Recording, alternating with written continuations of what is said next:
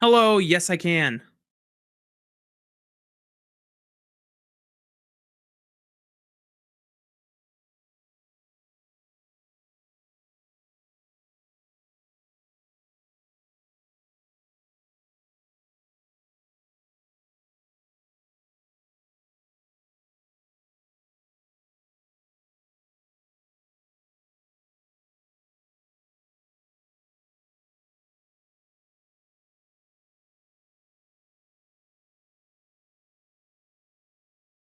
So Okay, we don't have to follow the ad lib, or we still follow the ad lib?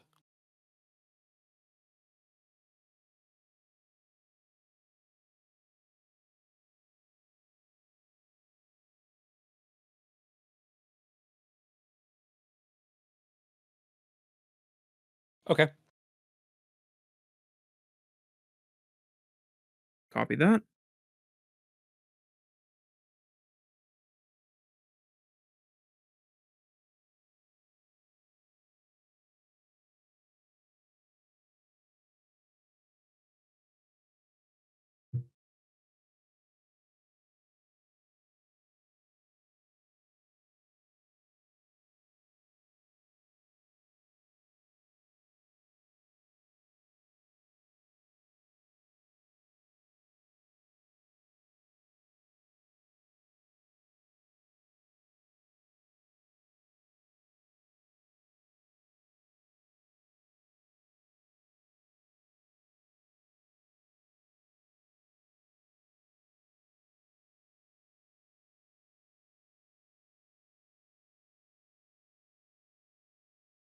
Getting ready, counting down.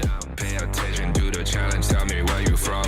Gotta be tough, gotta be strong, gotta be savage like animal. Every time you tryna push me down. Look at me, I'll be lying down when I run, and I'll make a sound, I will catch you.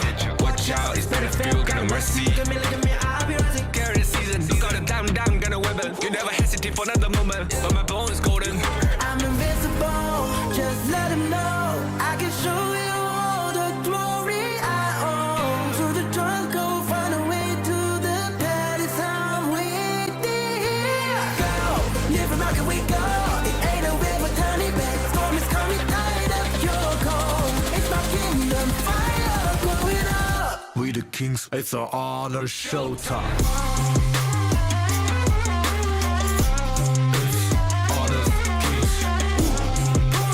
Guess we're gonna burn up.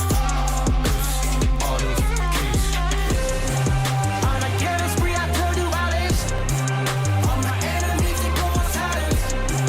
Wipe them out for only 6 seconds. We got honor. You wanna get me juice, kind of the one who made the rules. You have night to choose, only one way, got night to lose. I gotta shut down. We got no cry. We barely fight as one. Crashing pieces, you can cheat. First blood, double trouble, then I take a pen, I kill. All you do is sweat and look at me still victory. Say. I've triggered my soul Follow my down. pace.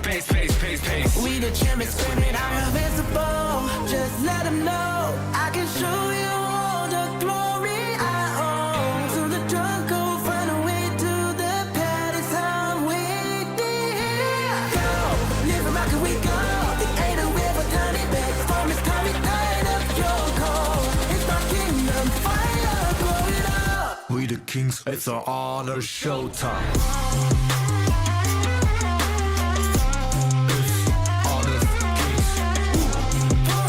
Guess we're gonna burn up.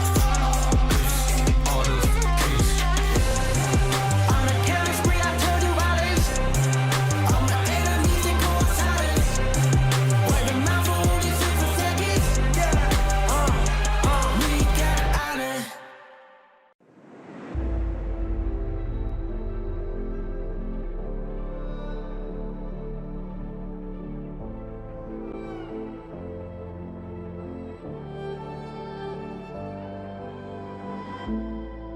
We're no strangers to the fallout. It's what got us here. Ever changing, some chameleon. Blood, sweat, and tears. We'll never make it if we fall to everything that brings us down. With a comeback is now. Blood, sweat, and tears.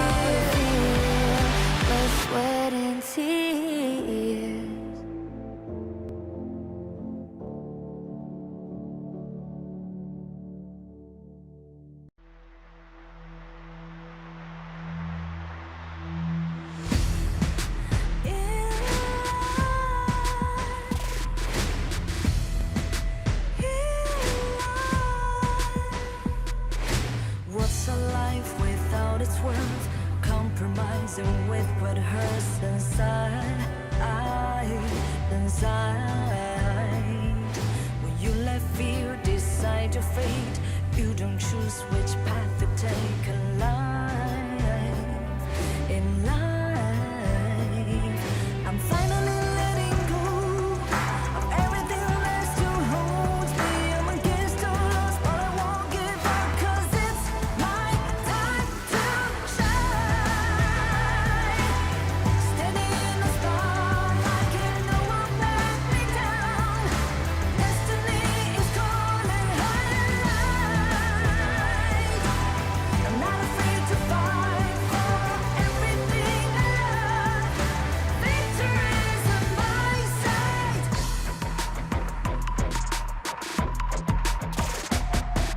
The more we lose, the more we gain. The more that nothing stays the same. In time, can love ever, can't forget. What you see is what you get. Sometimes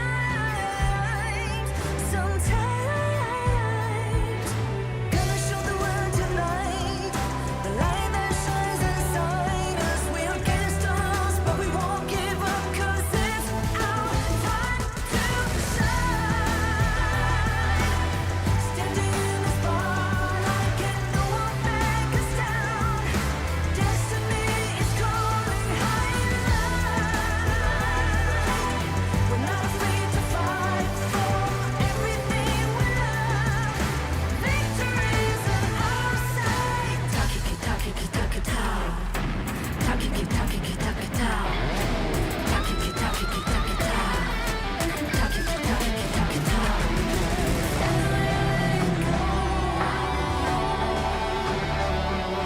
Everything still holds us.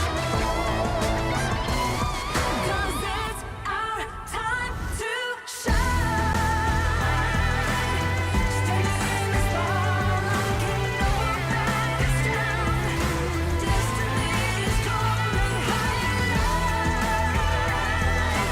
We're not afraid to fight for everything we love.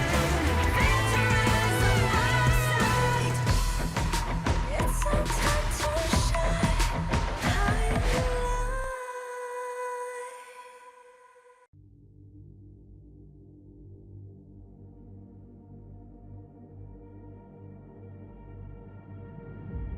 I feel it deep flowing through my blood.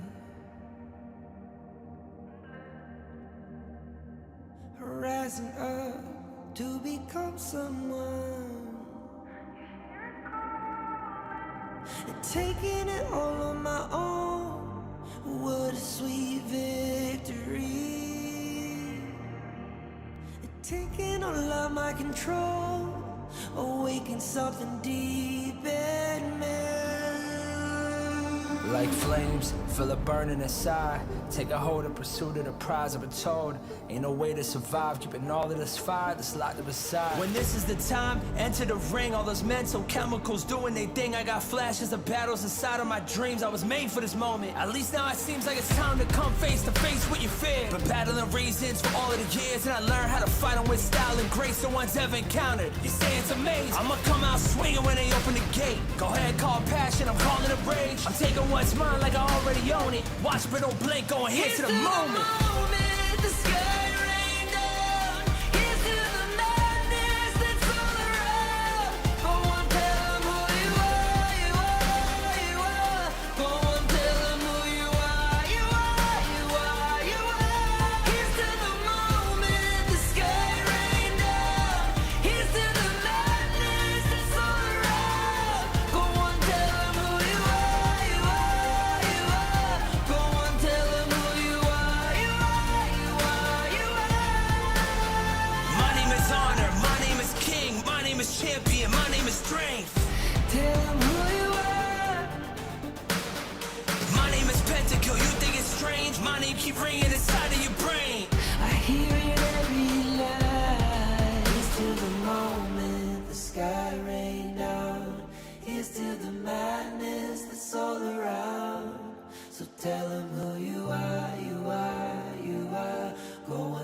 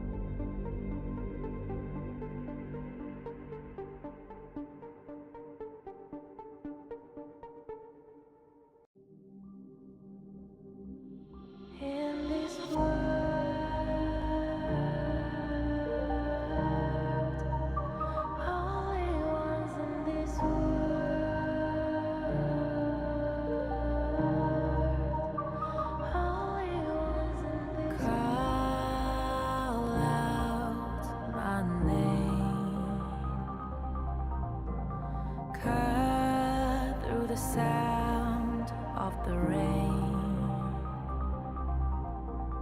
No matter how I feed the flame, you know I feel the darkness and the pain.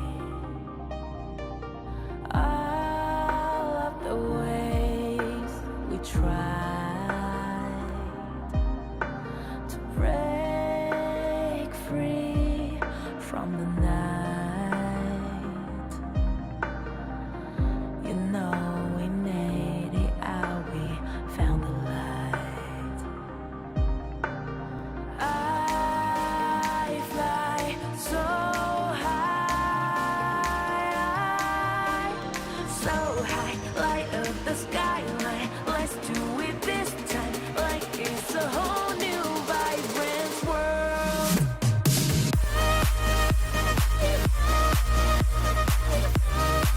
Like we're the only ones in this world. Like we're the only ones in this world. Now I see that I got everything I need. It's alright, I'm on fire, I'm alive, 'cause now I fly so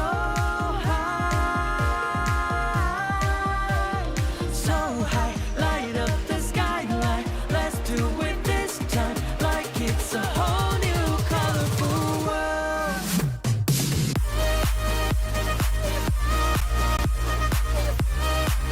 Like we're the only ones in this world. Like we're the only ones in this world. Never thought we'd get this far, burning like the stars. How we get this far, like we're the only ones in this world.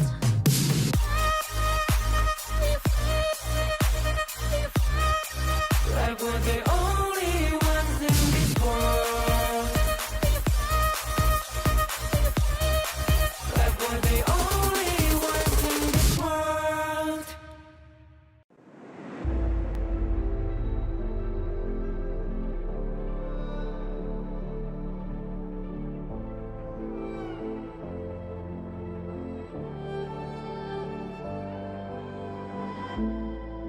We're no strangers to the fallout. It's what got us here. Ever changing, some chameleon. Blood, sweat, and tears. We'll never make it if we fall to everything that brings us down. With a comeback is now. Blood, sweat, and tears. Fight for what we want. Doesn't matter the cost. Every day, put in work. Blood, sweat, and tears. Nothing comes overnight. Strength in numbers start to line. We don't bow to fear. Blood, sweat, and tears.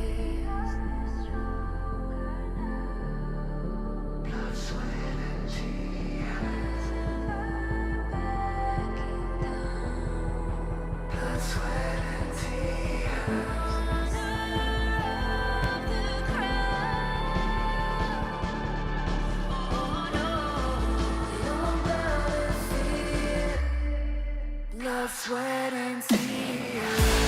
Fight for what we want.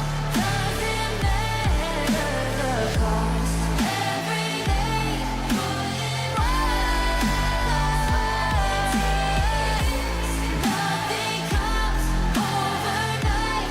Strength in numbers start to line. We don't bow to fear.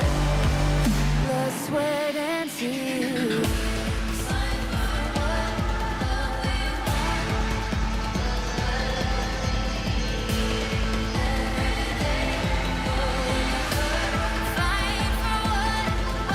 we want. Nothing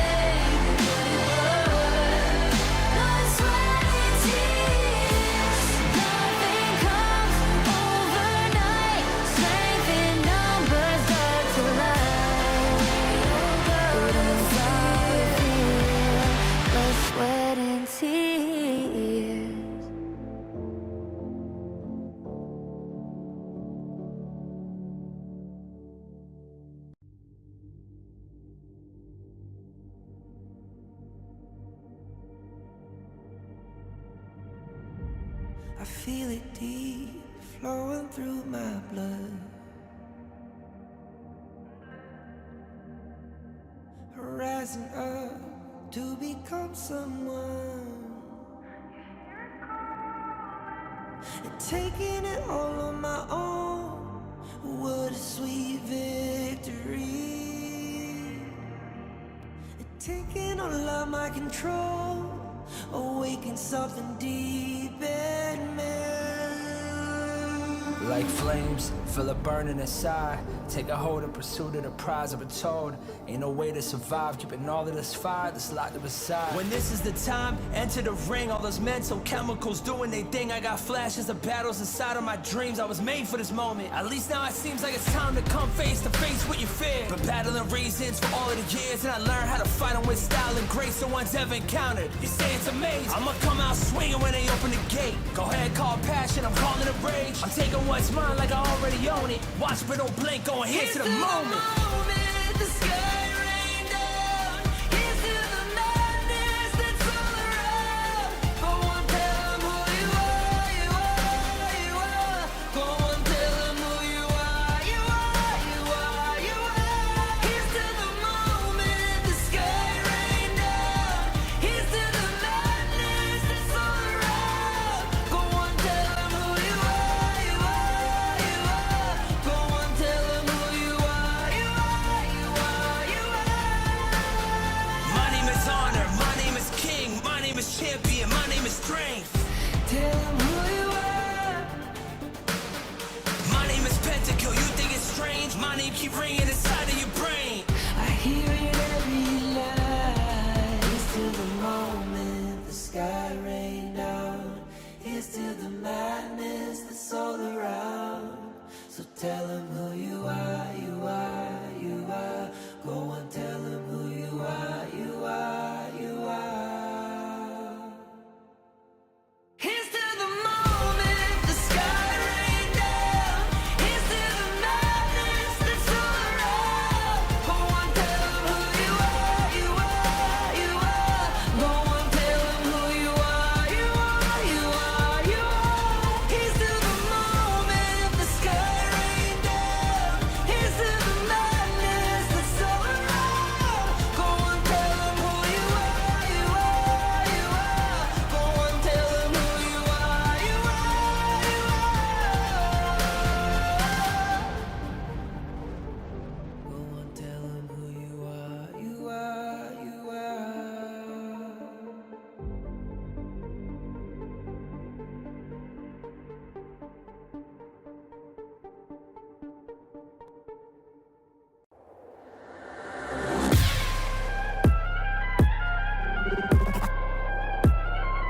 Turn it back.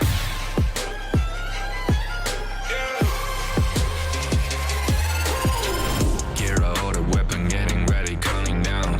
Pay attention to the challenge, tell me where you from. Gotta be tough, gotta be strong, gotta be savage like animal. Every time you tryna push me down. Look at me, I'll Look be at lying down when I run around, and I make a sign, I will catch you.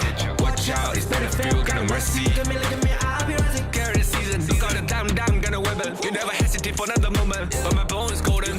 I'm invincible, just let him know. I can show you all the glory I own. Through the jungle, find a way to the palace. I'm waiting. Go, different route can we go? It ain't a river, turn it back. Storm is coming, light up your cold. It's my kingdom, fire going up. We the kings, it's our honor showtime. Honor kings, So guess we're gonna burn up. honor kings. On a killing spree, I turn to violence. All my enemies, they go on silence.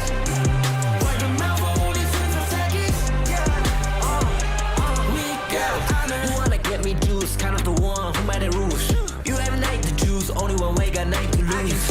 I gotta shut down, we ain't got no cry. We bound if I face one, crash in pieces, you can cheat. First blood, double trouble, then I take a pen, I kill.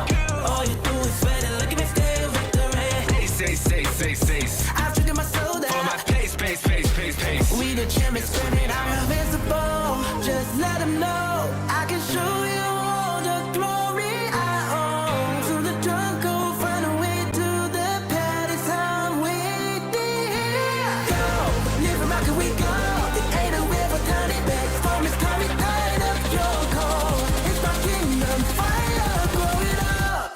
kings, it's an honor showtime.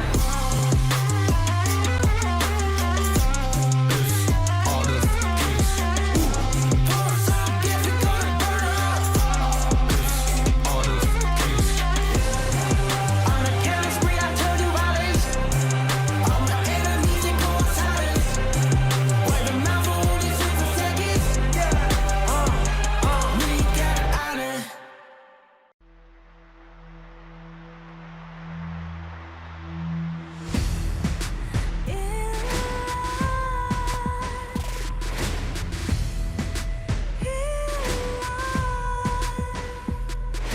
What's a life without its worth? Compromising with what hurts inside. When you let fear decide your fate, you don't choose which path to take in life. In life, I'm finally letting go of everything that still holds me. I'm against all odds, but I won't give up, 'cause it's my time to shine. Standing in the spotlight, and no one let me down. Destiny is calling high. I'm not afraid to fight for everything I love. Victory is in my sight.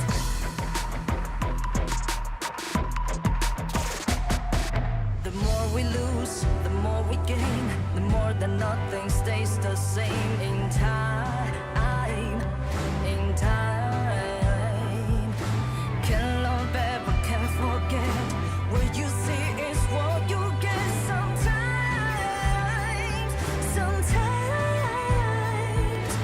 gonna show the world tonight. The light that shines inside us. We're against the odds, but we won't give up, 'cause it's our time to shine. Standing in the spotlight, can no one back us down.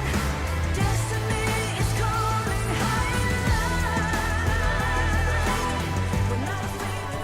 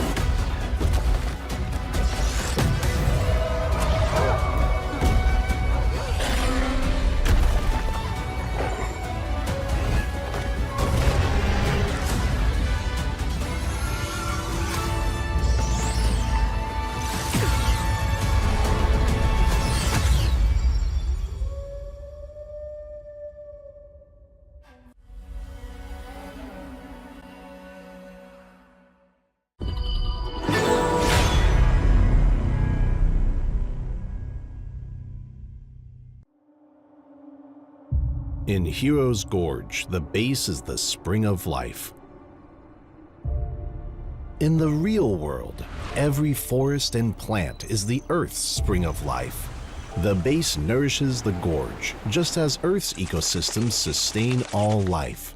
If the base is exhausted, heroes will lose their home. If ecosystems are destroyed, all life loses their habitat.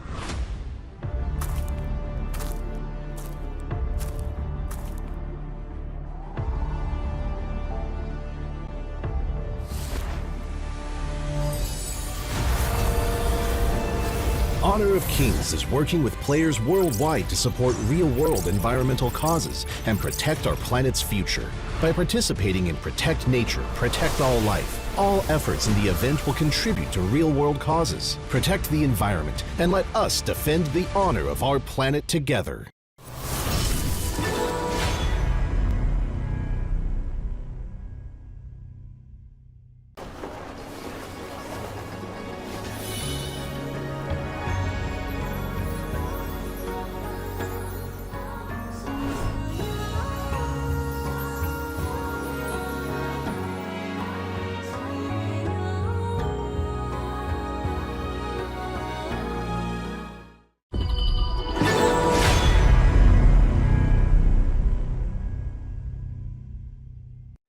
Excuse me.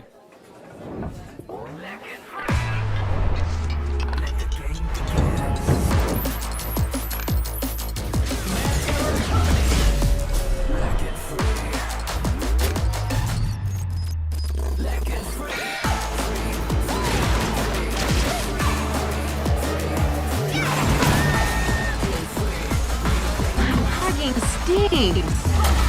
Victory! Yes, yeah. Another round. Sure, but how about a smoother phone next time?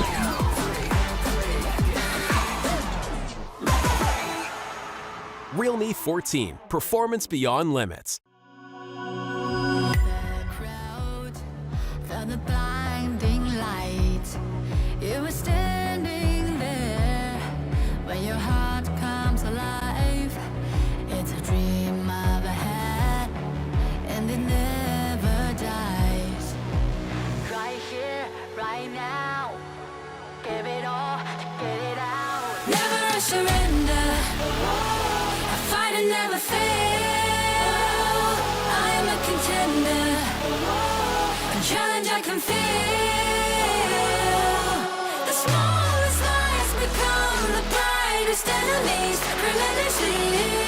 And even if you fall, you gave it everything to be a king.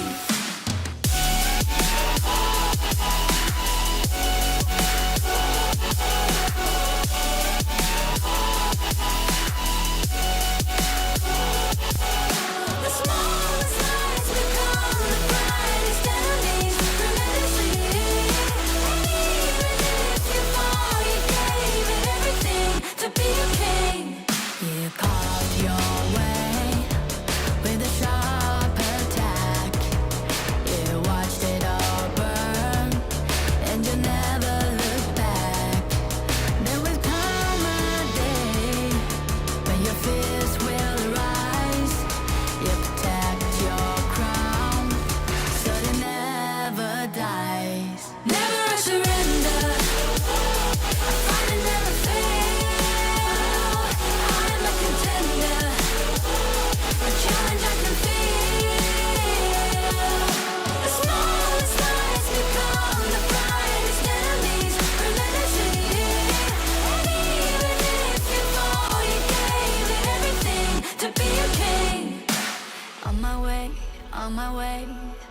Find my way, find my way. On my way, on my way. Dream my way, dream my way. Never a surrender. I fight and never fail. I'm a contender. And challenge I can feel. The smallest lies become the brightest enemies relentlessly. And even if you fall, you gave it everything to be a king.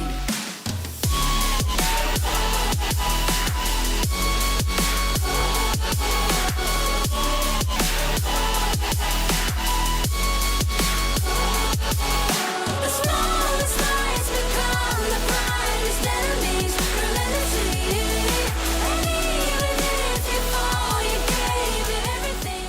welcome to the Honor of Kings Major East League Spring and Major West League Spring 2025. 2 independent tournaments, each featuring 7 top teams from rising powerhouse regions across the globe. Major East features teams from South Korea, Japan, Middle East and North Africa, and South Asia. Major West brings together talents from North America, Latin America, Europe, and Turkey.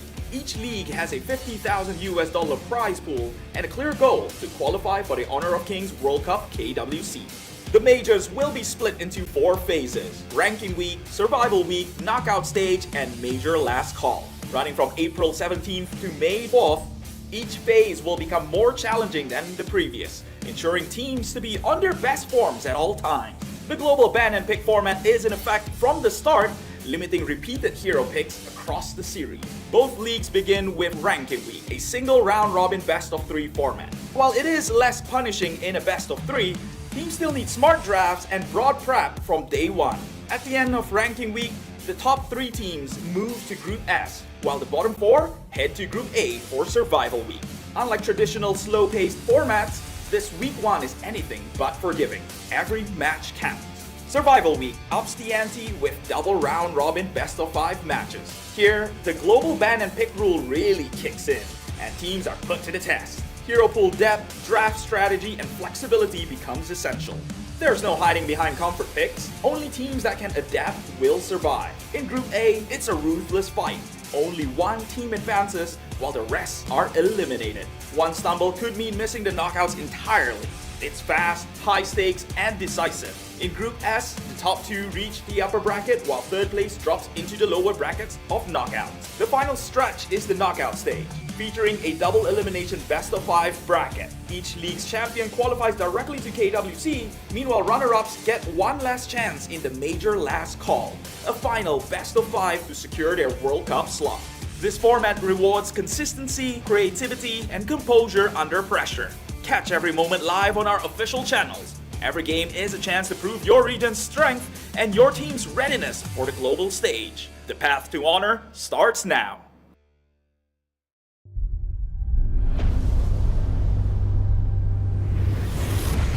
Become a pro player?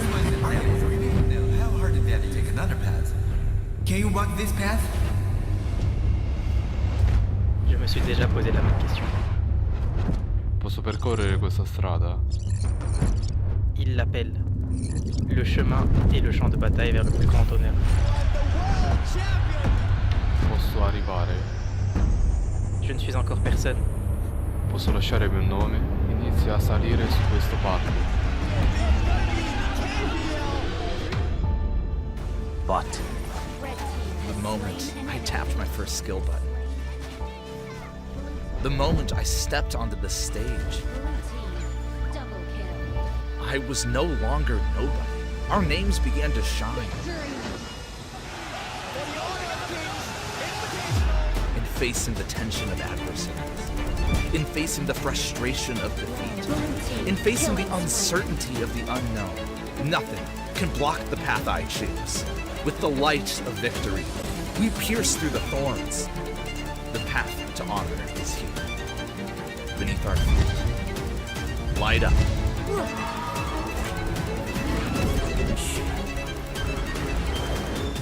When our footsteps awaken the dawn of the gorge, to walk this path is to walk toward honor.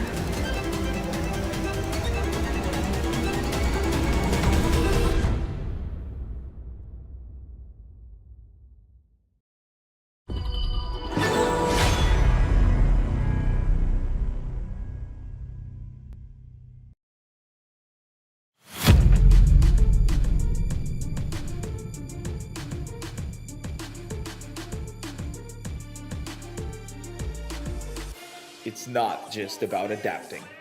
It's about creating your own path. Siamo pronti a sconfiggere chiunque si metta sulla nostra strada. To work down this path, we need to do it together.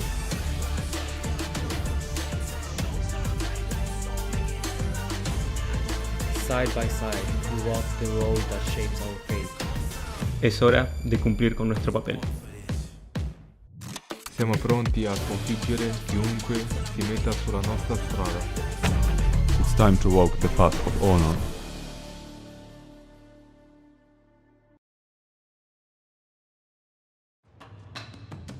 Hello everybody and welcome to day number 4 of the Kings Major West League. My name is Rafa and I'm joined by Blam, the one and only, the maestro of Honor of Kings, bringing me into this incredible world and this incredible esport. Blam, what is good, my man? We are finally casting together. We are finally casting together, and it is the final days of the ranking phase as well, right? Like, obviously, this is not the be-all and end-all for some of these teams, but it is definitely going to put you in a shakier spot going into those survival weeks. This is where everything is going to get officially locked in for both Groups S and Groups A. And there's so many things that we want to talk about. There's so many things we want to recap. But we got to remind everyone at home what they're playing for, Blam. It's that 50,000 USD prize pool where the champion will take 10,000 of the prize pool. And then even if you are able to, just the fact that you're participating in this league, you are guaranteed 6,000 USD.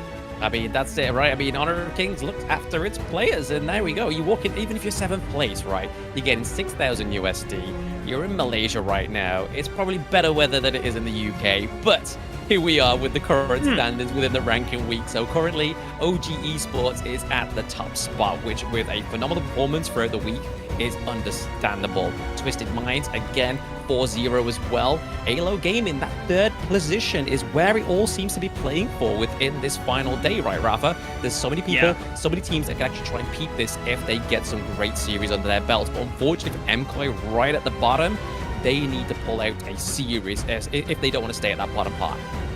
Yeah, I think pretty much seeds 3 through 6 could all be competing for that final spot in clinching their way to Group S and avoiding having to play in the survival week. But of course, today's matches that we are streaming today are as follows. Virtus.pro taking on Globant, Twisted Minds versus OG. Our match of the week, we've been hyping it up since day 3. And then, of course, the last 2 matches, Virtus.pro versus AYLO, and then next RÜYA and MKOI. And just because we have our, match of the week in the 2nd series, it doesn't mean that the other matches aren't just as important here, Blam. Absolutely, because I mean, like we were just speaking about, right? Like that 3rd place is so volatile right now within this final day of the ranking day. So yes, we get that match of the day within the first 2 games, but the actual grandeur of those last 3 and 4 matches definitely determines that 3rd place, which is definitely where everybody should still be tuning in to see who's actually going to make it into Group S. That's right. As we're getting ready for our first series of the day, some of the things that I want to get a chance to talk about and just get your quick thoughts about day 3. Was there anything that jumped out to you? Was there any big surprises, or did it kind of go as you expect? I would say probably my biggest surprise was the fact that NRX took a 2-0 from VP, right? Like, NRX, you haven't seen much of them on broadcast because they had their first game against OG Esports, which really kind of set the standard for them in that day 2. And then their game against 9Z Globant was actually played offline. They won a 2-1, which was actually, again, very surprising for me. But this roster from the Turkish region is definitely, again, I hate to keep saying the same word, but it's definitely keeping a surprise in my mind with this team. I feel like if they have a great 4th day against MKOI, which realistically, statistically, they could have a good chance of doing that. Sorry, NA, but they could see themselves into that top 3 spot as well. It's definitely possible, and the way that next RÜYA has surprised us, they were definitely keeping Virtus.pro on their toes and surprising them with all of the vision traps that they were pulling against them in their 2-0 series. And even the way that 2nd game ended, we had kind of given Virtus.pro a chance, like, hey, there's still a way that they can come back in this game. But all it takes, once you pass that 10-minute mark, is, one pick off into a stumbling of multiple members getting caught out in succession, and then boom, your crystal is open and the game is over. That's how the cookie crumbles, right? In Honor of Kings, you can blink, and in that blink of an eye, your game can pretty much be going from a decided game on your behalf, and then your enemy team taking that run down into the mid lane and getting that crystal. But the thing I was really surprised with NRX is the fact that they actually gave us our first Wonder appearance. But we're going to go and jump in to Team A. Let's introduce them. It's none other than Virtus.pro.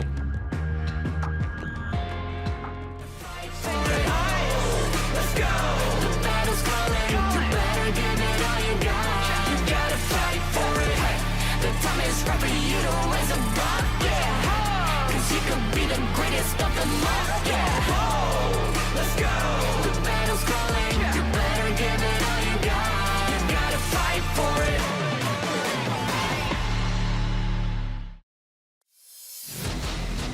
on the blue side for our first series of the day. It is Virtus.pro. And as we've seen from this squad so far, I know that you had already highlighted some of the series have not really gone the way that we would have expected for this squad. And now they find themselves really desperate to get as many series wins as possible in order to try and clinch that third seed today.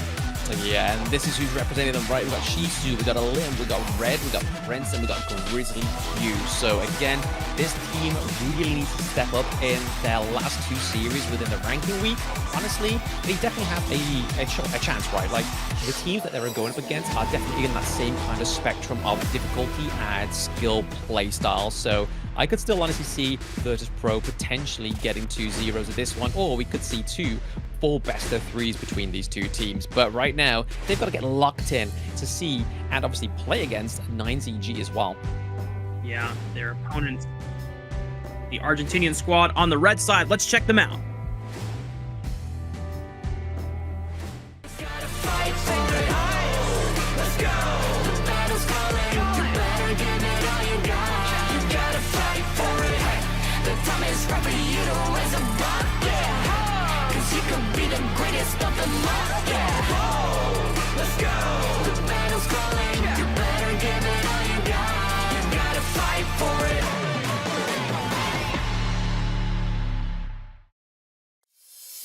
And here it is. This is 9Z Globant, which has had a surprising run so far within the competition, especially day 1. Day 2 not being their finest hour, but they could still come back with this one, right? And representing them is Angra 1 up with the Clash lane, Sick into the jungle, Moon in the mid lane, the Ganemo Maestro, Destro, and then Capacita in the support role. So again, this team has been very surprising, Marco.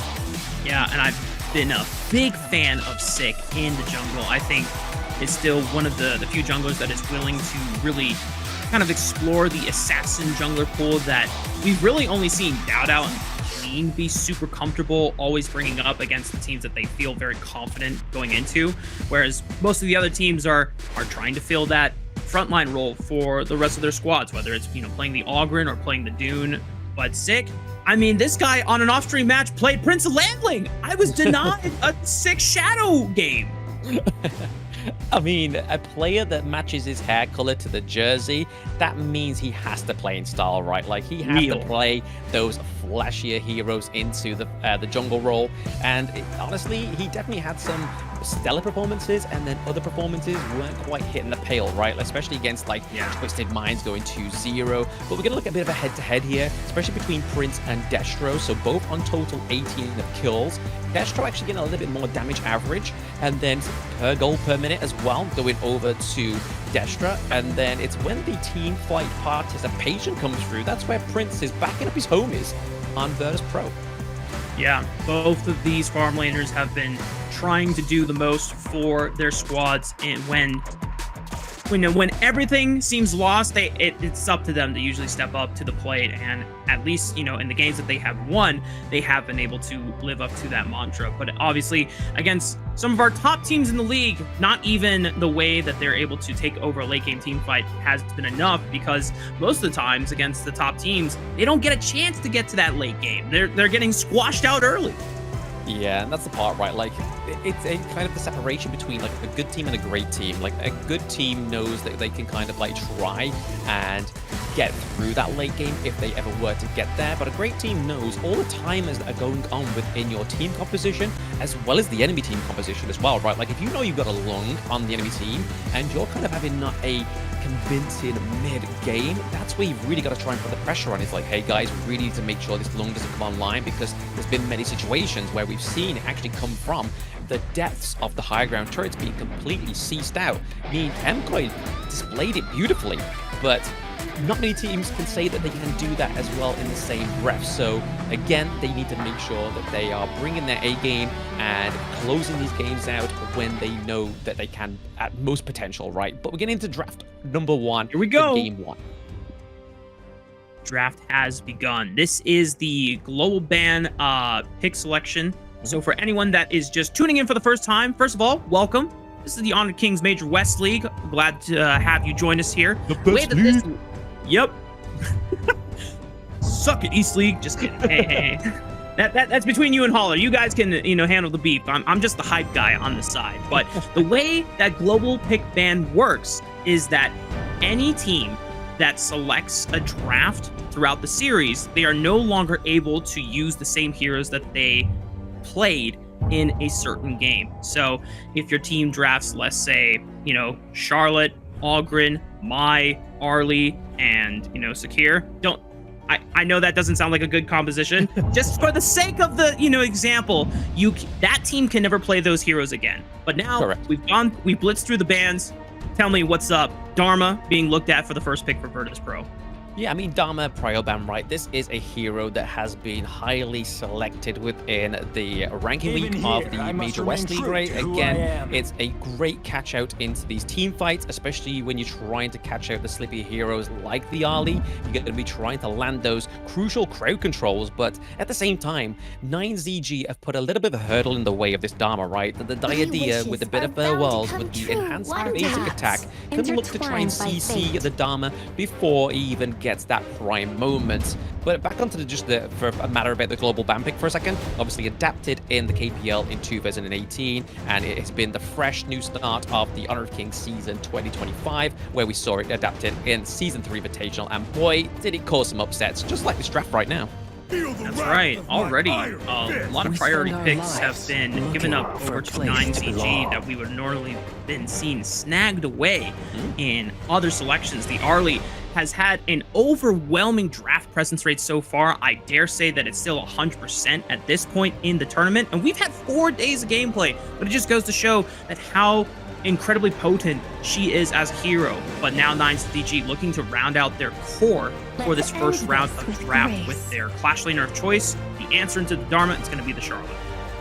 Yeah, again, I mean, this is a good backline pick, right? The fact that she can kind of dive in, like copious amounts of dives on this hero, and she obviously has the self-heal. You're going to be trying to force the enemy team to build some anti-healing, right? Like maybe Yixing will build the Venomous Stab. Maybe we'll start to see some Blazing Capes come through as well, but I really like this pick Liampo, right? Especially into the Dharma. I feel like these Tremor Smashes into the earlier parts of these team fights is really going to set up Shisu to actually try and come in with the Truth Mantras and stick like a 3 or 4 man crucial crowd control. And right now, with Yixing as well, there's a lot of control onto the side of Virtus.pro. Yeah, I mean, that's definitely where my head was at. There's so much CC, there's so much utility on the side of Virtus.pro, and it's not to say that they're necessarily lacking in damage, since Yixing and Dharma can definitely punch it and pack it. But what are you looking for Virtus.pro to round out the rest of this composition with? Virtus.pro, I mean, Elim, we know statistically likes to go for the assassin junglers, right? So I can imagine we're going to be seeing assassin jungle come through. I mean, hence the ban on the Jing, ban on the Musashi as well. Oghren for the side of VP has been banned, so we could potentially see the Lam come through, because again, the Death from Below is another ban it out himself. I mean, Elim, what are you doing? Coach Blam's trying to give you a few tips here, and you go and ban it. But maybe it makes sense because of the Diadea as well, right? The Diadea is a little bit more of a tricky obstacle to get around. Yeah, I think they're also paying respect to Six, since he is also another person outside of our 2 Italian squads that are going towards the assassin junglers. Princess Frost, they're going to keep their cards on what the jungle pick is going to be for Sick and just go for a standard control mage here. Yeah, standard control mage, which doesn't obviously isn't resource heavy into the mid lane as well, right? Like you're going to be expecting Ali to try and clean up a lot of those early minion waves into the mid lane as well as her own lane. So going for the Princess Frost makes her late game activate a little bit quicker, gives over more access to the resources for the Ali. But if we look over to the side of VP, it's actually going to be proving me wrong here. We're seeing a limb on Monkey for the first time, but it makes sense. The Dream Roam trying to catch out the backline of 9ZG is definitely where his sights are going to be set. 9ZG, what do you round out this composition with? Wow. Neither of these junglers, which they've definitely shown some proclivity to a little bit of aggression with some of the early assassin picks we saw on the first couple days of the tournament. They're just saying, we got to be front lines for our squad. We got to be the tanks this time around.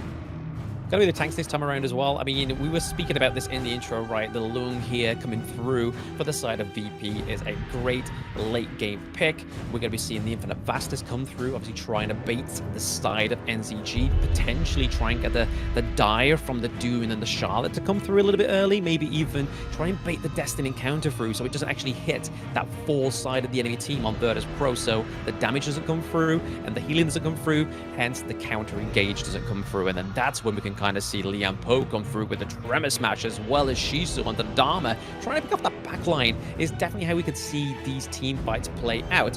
But over to the side of 9ZG, they have to look out for this Princess Frost. This is Moon. This is a guy that loves to play the Ganon Mo. Honestly, I feel like he has it in his player skill that he can land those frigid prisons when need to, but also the more important Winter is here. How poetic is it, Blam, that in our first game of Virtus.pro and 9ZG, where we had the head-to-head graphic being Prince versus Destro, it is now pretty much both compositions built around supporting these late game carries in the Arlie and the Long. It's going to be an epic showdown.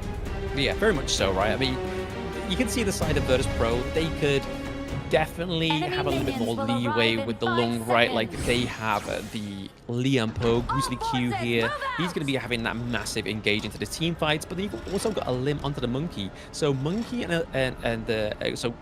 Limb and Grizzly Q are going to be the front line, right? But we are here, and the reason it is the EWC. The thrilling season of this major league is made possible with the support of EWC, helping bring top-tier competition to fans worldwide. Nothing happening so far on the Gorge. So, reminding everyone at home, our players are geared up with the Realme 14 5G, built for performance, made for gaming, smooth, cool, and reliable. Just the way esports demands, ready to level up. It's yours and feel the difference. Because right now, no differences being made so far by the side of Virtus.pro. However, a little bit of aggression from Grizzly Q and Red, getting in and yoinking away the board camp. Yeah, I mean, this is a good thing, a good start for the side of VP, right? Taking those board camps from the side of 9ZG, it means that obviously Dune is not going to get those resources much more quicker to the side of Monkey here. Dune, respectively, has the same kind of wave clear as Monkey in terms of the jungle, and right now they're just trying to force some fights into the bot side of the map. Yeah, 3v2 on the bot side at the moment. Destro taking a little bit of damage there, but able to at least use the power of that health. I guess like a relic? Heal room right behind the tower. Keeps it sustained, and now they have Moon collapsing in, repaying the favor that they had to face with the 3v2. Fights for control in that bottom side. 2 brushes there, and now game once again seems to have stabilized. Might go for a 3v3 tower dive, but at least it's just pressure onto the tower.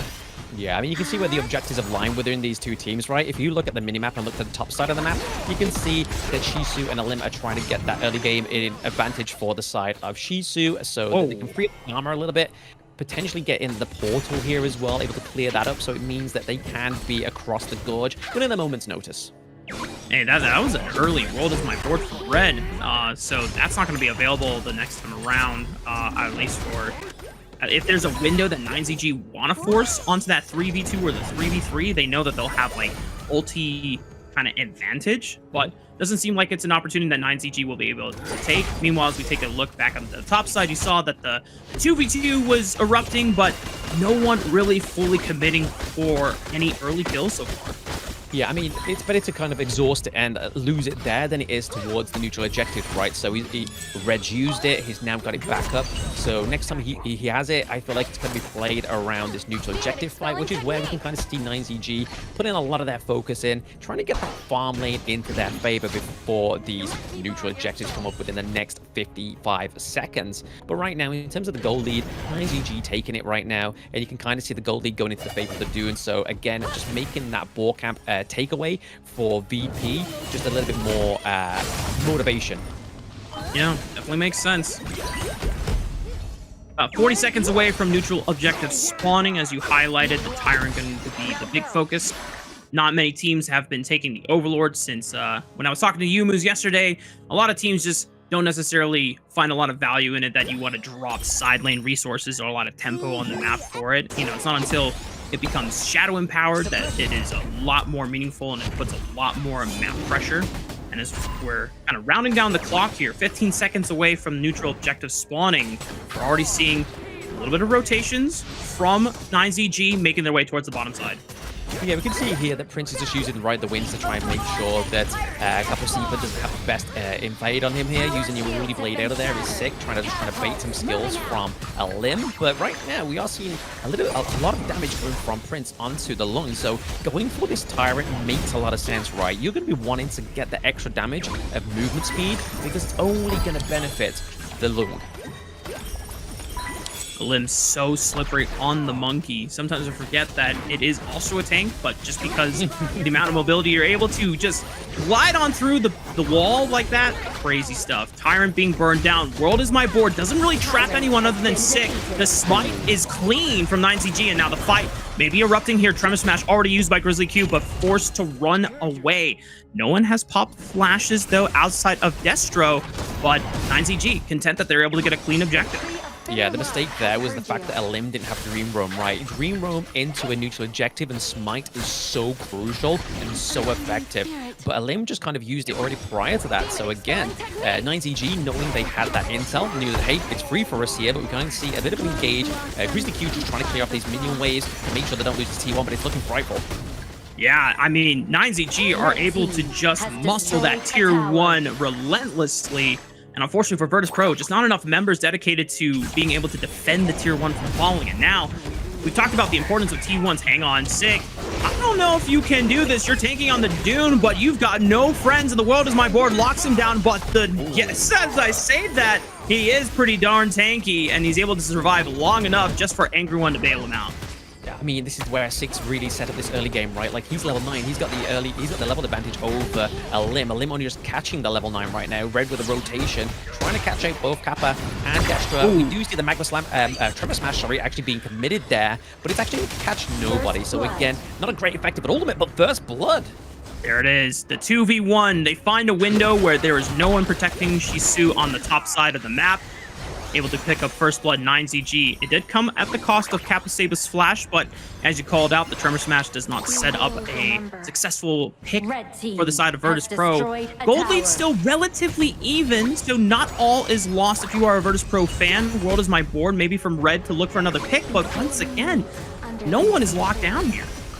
No one's locked down, but I mean, obviously the First Blood is going to be a huge motivation here for the side of NZG. But I do want to point out the early Splendor being built here by Moon. So again, we could kind of be seeing a little bit of a utility of this Princess Frost to be used to try and bait the ultimate from either the Dharma or even try and bait those Flaming Palms into the team fight, or even the Tremor Smash, right? Just go into status, and then it kind of just cancels out the whole thing. Yeah. And you know what?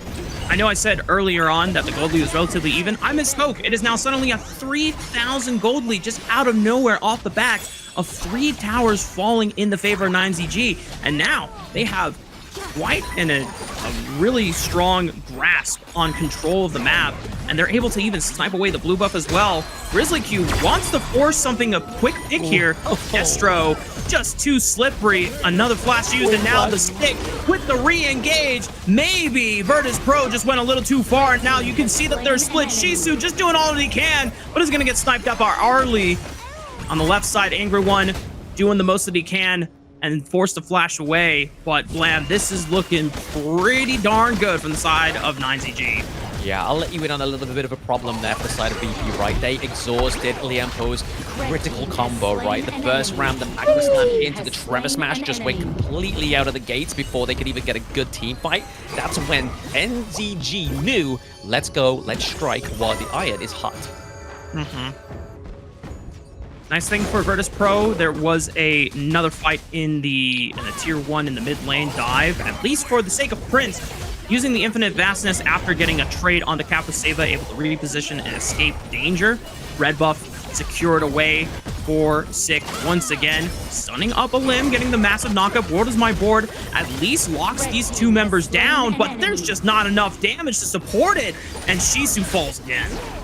Oh, no, still continuing the fight here. Obviously using the burst ram very defensively there is Grizzly Q, but that whole World is my board had a bit of a theme playing right there. NZG was like, I'm not trapped in here with you. You're trapped in here with me. Yep. Virtus.pro looking for these picks, and I can at least respect the multiple attempts that they're trying for, but just seems like 9ZG are always getting the better of them, and now as the gold lead has been continuously extended to now an overwhelming 6,000, you can't help but feel Virtus.pro, they are just hoping for a miracle to get back into this game. Yeah, I mean, with this attempt onto these T2s as well, I mean, it's only going to get a little bit harder for the side of VP to actually step out of their base territory, because right now we're at the high ground turrets. We have the minions into the mid lane as well, and like you were saying there, Rafa, the gold lead is now roughly around about 6k, and right now Shisu is on the run. Now, poor Dharma not getting a chance to expend any of their CC abilities to really set up plays onto 9ZG. Just forced to run away and retreat. Gold is my board. Not going to lock down any members from 9ZG this time around. The siege continuing onto all 3 high ground turrets. That's a massive engage for the side of 6. Everyone is going into the base as well. And even though no one falls from Virtus.pro off the engage, 9ZG get exactly what they came for. Yeah, massive pickup. They had the highs on the prize of that mid lane higher ground turret, right? But the fact that they used the world is my board defensively to zone them out so they could actually defend one of their high ground turrets was a really good strategy there by the side of VP. They were just making sure they were kind of neutralizing the collateral damage, right? Yeah. You know, there's been a lot of casts of the world is my board from the side of Virtus.pro, but I feel like the Gorge belongs to 9ZG at this point. So, you know, it's a little bit of an unfortunate reality that Virtus.pro have to face at this point, where Shadow Tyrant is up for the taking. It can easily be soloed by Anger One. It allows 9ZG to focus their efforts to controlling space on the top side so that they can look for the Shadow Overlord as well. So now, as Virtus.pro, what do you have to hope for? Do you just hoping for 9ZG to be complacent in their positioning, or do we have to pray? I mean, we're hoping for some backline pickups, right? Like, if they can try and get Destro, Moon, or even Kapasipa, right? Just trying to take one of those, like, picks off the side of 9ZG without losing anybody onto the side of VP, that's when we can kind of see the glimmer of hope come back for them. But right now, the fact that they're losing the high ground turret into the mid lane, and they have 3 juicy minion waves going in on all fronts, it's going to be a hard defense here for them. World on board committed, try to zone again. Really nice synced up waves and siege pushes here. The infinite vastness committed by Prince just to reposition safely into the backline. But 9ZG, they're going to run the script once again where they make the engage. They get the high ground turret. A full send by Shisu tries to stall time, but Virtus.pro have run out on that clock. 9ZG and Open Crystal in their sights, and game 1 is theirs. Yep, game 1 going over to 9ZG. Very aggressive, very not even mindful. That was just structure, chaos, and conquer for the side of NZG. Like we were saying in the draft, the thing is with the side of VP is they've got the Dharma. They really need to get those crucial crowd controls, especially into the backlines. But the fact how 9ZG played that early into the mid game with the great overwhelming gold lead going from like 3k to 6k just made that like reality become more of a dream for the side of VP. Yeah, and it felt like it all started from the Tyrant take, where necessarily they didn't get, you know, any kills off of the back of the objective, but they overloaded on that bot tier 1. Virtus.pro didn't respond, and then suddenly the dominoes just started falling one by one. Yeah, I mean, on top of it, like you say, with the Tyrant fight, Lim had his first mistake there that was really noticeable, was the fact that he didn't have his ultimate up when trying to contest the Tyrant. And at that point, they got the Tyrant, they got the T1.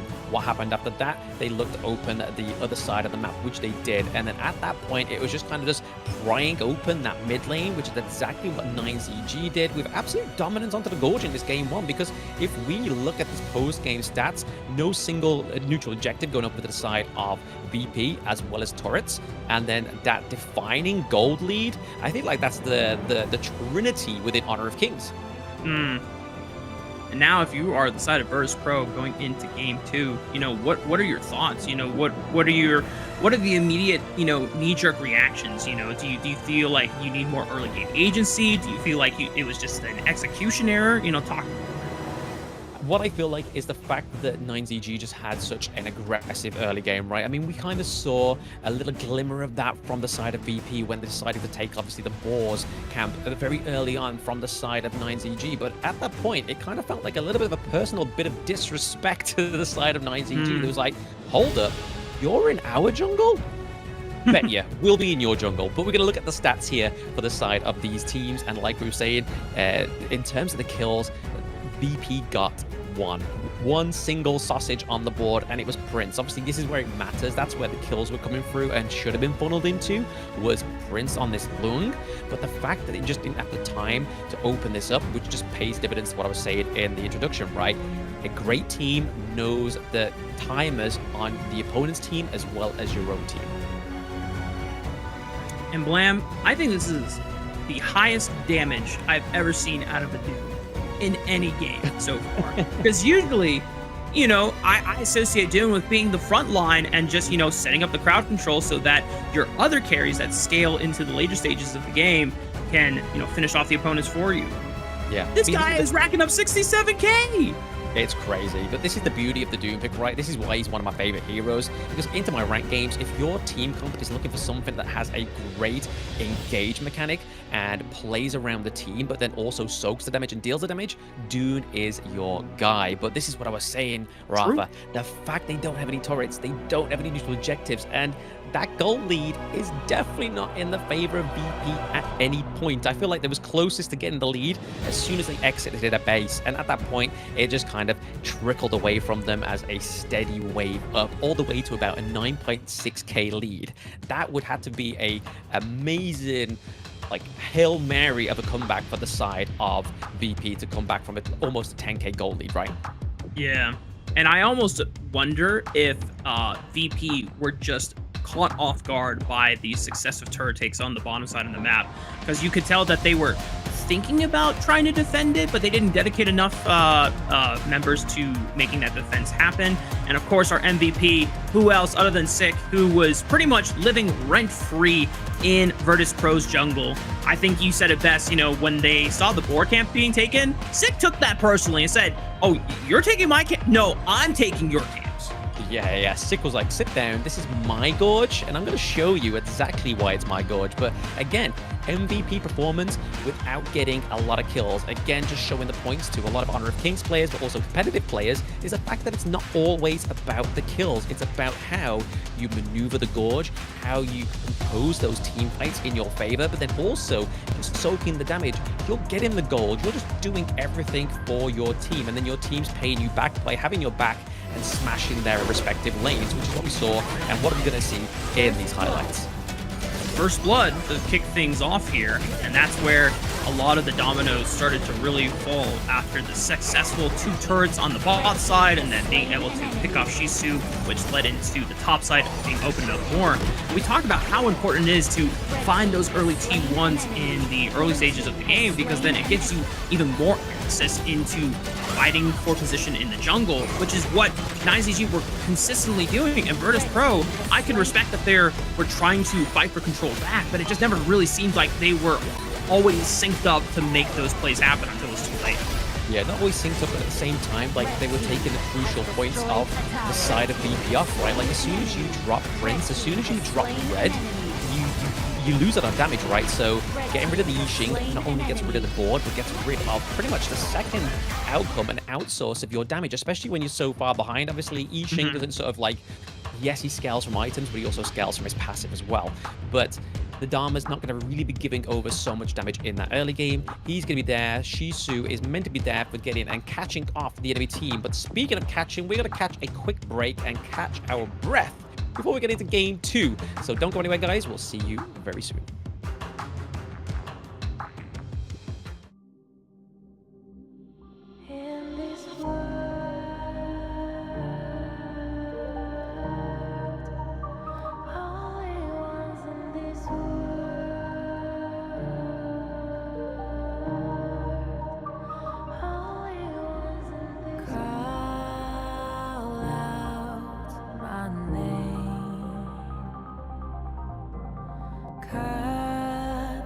Sound of the rain. No matter how I feed the flame, you know I feel the darkness and the pain. All of the ways we tried to break free from the night. You know we made it out, we found the light. I fly so high, light up the skyline. Let's do it this time, like it's a whole new vibrant world.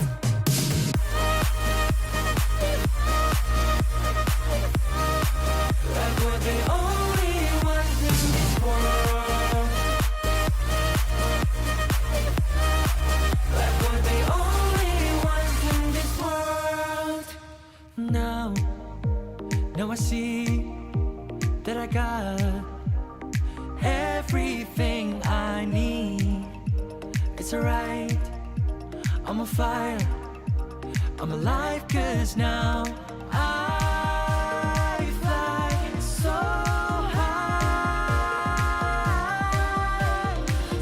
high, light up the skyline. Let's do it this time, like it's a whole new colorful world.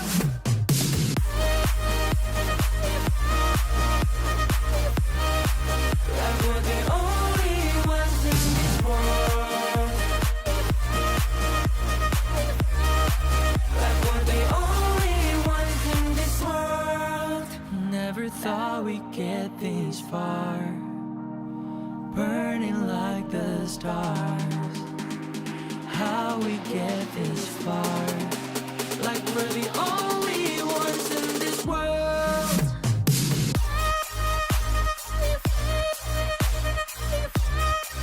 Like we're the only ones in this world. Welcome back, ladies and gentlemen. We're getting ready for game numero dos between 9Z Globant and Virtus.pro, where the partner team of the Americas swiftly and very clinically took down Virtus.pro in a fashion that only lasted, I want to say, 12-ish minutes, maybe a couple, here or there minutes, but I'm just very impressed with how quickly and decisively 9Z Globant were able to do so. Yeah, exactly. I mean, the way we look at it in hindsight as well, in retrospect, is the fact that 9Z Globant always had a vision onto the Dharma, right? Like, he was always being spotted. He knew where they were at all times, and even towards the top side of the map as well, where we saw a limb for the first time in the beginning part of the match, really trying to give a bit of an edge over to the side of VP. Up into the Clash chain, didn't quite come into fruition here, but you can see here, this is the updated global ban pick for both of these teams. So some great picks onto the side of 9Z Globant being taken off, and as well onto the side of VP. So this time around, I feel like into the draft, it feels like this is where it's going to start to kind of either crumble or come back together for the side of VP. I don't feel like a limb was that comfortable on the monkey pick. Definitely didn't look like it compared to a lot of his other performances throughout the tournament, and even in the losses too. I think when you look at the Limb's hero pool, things like the Jing, the Lam, all like kind of scream a lot more comfortability and confidence, the way that he's able to at least find picks of his own and bring his team back into the game. But because the team needed some front line and a tank, he tried to do his best to fill that role, but as you called out, there's just a couple moments that wasn't able to optimize Monkey, to his full potential. Yeah, unfortunately not. I mean, there was a few mistakes within the neutral objectives as well, right? The fact that he didn't quite have the Dream Room available as well going into that one to try and get the steal didn't help the side of BP as well. So honestly, I feel like what we were saying going into the post game is like, what could have gone better for the side of BP? And I feel like if they're going to go for a bit of an aggressive early game, they're going to go and actually go into the enemy jungle. They really want to commit, but they don't want to just kind of transfer a camp here and there, because we've seen from 9Z Globant, statistically, they can still farm up even if you take some of these jungle camps from them. You've got to start taking some kills. You've got to try and convert that into something else, because that's the whole kind of goal here of Unearthed Kings. Even though I always say that kills don't always matter in terms of the grand scale of things, it's what you do with the kill, right? So if you're going to get a kill into the mid lane, you want to take at least that T1 as well, or at least start chipping away at it. So getting that pressure onto the Gorge as well as the kills is vital for VP. Well, Time to see what Virtus.pro was able to cook up in the back with their coach and staff to see how they might have a chance to bounce back in the second game of this series. We're heading into the draft now, and we're still taking our time with the bans here compared to how quickly the bans were flying out in the first game. It looks like Virtus.pro really taking their time with this one. I mean, Virtus.pro have to right. They got to give it a little bit more TLC going into this game too, because 9ZG, they know what they need to ban out because they've basically got the first point on the board. They know the Maestro needs to not come through. Red's not going to get one of those great picks into the mid lane. Augur and Dharma being rejected once more by VP. They don't want Angra One to get the Dharma pick as well, but it still means that the likes of the Byron are still open as well. The Ali now goes up to the side of VP, which is only the natural choice, right? It's either ban out a Lim's jungle picks, which we know he is very good on, or ban out the Ali. Which one can we have a better chance at? Well, if there's any copium about how, confident 9ZG were in giving over the Arlie, they can say to themselves, well, we gave Distro Arlie, but he wasn't really the start because we were finishing the game just off of 6 jungle pressure. So we can probably achieve something similar to here. And their answers are more than likely Lady Sun and the Zhang Fei. Yeah, again, we're switching the idea up for a big full stacked tank here. The Zhang Fei coming in for the side of Capacita here. So he's going to be coming in with a big tank. Unbridled Outburst coming through, building up that rage is going to be a good thing. As long as he can catch the side of VP out, could be huge, right? But here we are, we're finally getting a Limb back onto his comfort picks, which is the Lam and the Mayin. Again, I feel like if NZ Globant want to have that same kind of dominant match, they want to make sure that they've got eyes onto the Mayin at all times as well. I've spotted my mark. It's confirmed, baby. All right, Alim, took the chances with the front line last game. Didn't work out. Maybe with their hands on the Lamb this time around, Virtus.pro will have a little bit more direction, a little bit more confidence from their jungler to find those picks that were able to at least net Virtus.pro some of their earliest wins in the tournament. 9ZG looking to round out their 3-man core so far, and they're going to settle with the Yixing. I mean, you can see what they're going with here, right? Obviously, they're all going to be going around Destro once more. Like you said there early, Rafa, it wasn't sort of like his biggest performance, but it was still dominant enough to kind of pass anyway onto the Ali. He obviously had the great lead into the lane. He got the T1 very much early on.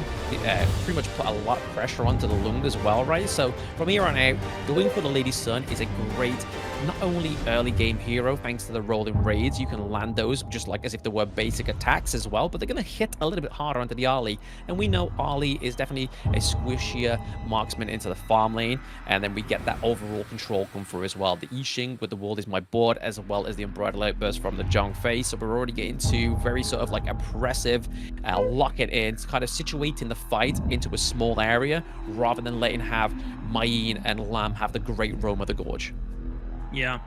9ZG banning out a couple of picks in the mid laner for Princess Frost, as well as a potential support option in the Motsu for Grizzly Q, whereas Virtus.pro really focusing on that Clash lane pool. Sensei and Byron fighting the ban list here, and the Musashi.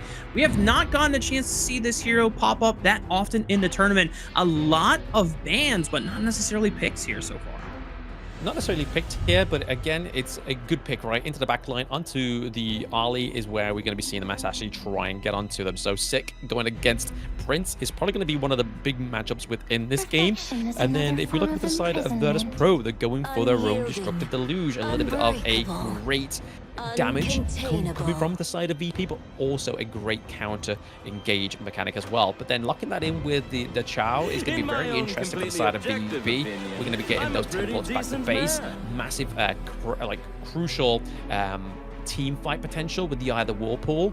One side of the map, in one brief moment, you could be one side of the map, and then your whole team is down in that lane where you were once fighting a 2v2. Now it's a 5v2, and it becomes a lot harder at that point, right?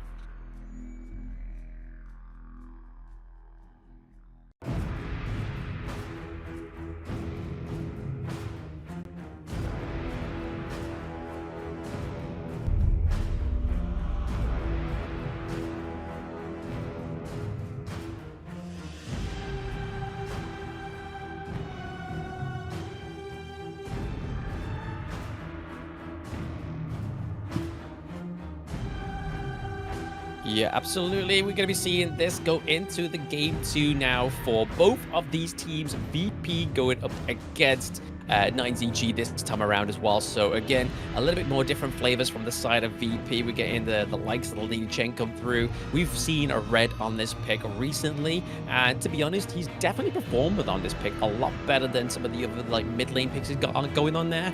But again, it also, like I said, into the draft, right, it offers not only some great damage, but also a counter engage as well. Yeah. Oh, there's going to be so much global power on the map. I'm such a fan, because that just means that we're going to, more than likely, I'm hoping that if we have Whirlpool and Lubong's ultimate, that means everyone is going to have early on 5v5s. If not, then I feel like I'm getting debated. But you know what?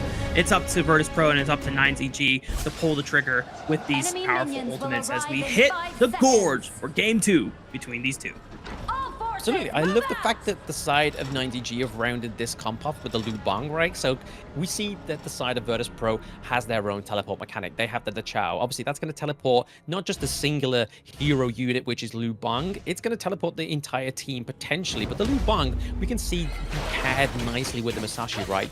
Using the duel to the death into the backline and then battlefield command onto the Musashi means you've got then 2 enemy heroes into your backline, which is very frightful, especially with the CC from the Lubong. It's definitely a way to cheat into getting backline access and diving something as slippery as the Arlie and the Lady Jen for the side of Virtus.pro. Now, once again, Virtus.pro are able to yoink away the boar camp, you know. This time around, maybe Sick is not going to have an immediate say on whether he's able to get some of those camps back, but, you know, it's just Virtus.pro using the power of sending 2 in the mid lane early on to get that first push and then look for some early camps, whereas Capuseva ensuring that Destro is protected on the bot side of the map.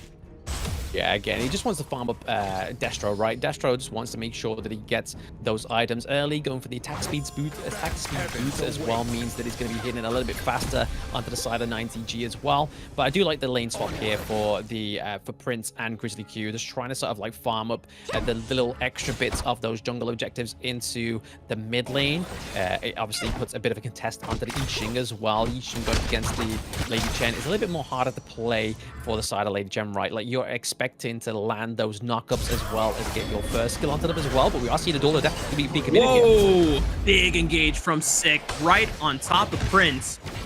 Fortunately for him, Prince is just a little too slippery with the Arla, not having enough damage at this early stage of the game, but I respect the look from 9ZG's jungler here. This is what I really like, the Chao, right? Like, honestly, if that happened in any other game and they did not have the Chao, that would be a long respawn to face, right? But thanks to the Chao, it's very much a faster, more fluid transition back from the base, back onto the gorge, so you're not got as much downtime in terms of getting those resources. Definitely helps so that you're not losing too much tempo and resources while you are down and away after being forced off the gorge here. Maybe a pick onto Capuseva, but then again, he is playing Zhang Fei, very tanky, very hard to kill, even with the CC control from the side of Grizzly Q. Red waiting in the wings, just in case there is a trap that they can spring. Exactly. I don't think that the side of NZG, if they have the intel here, they won't overcommit, but the Koi Tides do come through here for the Chao. Chao actually does go back as well, using a teleport to come back onto the gorge as well. Prince taking a lot of damage here. The ultimate salve doesn't quite land for the side of Destra, but there it is. Red waiting in the wing. Yeah, and Red is rewarded for his patience, lurking in the shadows. First blood goes over to Virtus.pro. I mean, people say patience is a virtue, but clearly it is a provider in this game 2 for VP. And Red sat there very nicely and elegantly and got the kill. A nice way for Virtus.pro to bounce back already. The momentum is felt here. Alim on the Lam, farming up a Storm, getting resources whenever he can. And even though the gold lead is still relatively even, you know, the game hasn't been broken wide open yet. Anything, you know, helps for the side of Virtus.pro, especially when you are already down 0-1 in the series score. Yeah, they are putting so much pressure onto Destro, right? Like, the fact that all he really has is Moon and Capuseva here just trying to protect him and keep him alive, but the Ultimate Boys committed not actually catching anybody. It's a bit of a problem. I mean, you can see here that 9ZG aren't playing to their comfort right now. They're playing from a little bit of a point of a position of frustration. Yeah. 9ZG could not block down the Arlie, just so slippery. I think that was the Autumn Storm committed there just to escape, but definitely worthwhile trade to not fall right before the Tyrant spawning on the Gorge here. 9ZG not getting a chance to establish, priority on this bottom side of the map. Maybe Virtus.pro, for the first time, they'll be able to at least look at the objective. Potential, right? There is definitely potential there. We can see Prince build up the Doomsday as well. So first and third tier item coming through for the side of VP is one of the staples for the Arlie as well. Great enhanced basic attacks coming through thick and thin. But there we go, catching out Red into the back lane. Huge. Okay, and it's just not necessarily a big pick, but Shisu falling there. I guess they used the Whirlpool to trying to bring the whole squad in, but a quick pick from 9ZG and Kapuseba just holding vision in that space over the wall ensures that nothing funny happens for the side of Virtus.pro in terms of a smite steal. 9ZG securing the Tyrant once again.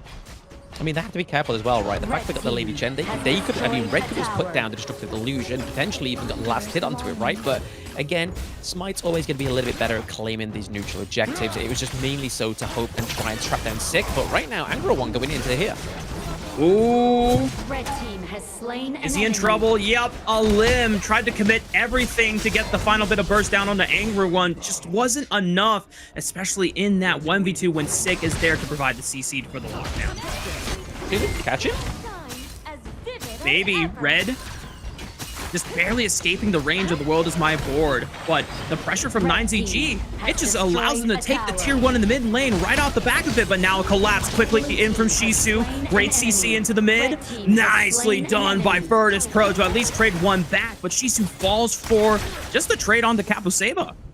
Yeah, I mean, the Whirlpool came in a little bit too late there. I mean, they may have to pay back into the T1 here. I mean, we are seeing a limb committed into this T1. Moon, a little too far to the left. He flashed away. No way he gets a chance to escape. Yeah, I didn't think so. Lamb, too slippery, too quick with the chase, able to finally get the finish onto Moon. This opens up the Gorge a little bit, able to at least trade the tier 1 in the mid lane now. So Virtus.pro find themselves on better footing, but still down 2,000 gold. Still down 2,000 gold, but I mean, this was a great, bit of a bait and switch, right? The fact that they had the chase onto Moon, but it allowed Destra to actually just force down the Clash lane as well into the T2 territory. It kind of makes it feel a little bit more motivated and purposeful for the side of NCG. It's like, hey, I am the golden carrot. Come and chase me. Make sure you're not looking at Destra up at the top side of the map, because he's now taken that macro play, which is evidently already given over a lot more gold over to the side of NCG and a lot more kind of presence on the Gorge as well. And that is just what we've come to expect from some of our top teams in the league so far. Yes, you might be able to find a quick play, a quick collapse, but then it depends on what is the enemy team doing on the opposite side of the map. Meanwhile, bot side, quick pick. They thought that Virtus.pro was getting the jump onto 9ZG, but they had a Musashi waiting in the wings alongside that Lu Bong, and they lose too immediately because there was another play in the mid lane. Must have dropped Lady Jen as well. Yeah, I mean, this is the synergy I was talking about with Musashi and the Lu Bang, right? It's just so proactive and so aggressive, especially when you're playing on the front foot as well, which we know 9ZG can do. They displayed it in game 1. Game 2 had a little bit of an upset and a stare into the beginning part of the game, but overall it's coming through with a very great force. And I mean, it's not even come critical at this point yet, and we're going to see here in the replay, Young Bright Light Burst coming through here. The zoning from the Yixing is kind of just like, hey, I don't have to trap you my board to kind of get you where I want you. Now, Virtus.pro trying to see if they can take a page out of next RÜYA's book here. Set up a trap for themselves. Angry One suspects nothing. Goes in 1v5, and man, that's gotta hurt. I think he was expecting something, but he wasn't expecting that, Rafa. I don't think he was expecting a 5v1 to come through in that brush. The expectations were underestimated, unfortunately, for the side of Angry One, but at least for his sake, 9ZG take that map pressure, knowing that there was all 5 members waiting on the bottom side of the map. They get the tier 2 in the mid lane, so at least for Virtus.pro, I'm not sure if it's a worthy trade, but it is something back in their pockets. In their pockets, but I mean, the more you look at it from a different perspective, right? That could be, let's say, if we're being super duper charitable, that was the spin they were going for. Angry One knows where they are. he's going to go into that brush to kind of give over a bit of delay and actually exhaust some of the abilities like the Destructive Illusion and stuff like that. It meant that SG was able to go into the mid lane and take it, but despite massive engage, unbridled outburst, and Sick is definitely sick with it as he chases Prince all the way through the open mid lane. No room left to go for the side of Virtus.pro's farm laner. Double kill going over to Caposeba, and 9ZG are just steamrolling this game once again. Yeah, we've got a lot of pressure into all three of these lanes, right? Obviously, minions being poured into the top side and the bot side of the map, but right now we kind of see a bit of approach onto the high ground turret. Only Red and Shizu alive. They do have the Destructive Deluge up, so it could be a great way to clear those minion waves, but I think they're going to just wait, allow that high ground turret to be taken, because if they go in and lose two, they're going to be back onto the handicap once more. And just like that, Blam, under 10 minutes, the first high ground turret is taken off the base of Virtus.pro. And this is where things get super difficult. It's only a 5,000 gold deficit this time around. Same time in game one, it was more closer to the 8,000 mark. So Virtus.pro, it definitely doesn't seem like the game is totally over. There's still like some comeback potential, but it's still such a difficult mountain to climb.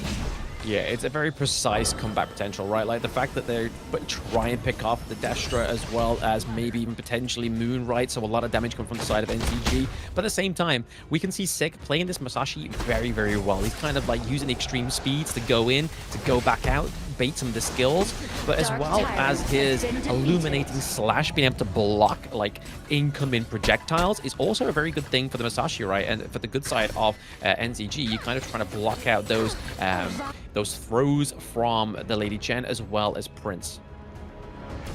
Now 9ZG using that map pressure to take the Shadow Tyrant. Still could look at the Shadow Overlord, but they are not pressed enough for it yet. They can still continue playing out normal lanes, wait for picks, trying to see if Prince oversteps his welcome in the open mid lane where there is no high ground turret to protect him if they get chased to the very bitter end. And that's what Sick is at least chancing for. Shizu taking a lot of the brunt of the damage, able to escape the tier 2 falls in the top side. Yeah, trying to bait out the duel to the death right onto Shizu, but it's not going to be, they're not going to like react to that so easily, because we can see that NZG are definitely not playing on the front foot here. Caposeba maybe getting caught out, but he's just trying to bait some of the skills. Unbridled Outburst, though. Yep. He's walking out. He's totally fine.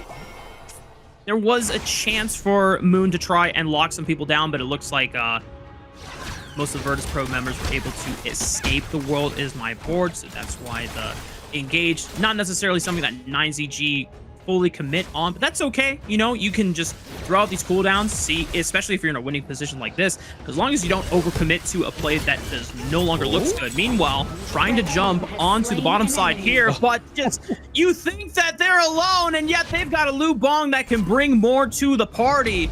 You can see that Virtus.pro so desperate to try and at least find a pick onto a lonely member, but you gotta remember the global powers that this composition packs. Yeah, I mean, it's not only that, right? I mean, the Battlefield fan comes through, but then it's the CC onto Mayeen. Obviously, yes, Mayeen has some of those attributes for CC immunity, but it's also the damage from the Lu Bang as well, because you're also having the Blazing Cape onto him. The anti-heal comes through as well. It kind of makes it a lot more harder for Shizu. Already on a 2v1 fight, but those extra bit of passives coming through also makes it a lot harder for him to fight. A lot of that innate power that the hero brings countered just by a couple of equipment purchases. How cruel is that? We live in that kind of world here for the side of Virtus.pro. Unfortunately, the gold deficit has extended to nearly 7,000. 9ZG successfully taking the Shadow Overlord, the Shadow Vanguard spawning in that bot side of the map so that 9ZG can continue putting their siege focus on the top side, and soon Virtus.pro's base will eventually crumble. But it's the potential, right? I mean, they have lost the high ground turret into the mid still. It's they're holding on to the side lanes, which is obviously still a little bit of a tightrope for them, a little bit of a lifeline if they're able to keep these alive and then maybe try and get a good team fight. But I feel like the fact that they've got Zhang Fei and the Lu Bang is making it so much more difficult for Virtus.pro to actually even dive in and get a good fight onto the backline, because all while this is happening, you can see Destro just mobbing up and cleaning up the enemy's jungle as well. So a lot of resources going over to the Lady Sun here. Already trying to pour through the mid lane, see what kind of cooldowns they can bait. World is my board, sections them away. Kapuseva just getting into the face of all of them, and right now there's a lot of damage going down on the Angry One. Virtus.pro able to at least get one off of the board from the side of 9ZG, but they are in it for the high ground turrets. As long as they don't lose too many members, they've taken all three, but Virtus.pro are going to eliminate them one after another. Sick, the only survivor from the side of the Argentinian representative. Yeah, huge comeback here. Again, we were saying it before, it doesn't matter if you don't have any high ground turrets, there is means of coming back here. They do have a bit of a minion wave into the mid, and all they really have is the Musashi to try and pick that off. So Sick has to play this very defensively. He needs to make sure he doesn't give up his Azure Golem, which is what he's just doing for a bit of a contingency here. They are going to summon everybody with the High the Wall pull into the mid, so a great pusher into the mid lane for the side of VP. I don't think they have enough time to go for the crystal end here since everyone is just spawning off, but I could tell that Virtus.pro were at least trying to trade for a high ground turret, and the last minion auto attacks will do it for them. So Virtus.pro, despite not having access to a Shadow Overlord, find their first high ground turret of the game. First high ground turret of the game and the first neutral objective as well, right? They get the Shadow Tyrant, which is going to be a lot of damage, a lot of movement speed over to the side of VP. And with Prince being on the early at this point, I feel like this is going to be a very well accommodated pickup for the side of VP. A lot of damage coming through Prince. Prince just has to make sure his positioning is on point in this next like 5 minutes. Yeah, and on the flip side for 9ZG, they have to be extremely careful about how they start to take these fights, because even though they have the benefit of having a completely open base to siege against Virtus.pro, if they find one successful fight and 9ZG do not have the members to defend, then all their efforts to close out this game are thrown out the window, and then suddenly we're going to game 3. Exactly. They've got to be very, very careful. I think 9ZG, you can kind of sense it already, right? Like the fact that they're playing sort of like trying to hide and seek right now. They're just trying to kind of pick off those singular picks, maybe like the Chow, so they lose all that teleportation, all that CC from the Koi Tides as well. They definitely are trying to find something to make this next team fight a bit of a handicap. But right now, the gold lead's only actually gone down to around about 3K, which is still quite decent into this 16-minute match. Are we going to see a Tempest Overlord, Tempest Dragon come through? I feel like it's on the cards. Yeah. Especially if 9ZG want to play a slow game right now, just relying on the waves to create the pressure needed to force Virtus.pro to not be synced up and grouped up as 5. But the fact that they have the Da Chao, and almost like they saw into the future, knowing that they would go to the limits on this one. Meanwhile, big fight coming up onto the top side. Lu Bong already casting the ultimate to join Sick into the back line. He's diving and he's slicing through them all. And they've already lost Prince. They've lost the Lim and Red. And 9ZG find the window they needed to close this game out. A double kill going over to Sick on the Musashi. Definitely Sick with it. And a nice try for Virtus.pro to come back from behind, but 9ZG are victorious and sweep the series. Yeah, all they need is one minion and a dream, right? And that's exactly what 9ZG did there. Taking a 2-0 from Virtus.pro, which was obviously game 1 was very, very clean, very precise, very surgical from the side of 9ZG. But this time around, I feel like if Virtus.pro brought this flavor in game 1, we would be definitely seeing a little bit more of a better series from them overall. But I do have to give it to them. Fantastic game 2. That comeback with no high ground turrets is definitely where they need to start to kind of perfecting their playstyle. Yeah, and it's such a tough mountain to climb, right? You know, in a position we saw it similar in the OG Movistar Koi series, where Movistar were able to find a decent pick onto, you know, potentially a complacent OG squad who, you know, had a little bit of fun diving them into the base. But when you are behind on all high ground towers, and then, you know, at least in Virtus.pro's case, where they were able to find one high ground turret on the return play, but still, it's just such a small window that you have to be able to make that comeback possible, because one positioning mistake, as soon as you lose a member, it just feels inevitable. Yeah, exactly. I mean, this is where you can kind of see why 9ZG actually shifted their like playstyle towards the end there. Once they lost that overall team fight, and then almost, well, they did lose the entire of their mid lane, is the fact that they had to play catch. They weren't going to go a little bit more aggressive. They weren't going to fight them head on because they'd just taken the Shadow Tyrant. So they had to make sure they were playing on their terms and that they were going in with their best foot forward into the next team fight. And that's exactly what they did there towards that clash lane, right? They were able to take them all down and then take the crystal down. But overall, this post-game stats is going to look a little bit more better, a little bit more colorful for the side of VP. Yeah, and it was such a great adaptation from the Argentinian representatives here. Lu Bong, so powerful with that ultimate, can still join at a moment's notice. That's why we saw Angry One no longer grouping up as 5 with the side of 9ZG towards the later stages of the game after the high ground turret being lost in the mid lane. He's like, okay, you know what? I'm going to continue helping with the pressure of the empowered minions coming through the bottom side of the map. That should force at least Virtus.pro to split up. And as soon as we see an opportunity where we can pull the trigger first before they get their Whirlpool and they get the rest of their heroes to join them at a moment's notice, we should be able to win the fight. Yeah, I mean, honestly, I have to sing praise to both Sick and Angra 1 playing as one unit, but I did mention this in the draft, right? The fact that Lu Bang came through, knowing that they needed a little bit more presence onto the Gorge because they knew at a moment's notice his top lane, his clash lane opponent could be disappeared and gone down to the bottom side of the map. Then he's got to really like hope onto that teleport mechanic, which obviously disappears halfway through the match. So having the Lu Bang with the battlefield command was definitely the right call for NCG. Honestly, I don't see another way in which this would have gone into their favor if they didn't go for that pick. But once more, like I said, we are seeing here for the VP, the turret takedowns and neutral objectives looking a little bit more better, a little bit more healthy for them, but it just wasn't healthy enough.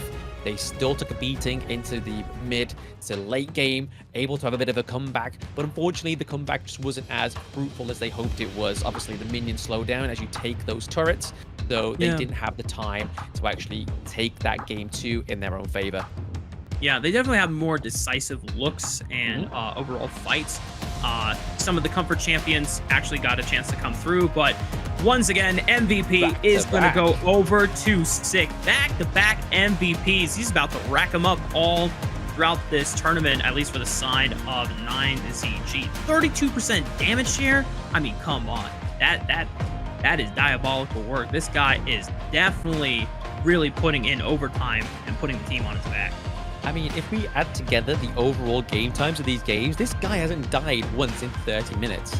How many players with an Honor of Kings can say that they haven't died within 30 minutes in 2 games as well, right? 2 games, 2 different playstyles. Musashi, Dune definitely takes a lot more of a sustainability point of view.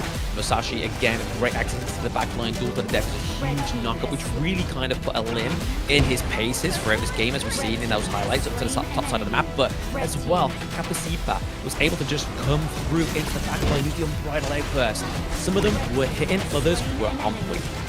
Yeah. This team is...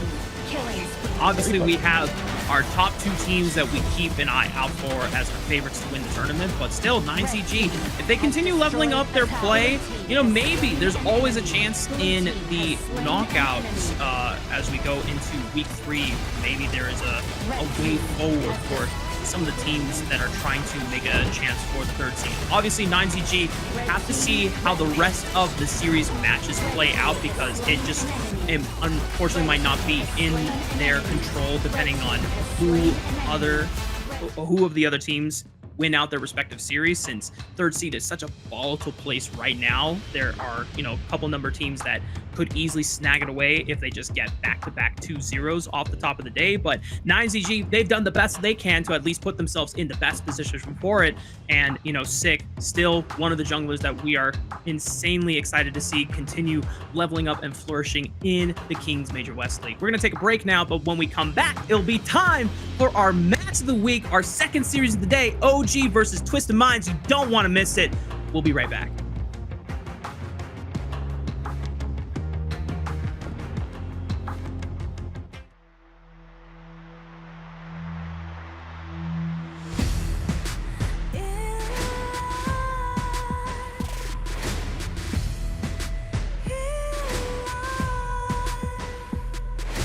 What's a life without its worth?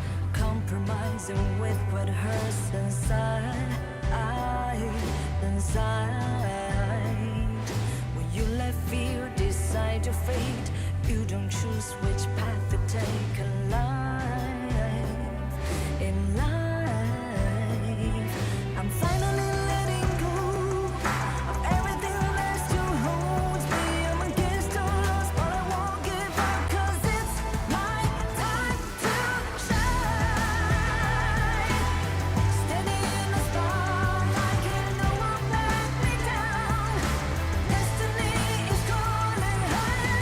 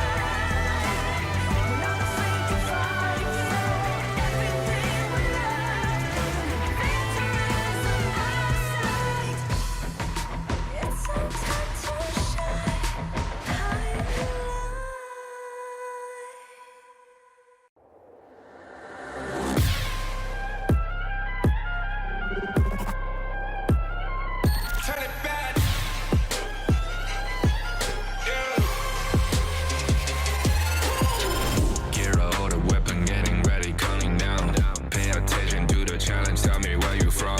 Gotta be tough, gotta be strong, gotta be savage like animal. Every time you tryna push me down. Look at me, I put the line down when I run, and I make a sign, I will catch up. Watch out, it's better feel, got no mercy. Look at me, I'll be rising. Carry the season, look out the down, gonna wibble. You never hesitate for another moment, but my bone is golden. I'm invincible, just let him know I can show you all the glory I own. To the drunk, go find a way to. Welcome back, ladies and gentlemen. We're getting ready for a match of the week. OG Esports versus Twisted Minds, our two sole undefeated teams in the Kings Major West League. It's going to be a banger blam. Yeah, I don't think the smile on my face could be any bigger. This is the match that I've been waiting for ever since seeing the new roster of Twisted Minds, and as well as OG Esports, the ex-Team Vitality from Season 3 Invitational play in this ranking week. It's been like, bro, I cannot wait for this matchup. And now it's here. I'm so excited for it. I don't know how it's going to go, because honestly, both Dao and Clean are fantastic junglers. Yeah, and they're going to be going head-to-head against each other. And the cool thing about these two rosters, Blam, is that there's a lot of history in some of the orgs that they've played under different banners for. You know, we talk about OG Esports. They were the most recent iteration of Team Vitality competing at the Season 3 Invitational. But you have to remember the core of Twisted Minds was a core of a former Team Vitality roster that played at the Mid-Season Invitational in 2024, as well as the World Championship in 2024. Yep, it's battle of the X's right now, but obviously they're both trying to get pride for their new positions and their new orgs. So again, it's going to be very, very interesting to see how this goes. But in terms of like, I really want to break it down into like the lane matchups, right? Because obviously it's Keke against 90 up into the Clash lane. It's Wen against Highlang into the mid lane. It's On against Shanks into the farm lane as well as Muchin and City Boy. Obviously don't want to write those guys out. They are fantastic players, but the support is there to support these big props, these spearheads on both of these teams. So I want to see where the weakness falls on either of these teams in these matchups. Yeah, because you can see that a lot of the strengths of, you know, obviously we get very wrapped up for both of these teams talking about their junglers, Dao and Clean being some of our best carry junglers and the ones that are always reliably going to these assassin picks and, you know, forcing out the scaling from enemy teams, not getting a chance to, you know, get online with things like the Ogren hero that we see, you know, in so many drafts, whether it's bans or picks, and yet it hasn't had that many successful wins if it's not at least piloted by these two teams. Exactly. I mean, you definitely have to have a certain play style with the Ogren, and you got to make sure that your lanes are actually propping you up as well. You kind of don't want to be having to constantly nurse your lane back to health and stuff like that. You want to be making sure that your farm lane has got their A game, your Clash lane's got their A game, setting them up perfectly into the early game, invading with the path of passing, and obviously just putting a lot of pressure. Because obviously the way the Ogren damages other heroes is a little bit different to how the likes of a Pei would, right? Like stacking up, getting the damage, whereas Ogren's just kind of like zapping you with this laser. So it's kind of just like a constant sort of like little bit of an itch on your hero. So it's a little bit of a different approach from the Ogren. Yeah, and somehow they still managed to find a way to play very similarly, taking camps away, denying resources early on. At least with the Pei, you know, Dao and Clean are still trying to, you know, finish you off and kill you in the enemy jungle. Whereas, you know, when they're playing the Ogren, they're taking resources and saying, hey guys, y'all chilling on the side lane? Can I farm? Yep, I'm gonna continue farming. Oh, they're diving you? That's cool story, bro. I'm still farming. I'm gonna be an insane late game tank. And without further ado, it's time to meet these two teams. Starting with the blue side, it's Twisted Minds.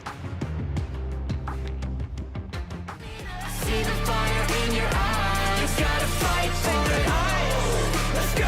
The battle's calling. You better give it all you got. You gotta fight for it. The time is right for you to raise a bar. Yeah. Cause you could be the greatest of them all. Yeah. Let's go.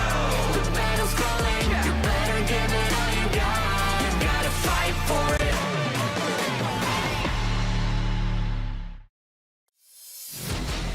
On the blue side, Twisted Minds.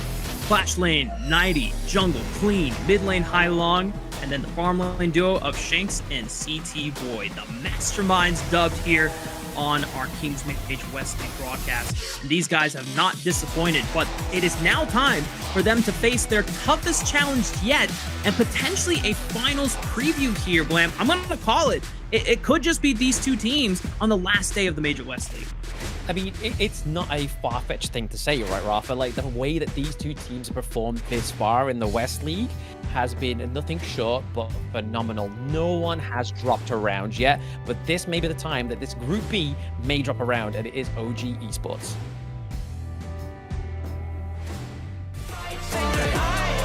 Let's go! The battle's calling. You better give it all you got. You gotta fight for it. The time is right for you to raise a bar. Yeah. Cause you could be the greatest of them all. Yeah. Let's go! The battle's calling. You better give it all you got. You gotta fight for it.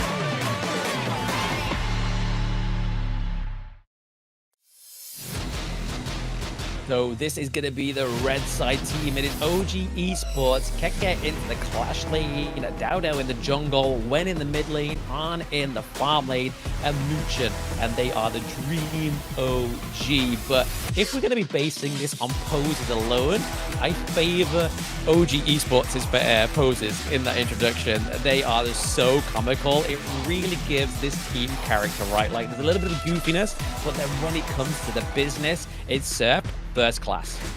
Yeah, and anytime I see Pei locked in from Dowdow, I'm already just beaming from ear to ear. Just big, wide, massive, goofy grin on my face, because as I've been diving into the world of Honor of Kings, and you've been, an awesome guide for me, Blam, one of the heroes that you first told me about was Pei, and I was super excited. It's like, wow, it's a hero that turned into a tiger, and you were like, what?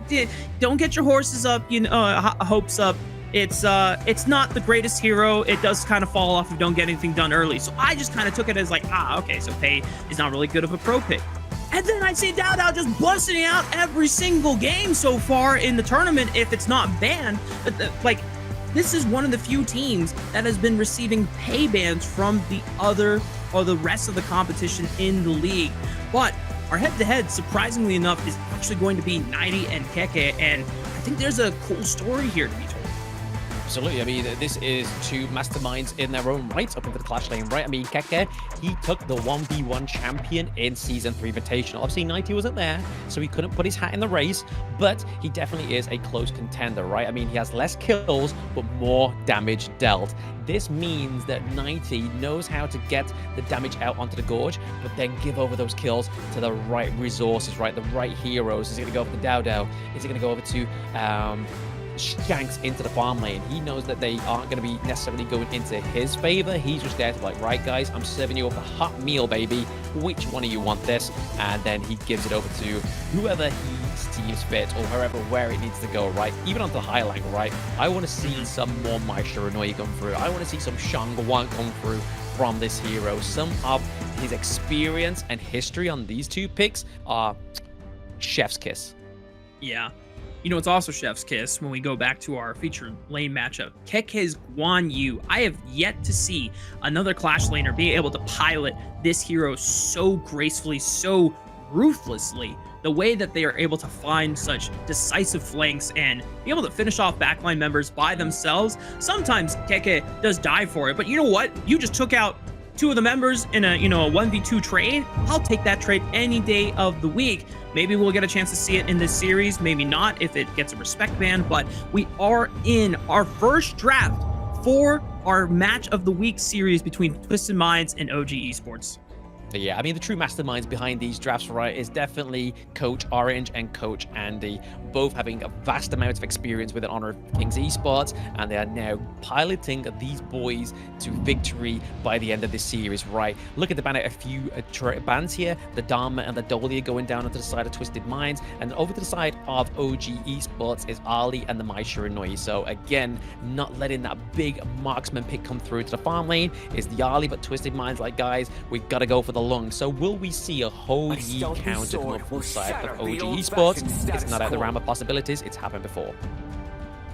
It's definitely one of those heroes that we don't see that often, but picked in this very niche situation. OG Esports thinking about their mid lane and support at the moment, though. The Diadea is still available, and with Dahlia already banned by Twisted Lines, that probably is the next best support that Muchen wants to favor here, and it is confirmed.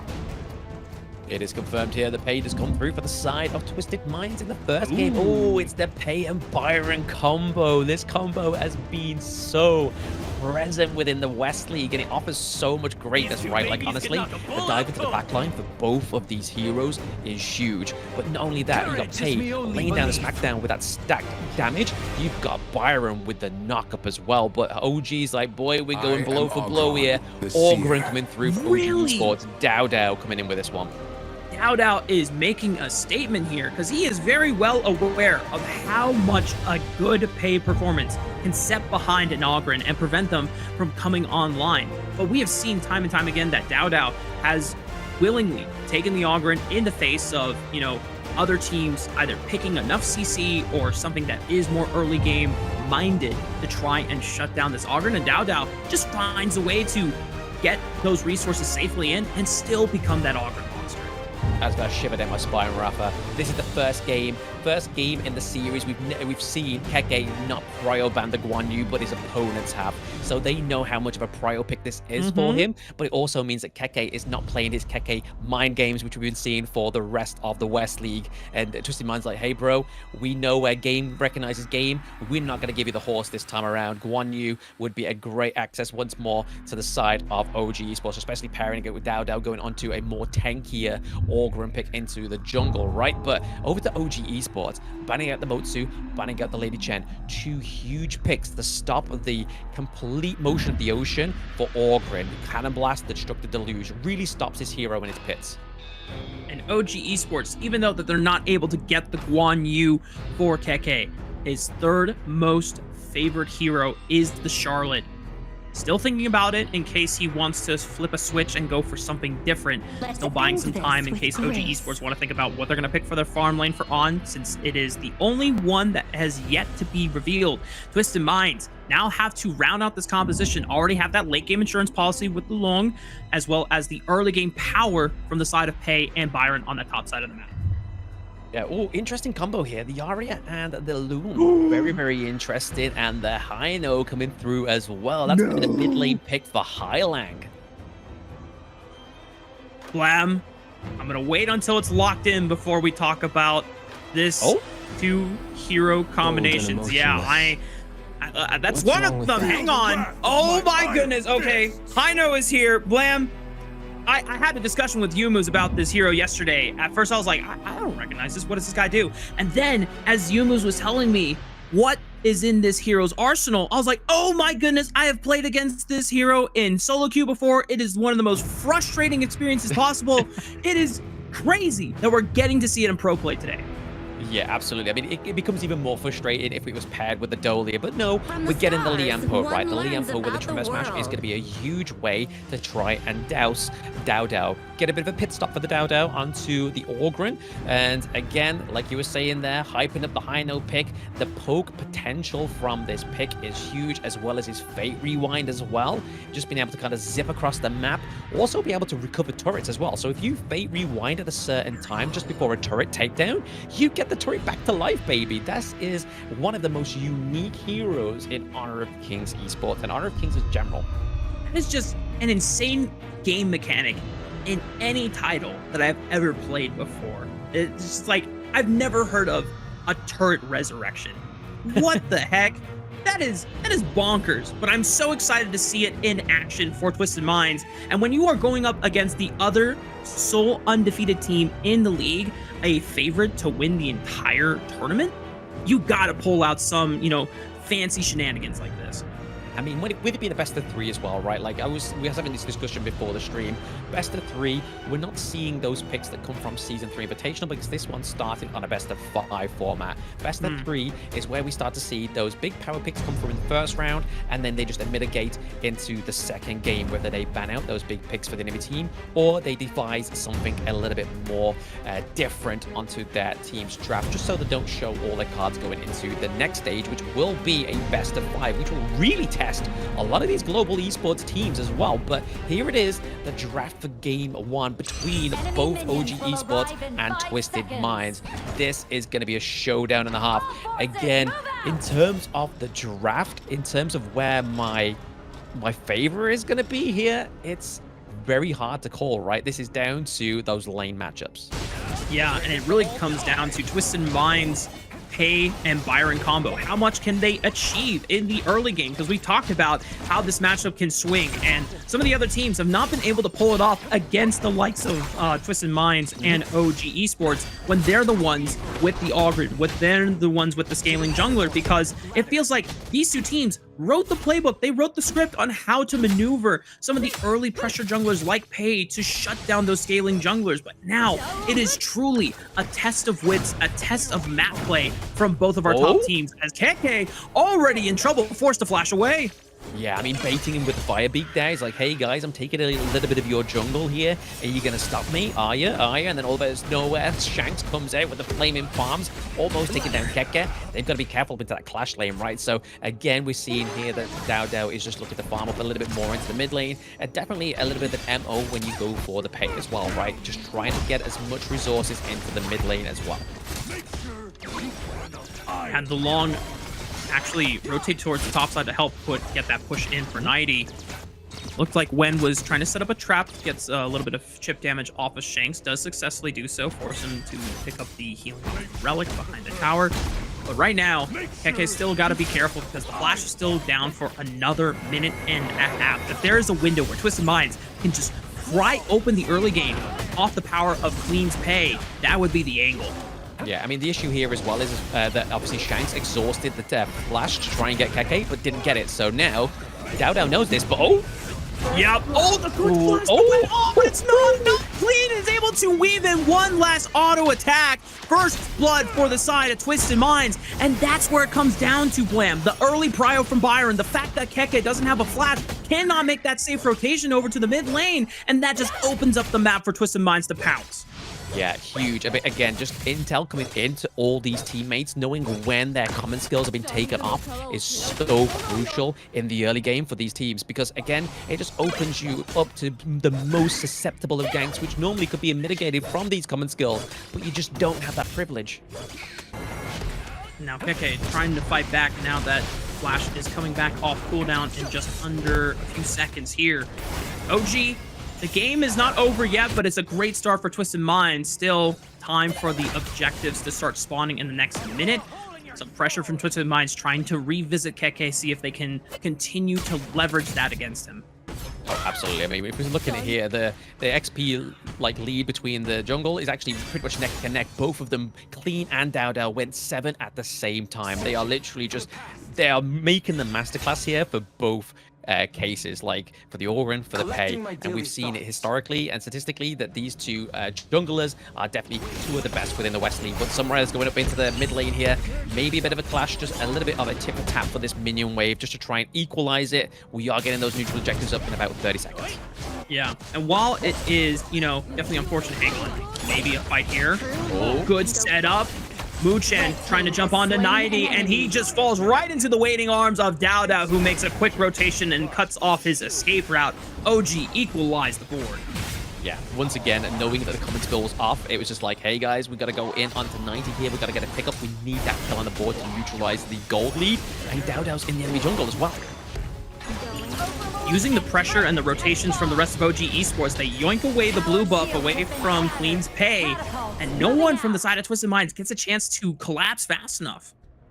No one at all, right? I mean, they're able to get the Azure Golem, which is pretty huge for the side of OG Esports. Dao getting his own Azure Golem as well as his enemy's Azure Golem is going to slow down Clean, but it's not going to completely mitigate it. He does get the neutral objective. He does get the Tyrant, so a lot of damage going up to Shanks, going up to Clean, and it's going to be a hard hitting for the side of OG for Twisted Fate. Now, Tremor Smash, they're making the dive under the tier 1 turret.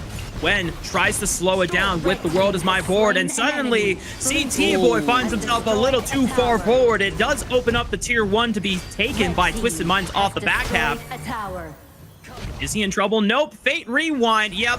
That ability is going to be in my nightmares. Yeah, so we saw here that OG Esports definitely caught out the problem here, right? We saw City Boy going into the back lane. He was just basically as a distraction to take the T1 down into the farm lane.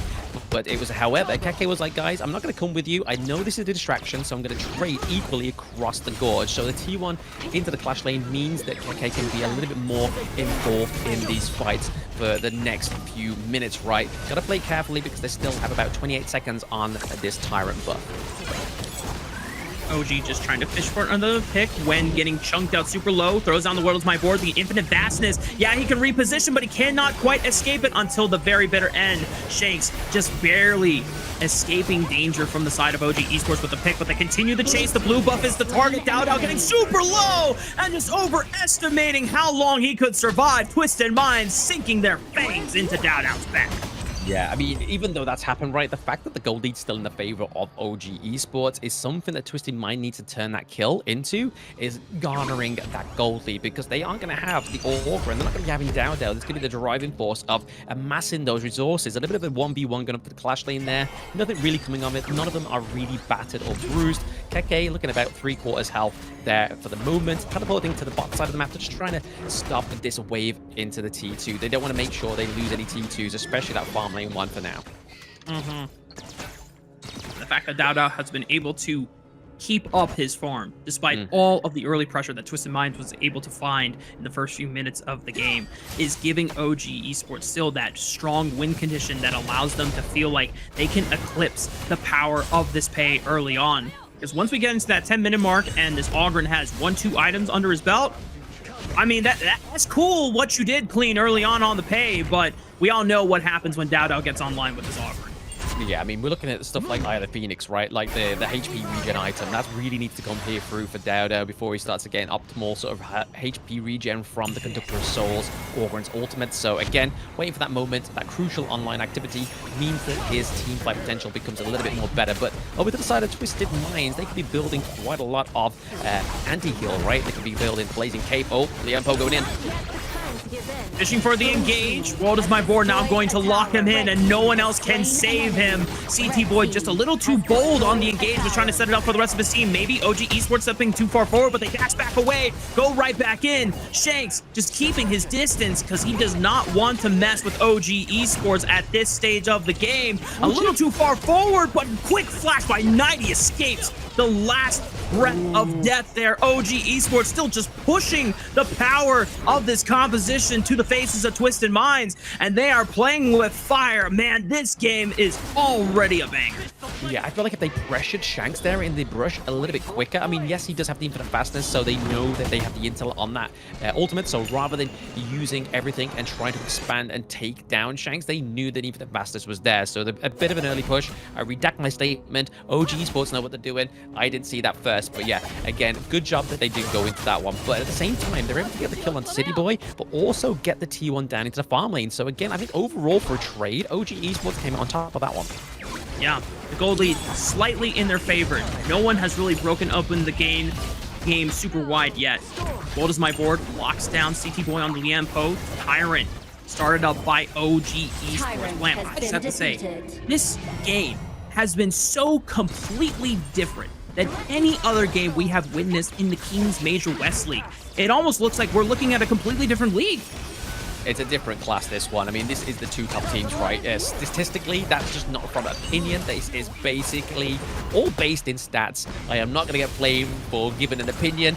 This is completely backed up with evidence. So OG Esports going against Twisted Mind is definitely a different different taste of gravy, right? Yeah. When two beasts collide, you really are going to see a lot of fire and so many explosions between, and limits really being tested, really being pushed. 90 being patient, waiting in this pixel brush, finds Keke, forced to potentially retreat here, and now 90, does he have a way out? CT Boy on the Liampo tries to buy that escape route, but just cannot do it successfully, and now he dies for the sins of 90. OG Esports picking up 2 back-to-back picks. Yeah, 90 and City Boy both going down. That's a huge amount of front line for Twisted Minds for now. We do have a minion wave crashing into the side of the farm lane as well. This means that OG Esports can take a concise T2, as well as looking to take in the Crimson Golem from the side of Twisted Minds. But it's Clean's like, hey guys, if you're going to steal mine, I'm going to steal yours. I'm just going to be fruitful with my rotation. Shanks here gets slow, but even fastness is available. He can get it this top 3, but not the T1, however. These turrets are starting to fall one by one from the side of OG Esports. The fact that they've survived the early blitz of Twisted Minds in the first few minutes of the game, the fact that they haven't let that many turrets go down, they are in pretty darn good control of the Gorge right now. Twisted Minds now trying to play catch up as the gold lead continues to grow. Yeah, we see City Boy just using the Tremor Smash to actually get out. The world is my board, right? So again, using defensively because they don't want to lose City Boy too early, especially now. The fact that OG Esports has the Shadow Tyrant onto the board as well means that they're going to have a lot more damage over to Arn, a lot of damage over to Wen, as well as Keke. So they've got to be careful as they approach this next fight for the side of Twisted Minds. They are down by their overall 3k gold, which is definitely a few tier 3 items going up to the side of OG Esports. They have to be careful. And one of the things that we've talked about when you operate a composition that involves Pei and Byron, if the early game doesn't go completely your way, you don't find that snowball that you're looking for, you have to resort to split pushing because you have the mobility to be able to push the solo lane as Pei, draw pressure from the side of OG Esports. But it doesn't seem like the Twisted Minds have gotten a chance to really set that up yet. Not quite yet, not quite yet. I mean, onto the side of Shanks, though, we do see that he's got the Starbreaker, so again, this is going to be a lot more troublesome for the side of OG Esports, especially those tanks, right? This is an anti-tank item coming through for their side. Wolves on the board has been committed, catches out 3, but they were able to actually get the Crimson Golem as well over the side of OG Esports, so very fruitful rotations coming through for them right now. They are definitely trying to own Twisted Minds jungle.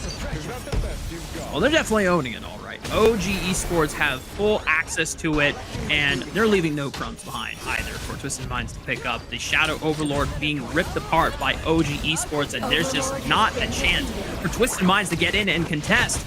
Pylon trying to step on forward, and as well as CT Boy, but unfortunately making the engage with no damage behind you is just too hard to make this fight possible. The infinite vastness from Shanks just to escape danger from the rest of OG Esports, making the collapse happen, and they are still rocking with 5 against 4.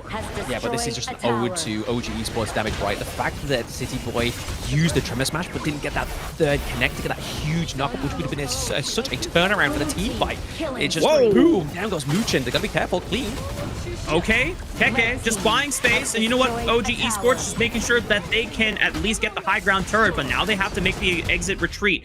Thankfully for Dex first skill to be able to just space glide on through into the base, push off Twisted Minds, guarantee the escape of the rest of his comrades, as then he makes the escape route out. The Shadow Vanguard doing enough damage to take out the tier 2 turret in the mid lane, and just like that, blam, the gold lead is now over 6,000. Again, it's in the realms of a comeback here for Twisted Minds. If it was any other team, it would be a little bit harder, but the way they just need to navigate these team fights is make sure that City Boy doesn't get taken down too early on. We definitely need to see some damage behind those Tremor Smashes. We need to be seeing the baits of the CC skills from the side of OG Esports being mitigated by the Magma Slammer and whatnot. But right now, we definitely need to start seeing some items come online for Twisted Minds as well towards the end of this game, as it's definitely approaching, right? It is steady, it's shaky, there's a calm before the storm. Rewind by Han Long on the Hano, able to escape danger once again. Twisted Minds, I feel like all eyes are on Shanks. This is the late game insurance policy that you drafted for yourself. If the early game was not snowballed to the way that you were planning, this is now where maybe a comeback can still be made. But OG Esports, I feel like their targets are always also going to be looking at the long as well. The Shadow Tyrant being burned down. Tremor Smash not getting a chance to get a lot of value there. World is my board, cutting off the members from Twisted Minds from being able to defend 90, who is just picked off and isolated. OG Esports continue their dominance on the board. Yeah, I mean, 90's just not had any access into the backline. This is another problem for the side of Twisted Minds, right? Like, normally this is a Byron. This is where the flash, the second skill, the knock-up from the first skill, and then that's when your fourth skill suppression comes through. And that's when you try and pick up these squishy picks like the Lady Sun, like the Yixing, but there's just been no fruitfulness for the side of Twisted Minds, and now the enhanced minions come through. Oh man, the enhanced minions doing enough damage that they took out the turret not once but twice, because you saw the bait rewind from Hylong trying to save it from going down, but he's gonna fall anyway to On's Lady's Son. Rest of OG Esports routing and completely grasping this game away from Twisted Minds. They stranglehold it away, and it's game 1 going to OG Esports. Yeah, I mean, that was definitely a little bit of a different taste for the side of OG Esports there. I swear, I just saw Dao sweat. He got his palms and he ran them on his trousers. He was like, oh, that was different. There was a bit of heat behind that one.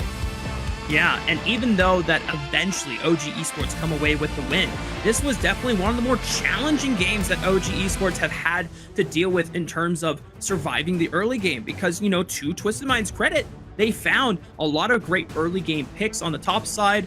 They know that clean on the pay was very well accelerated. It was just very lucky and also just well played by Dao to keep himself also relatively well farmed on the Ogren. I feel like if they didn't have that, you know, contingency policy, we might have been looking at a different mid game there. Oh, absolutely. I mean, like I was saying there towards the end, we didn't really see much from 90 actually trying to get access into the backline. Byron is all about that, and then making use of that access to the backline is where we see the lunge from Pei come through, and then just stealing that, just so much damage, right, is definitely where those combos start to shine. But the fact is, Dao was already there.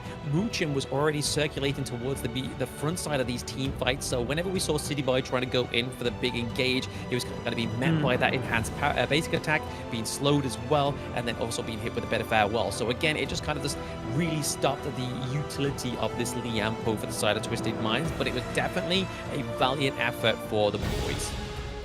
Let me take a look back at the post-game screen and see all the stats come through.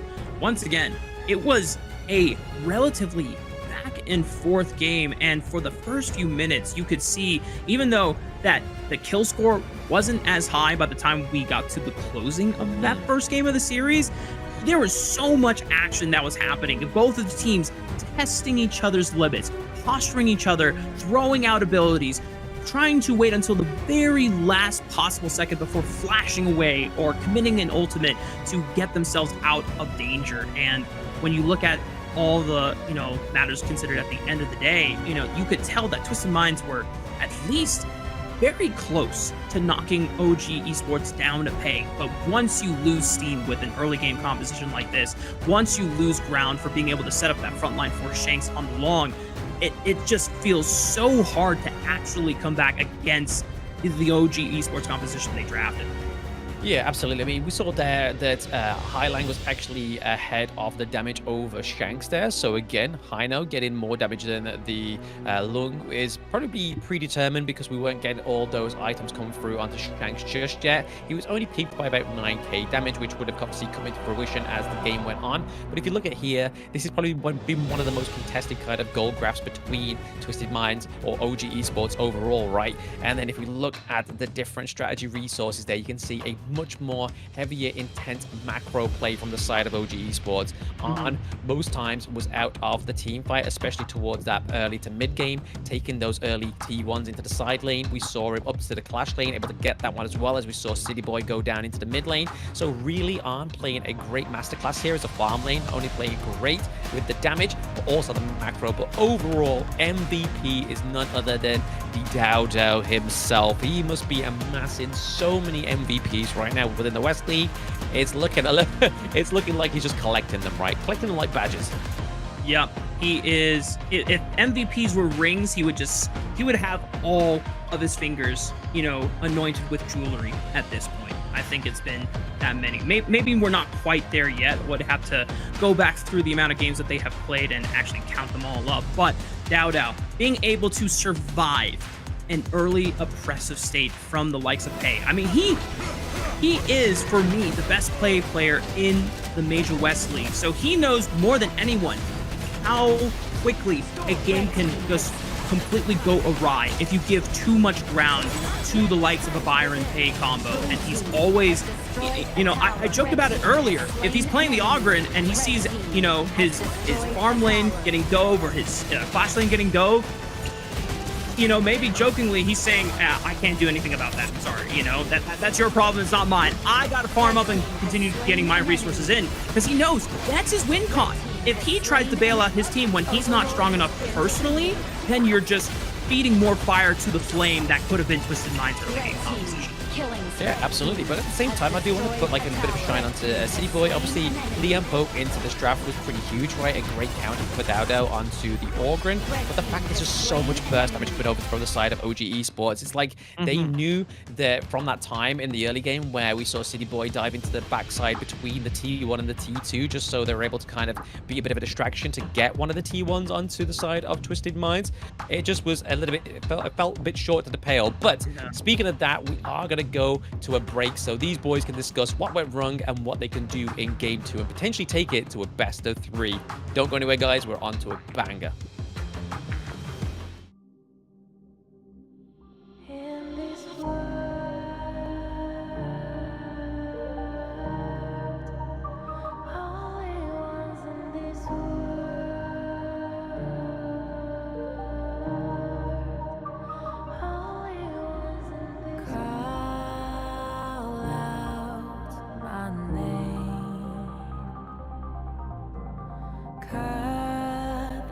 Sound of the rain.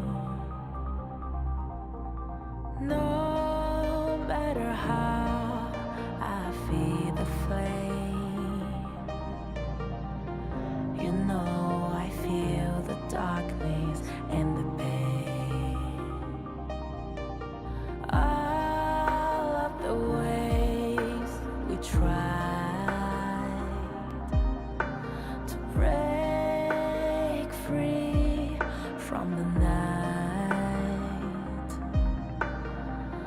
you know we made it out, we found the light.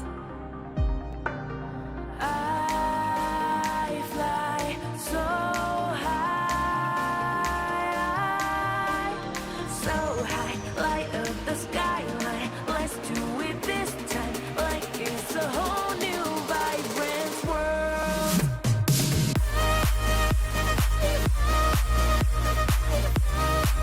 Like we're the only ones in this world.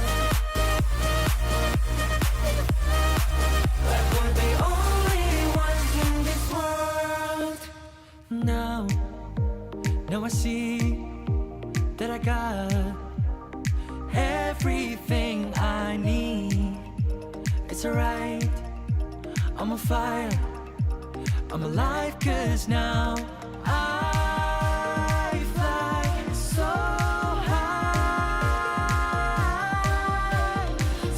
high, light up the skyline. Let's do it this time, like it's a whole new colorful world.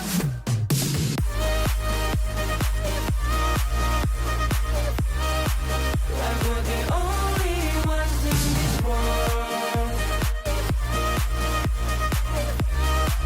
Like we're the only ones in this world.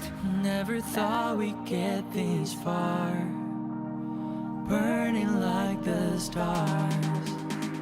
How we get this far, like we're the only ones in this world.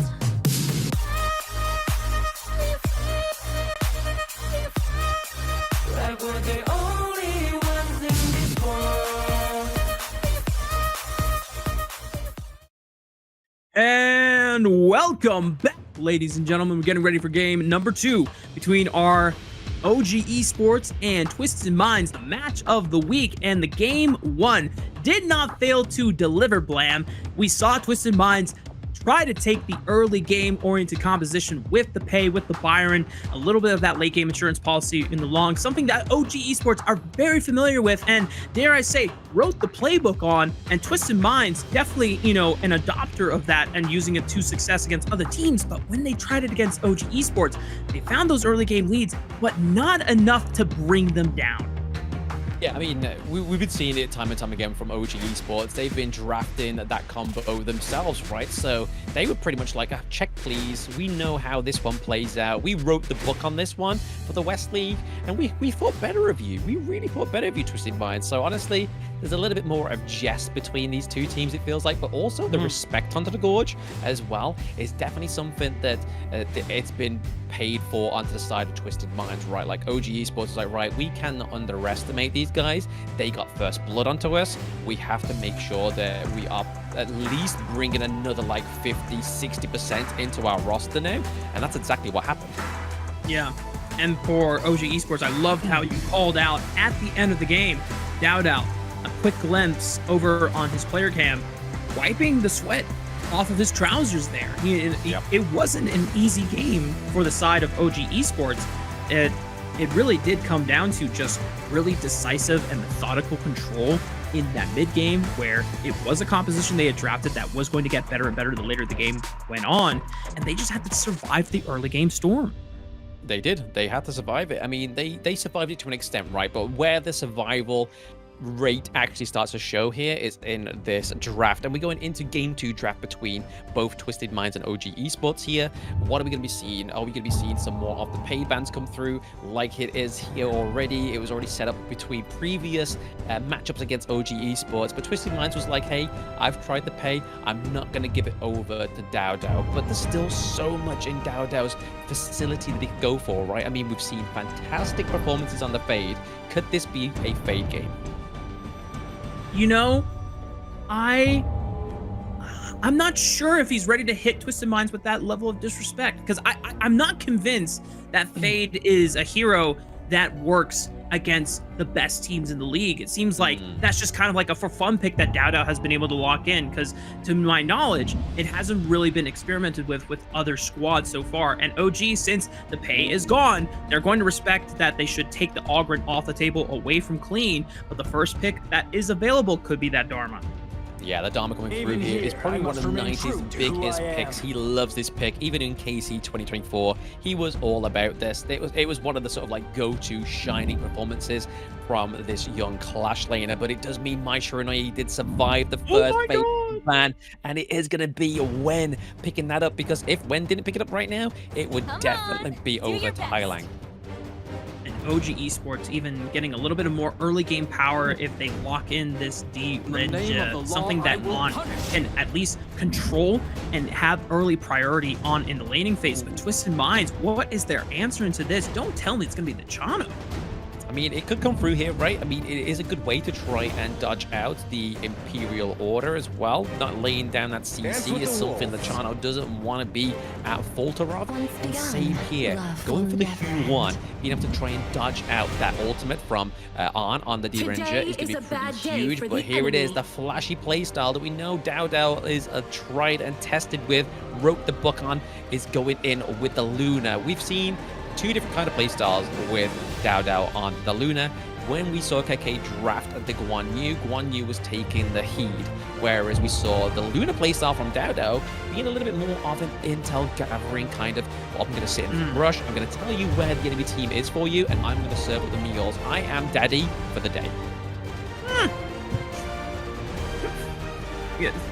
Things on my bucket list, hearing Blam say daddy podcast, you know, and I'm going to check that one off. I thought I was going to have to really work to get you to say that one, but bans for the second round coming through now, both the Dune and the Musashi, just viable, strong tank junglers for the side of Clean, and especially for something like the Musashi, not just, you know, a frontline member, but also a powerful diver trying to no longer will have access to the CC, whereas Twisted Minds getting rid of powerful support options for the side of OG Esports, and they're just going to go for the Byron for now. And nice answer into Dharma, but it does leave the cards open for what Mu Chen's pick will be. Oh my god. Oh, are we getting it, Rafa? Are we getting the Prince Hang of on. Langling potentially? It's gonna be locked in. I'm not gonna get baited. 20 seconds on the clock. I mean, this would be good. This country's borders with my blade. Oh my god. Oh my god. You finally Prince get of your pick. Langling. It's locked in, baby. It's on broadcast. Sika is the only other player that has locked in this hero in the tournament. I'm so sorry. This is by far my favorite hero to play when I play solo queue. Oh, I'm so excited to see it here. It's really good, right? I mean, the fact that the silence comes through for the Prince of Landling as well, it also has, when you go into the ultimate state, you do get a broader area of vision as well. So again, in terms of intel, this is where Clean may be trying to play that kind of play style, but also using the silence onto the likes of the Luna, trying to pick off the D-Ranger as well as the Maisha and Noye. So again, this could be a very fruitful pick for them, but I do like to see Muchin here on the Motsu, right? The Cannon Blast, especially going into the Gunner Mo as well, is going to be trying to reach him. So those couple blades, those freshly forged couple blades, as we get into that level 4 mark that we know can shred any of these squishier heroes' health, is going to be where they're looking to try and land those cannon blasts. But over to the side of Twisted Minds, they've really got to try and give a bit of a cannon fodder over to that side, right? Like, make sure that Ganamo is not being caught out, because that is going to be a lot of burst damage taken off of your team if it gets caught out too early.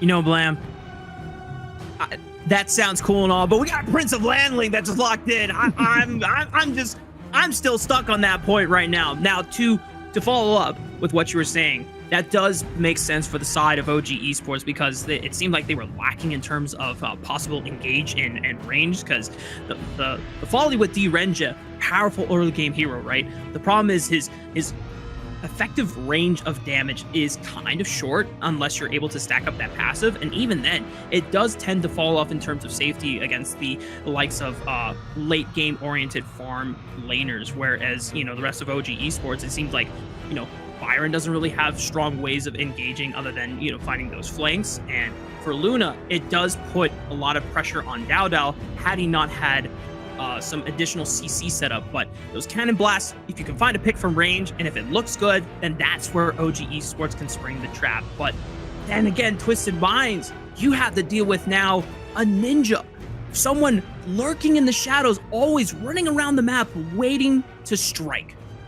Waiting to strike is exactly what he's going to be looking for, right? But at the same time, there's probably going to be a lot of like phase checking as well, especially with Muchin onto the Motsu. Could be another MO for this pick, right? Using the Cannon Blast to try and suss out where Clean is going to be hiding on this Prince of Landling. Could be a way that could be a great counter for the side of OG Esports, just to suss them out, to see like, hey, we could see where you are, gaining the intel here.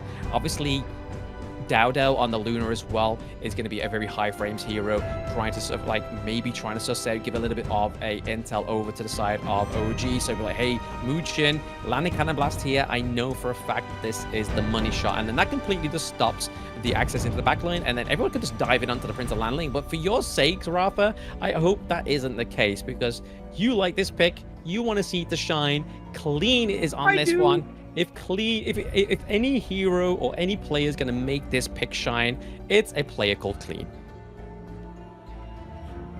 You know, Blam, you put up a very good point, and unfortunately, I'm also very aware of how volatile this hero can be. Packs a lot of damage, packs a lot of slipperiness, and being able to stealth his way across the map. However, if you pick a wrong engage to all in on, you have no way out once you commit with your secret skill strike, right?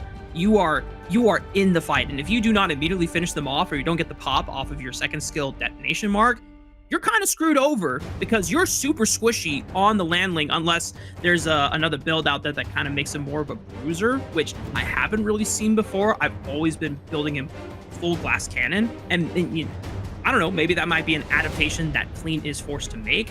But it seems like if you're going to pick an assassin, you have to all in. You have to get that snowball rolling, and you have to make sure that you are picking those assassination windows decisively.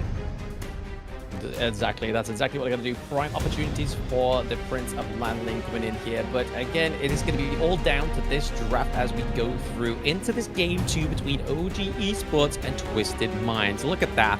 We got the Chano, we got the Ganamo, we got the Dharma, as well as the Fuel One. Obviously, Fuel One is going to be there to try and bait a few of these skills from OG Esports, especially using the Unending Sorrow. But at the same time, CD Boy is going to be giving over quite a lot of healing and quite a lot of sustain onto the side of Twisted Minds. So again, it's all down to the execution for me. Especially with the compositions that have been drafted by both teams here. We're on to the Gorge for a second game of our match of the week between Twisted Minds and OG Esports. If you're just tuning in now, welcome everyone. This is the Kings Major West League. It's a banger. It's our two best diff teams in the Major West League. Up until this series, they have been undefeated so far. Twisted Minds receiving their first game loss of the entire tournament. Credit to OG Esports. I mean, if any team was going to do it, it was definitely OG Esports, right? Just statistically, evidently, they are one of the top dogs within this tournament. But at the same time, Twisted Minds still has room to breathe here. It's just going to be a little bit interesting to see how they actually gain the pressure onto them. But here comes Mucho with the cannon blast. Actually, with two of them, he was in between them. He had one shot, one opportunity, and it didn't land. Damn. It's spaghetti. Mom spaghetti on his shirt already, too. Twisted Minds. Just being able to slip right on through and avoid the crucial CC that Buchen was trying to weave his way through. Already you're going to see Hailong and Wen being very proactive in their roams, trying to catch any rotations that are poorly made by either teams, but because of how solid, how good these two teams are, those windows have not presented themselves. Meanwhile, Clean has been farming up a storm on the Prince of Landling, now has access to that secret skill Strike, has not found a window yet to assassinate anyone, and it's got to be crucial because any of these windows here, you get that early snowball, and suddenly Prince of Landling feels super pressing to play against. Yeah, gotta be careful here. Dowdow looking for a fast rotation. Wasn't quite expecting that movement speed increase that we've been seeing on the Gorge, which is a little bit of a passive, a little bit of a time passive that comes through on the recent patch. But right now, if we were looking at this, I'm pretty sure when we saw the gold graph then, it was actually Dowdow that was ahead in terms of the gold lead in the jungle, but as well as the XP between both Dowdow and Clean. So Clean might have to play a little bit more of a faster rotation here, just so he gets a little bit more activated, does the damage a little bit more quicker. But right now, when just putting a bit of aggression onto Hailong, I feel like that's the whole point into this early game, right? Just making sure Hailong is checked rather than unchecked.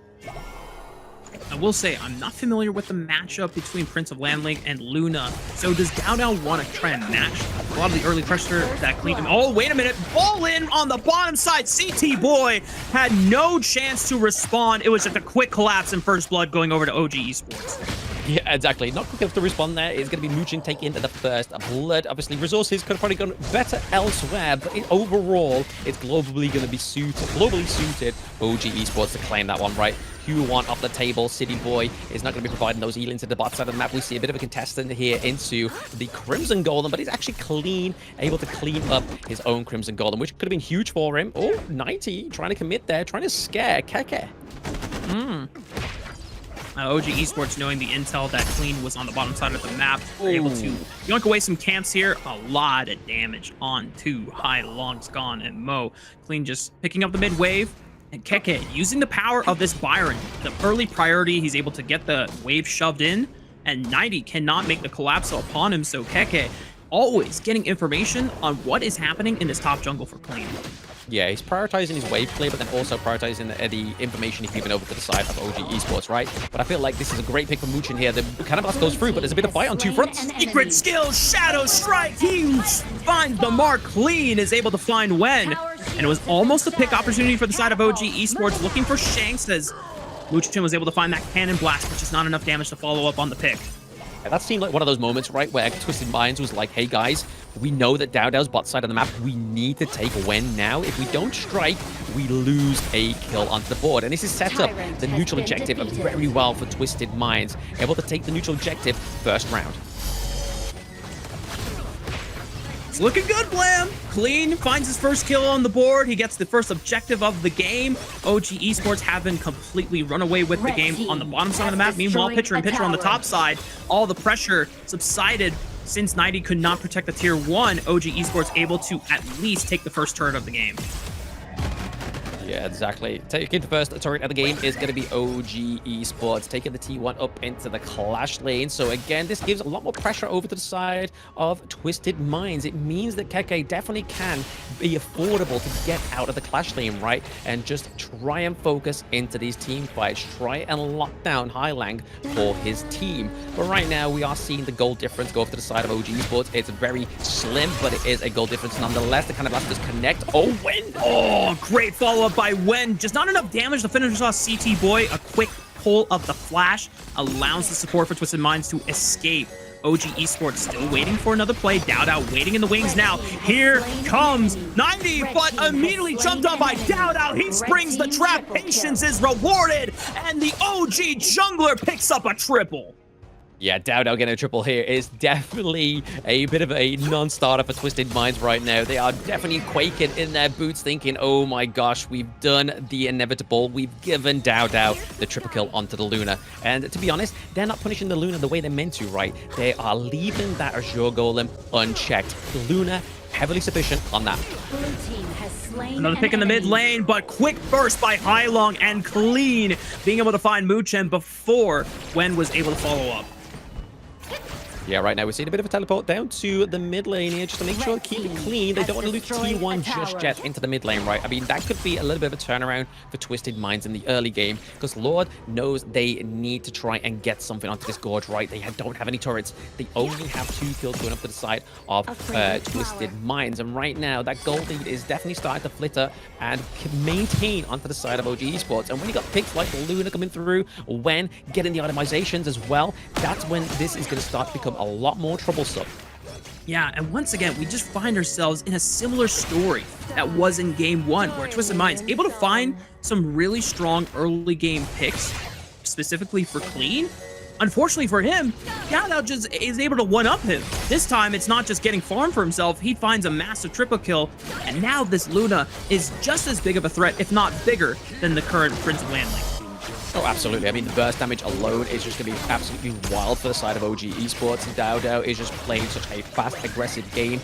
Giving access to the enemy jungle as well means that he's just going to get fatter quicker on this Luna. And they're looking to approach the T2 here. This is not the kind of pressure that Twisted Mind really needs in this game 2. This is a clean OG Esports. Tier 2 taken by DowDow, solo splitting on the bottom side of the map, a full level lead on Clean's Prince of Landling. And despite all of the picks that Twisted Minds were able to find early on, the pressure, it is still just equalized and just one up by DowDow, going to show that he is the one and only, the best jungler in the league. I mean, the nice freezing there from 90 was very good. Obviously, it means that the minion wave couldn't crash mid into the mid part of the lane, into the clash lane, right? But at the same time, this is kind of like, it's like trying to like cover a bleeding wound. It's not quite doing what it needs to do. That bandage needs to turn into an operation. And speaking of operation, I'll make a call out here. Secret skill strike from the shadows. Clean finds on and waits for the flash to be burned before he commits the ultimate. Well played by the Prince of Landling, but now the rest of Twisted Minds under fire as the rest of OG Esports were trying to battle for mid prio, see if they got a chance to collapse onto Clean, but he's just going to slip back into the darkness. I just love that. The fear in Clean's heart. He even had access into the enemy jungle whilst they were fighting into the mid lane. It was just like, bro, no, I'm not taking your Azure Golem because I know for a fact that's where all 4 of OG Esports are going to die. But right now, they are punishing City Boy. Yeah, DowDow once again finding another crucial pick with the Luna. Just making sure that OG Esports are maintaining tempo and pressure. The gold lead still on their side, despite it being small, just under 3,000. Twisted Minds feels like, with all of their due diligence, all of the solid plans that they have made, it is still not enough against OG Esports. Yeah, unfortunately for the side of for Twisted Minds, sorry. I mean, oof.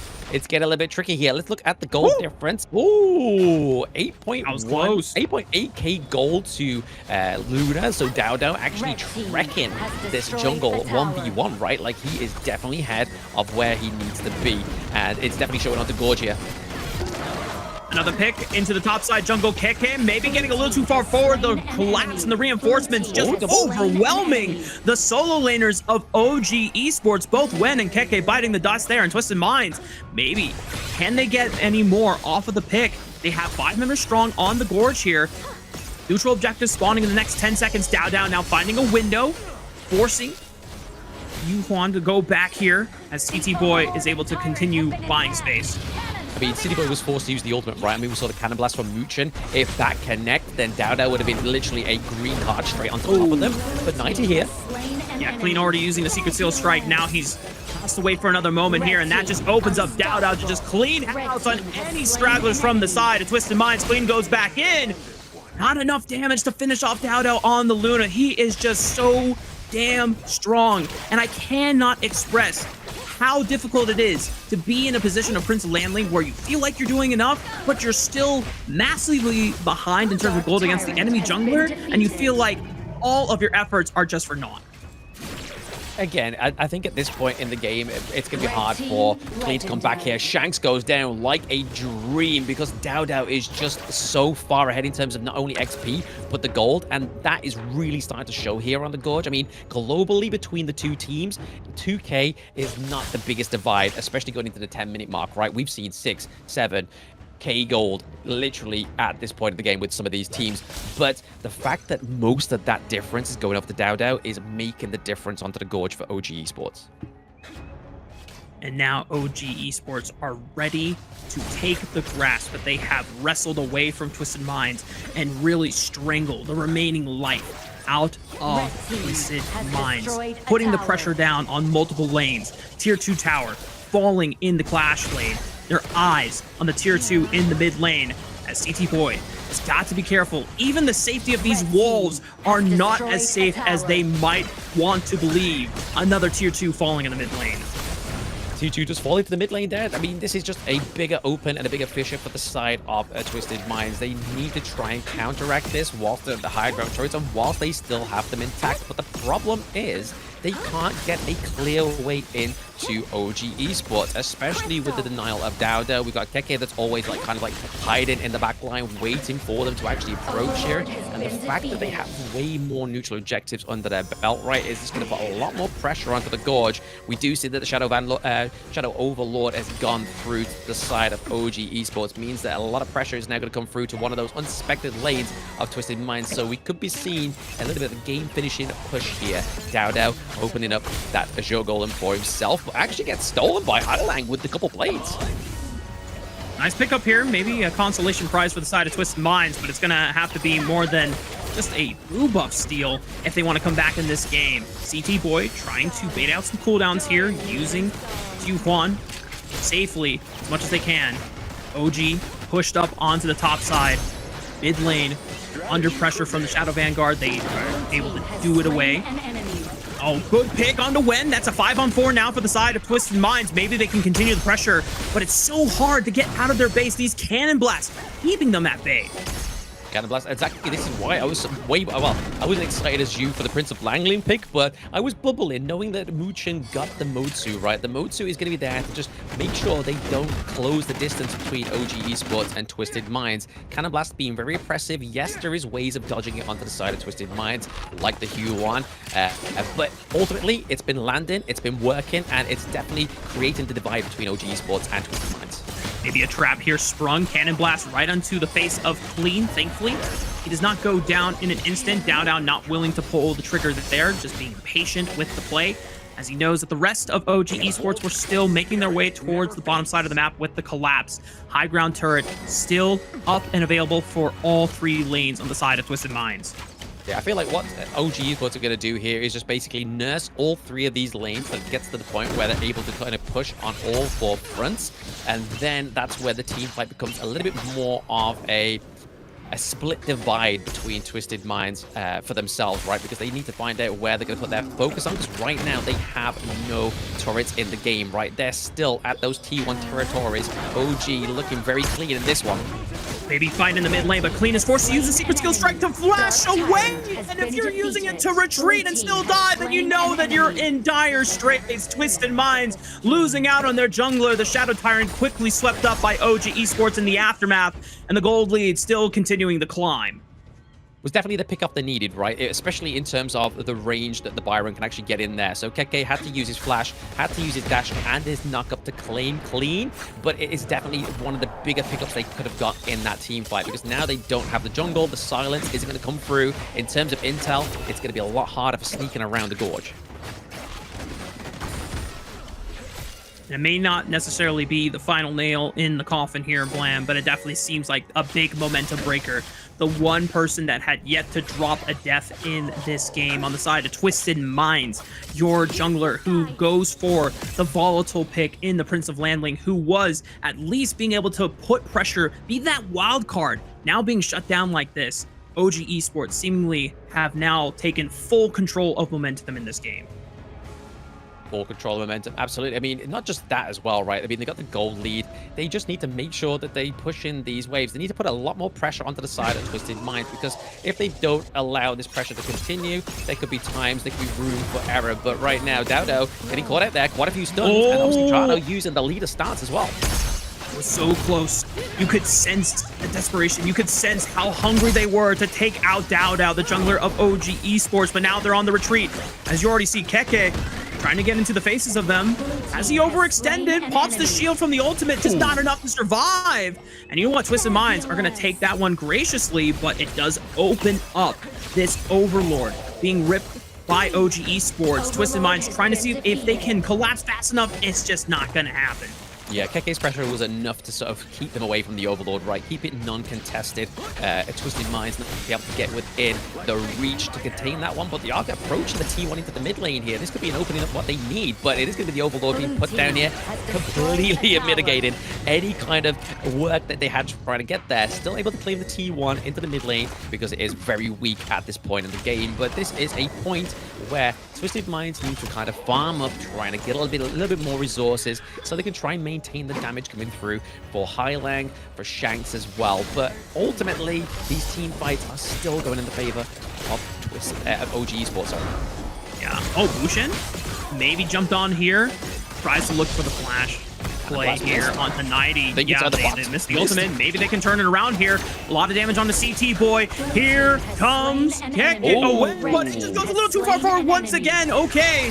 It's a trade. 1-for-1. The mid laner for the support. OG Esports still going to continue the siege. Shadow Vanguards have eliminated the high ground turret on the top side of the map. Dowdo putting the pressure, and now OG Esports are going to test the waters here, but they will not bait it fully from the side of Twisted Minds. I mean, it wasn't just a trade as well, right? The fact that they're able to take down City Boy, again, gets rid of a lot of that healing. It gets rid of a lot of the CC from the Q1 as well. So, yes, they trade when, but they still have damage from the Ranger. They have damage from the Lunar as well. And also the Cannon Blast from Muchen. They definitely don't tickle. They still put a lot of oppressiveness onto the side of Twisted Minds. And you can see here the 5k gold difference has definitely not dwindled at all. Still farming up, maintaining the gold is OG Esports. And they have full control of this bot side. They're trying to get to be the ones first in the river to control the Shadow Tyrant for positioning and posture, but Twisted Minds already beelining through their own red quadrant, seemingly still too hesitant to step up safely, because they're still overall down 5,000 gold. Muchen fishing with these cannon blasts, keeping vision, keeping them locked in place. As the rest of Twisted Minds force a retreat now, gotta be careful. Muchen another cannon blast right onto CD Boy, but he's the only one that can step up and buy space for the rest of his squad. Yeah, for now anyway, right? They just need to keep pushing this. They've got minions on all 3 lanes, right? This is definitely the prime time for OG to strike. Yes, Hylang is putting in those couple blades and putting them to work, trying to clear out the minion waves, but also doing a lot of damage onto the enemy team. Oh, Keke. Oh, maybe a pick onto Wen. Forced away, but doesn't go down, and they have to deal with the minion pressure on both the top side and the mid lane, and the high ground turret falls in the bottom side of the map. Twisted Mind down on their knees and backs against the wall. Again, still playing a very good defense, though. Like, they are getting them to the high ground turrets. It's just that OG Esports is chipping them away very slowly. But now we are starting to see that it's getting very much close to that 20-minute game, right? The Tempest Dragon is going to be up any moment now, and that, to me, is going to be the closer for the side of OG. They've got to be careful. Dow does not want to get picked off at this point in the game. This just might be the longest game we've had in the Kings Major West League so far. We'll get a confirmation for that after the broadcast, or after at least the game, but if it's not the case, it definitely feels like it. I think this is the first time we're going to see a Tempest Dragon spawning on stream, if I'm not mistaken, Blam. No, there's been a few. There's been a few already within the West League. Don't worry. Yep, there's been a few. Don't worry. All right. I'm capping. That's my bad. Anyway, Tempest Dragon spawning in the next 5 seconds here. OG Esports continuing to leverage the pressure here, waiting on these empowered minions to just pour on into the base of Twisted Minds and let that pressure do the dirty work for them as the rest of OG Esports make a beeline to the Tempest Dragon. Yeah, I mean, the last time we saw the Tempest Dragon actually arise was at MKOI against AYLO Gaming, so it's been a while. It's been a few days, so respectively, you're thinking that there's none, but there was a few days ago, so don't worry about that one. But we are getting into that latter part of the game. They have to be careful. Highland having to do a lot of housekeeping. Keeping them away means that they're going to miss out on a lot of burst damage. You can see how Twisted Minds are trying to step up. Clean using his passive to sneak in through, get eyes on it. Still 20,000 HP. OG try to spring the trap forward. They're burning it down. Who's it going to go to? On secures the Tempest Dragon, and now everything has gone to disaster for the side of Twisted Minds. They're trying to hold the front line, but it's just not going to happen. Down springs forward onto Shanks, looking for Clean next, and he has made a beeline to get the heck out of there. And it's all on the Highlong. It's all on the Clean to make the last impossible defense happen. But I don't know if it's going to happen. Clean trying to look and fish for an assassination to the back line, but OG can just push it on in. Dowd leading the charge, and OG remain undefeated in the ranking week, not dropping a single game. They are your undisputed best team in the league. I mean, they are still undefeated, right? But the fact is that they didn't have as clean as a game as they had previously means that the pressure was definitely there going against Twisted Minds. But it seems like they were just really waiting for that Tempest Dragon to come through, right? Because as soon as we saw the Tempest Dragon get picked up, Keke had the Sage's Sanctuary, so he was able to dive in. Twisted Minds honestly thought that they were onto something there, but the Sage's Sanctuary came back up. It was a second wind for OG Esports, and at that point, they were able to wipe out 3 of the side of Twisted Minds, and then that left literally Clean, and I believe it was Highlang alive just to try and clean out those minion waves. And we saw Clean trying to navigate towards the backside of the map to try and backside of the team, sorry, to try and pick up anybody. But you're against 5 or of OG Esports at that point. It's going to be very hard for a Prince of the Landling to outshine those 4 members. Unfortunately, as awesome as that hero is, and it's my favorite for a reason, I also know that it is just such a difficult task to try and remain as strong the later the game goes on. And when you have to deal with so many powerful CC abilities, you have to really wait for that window to present itself. And at that point, it feels damn near impossible. And I can't fault Clean for that, as they were able to pick up so many, windows and early kills, at least in the first few minutes of the game. But for OG Esports, it's the same story. A team might be able to find some early windows here, Blam, but then it just seems like OG Esports, especially off the back of Dowd, Deathless, once again, this time on the Luna, is just able to find windows to one-up his opponents.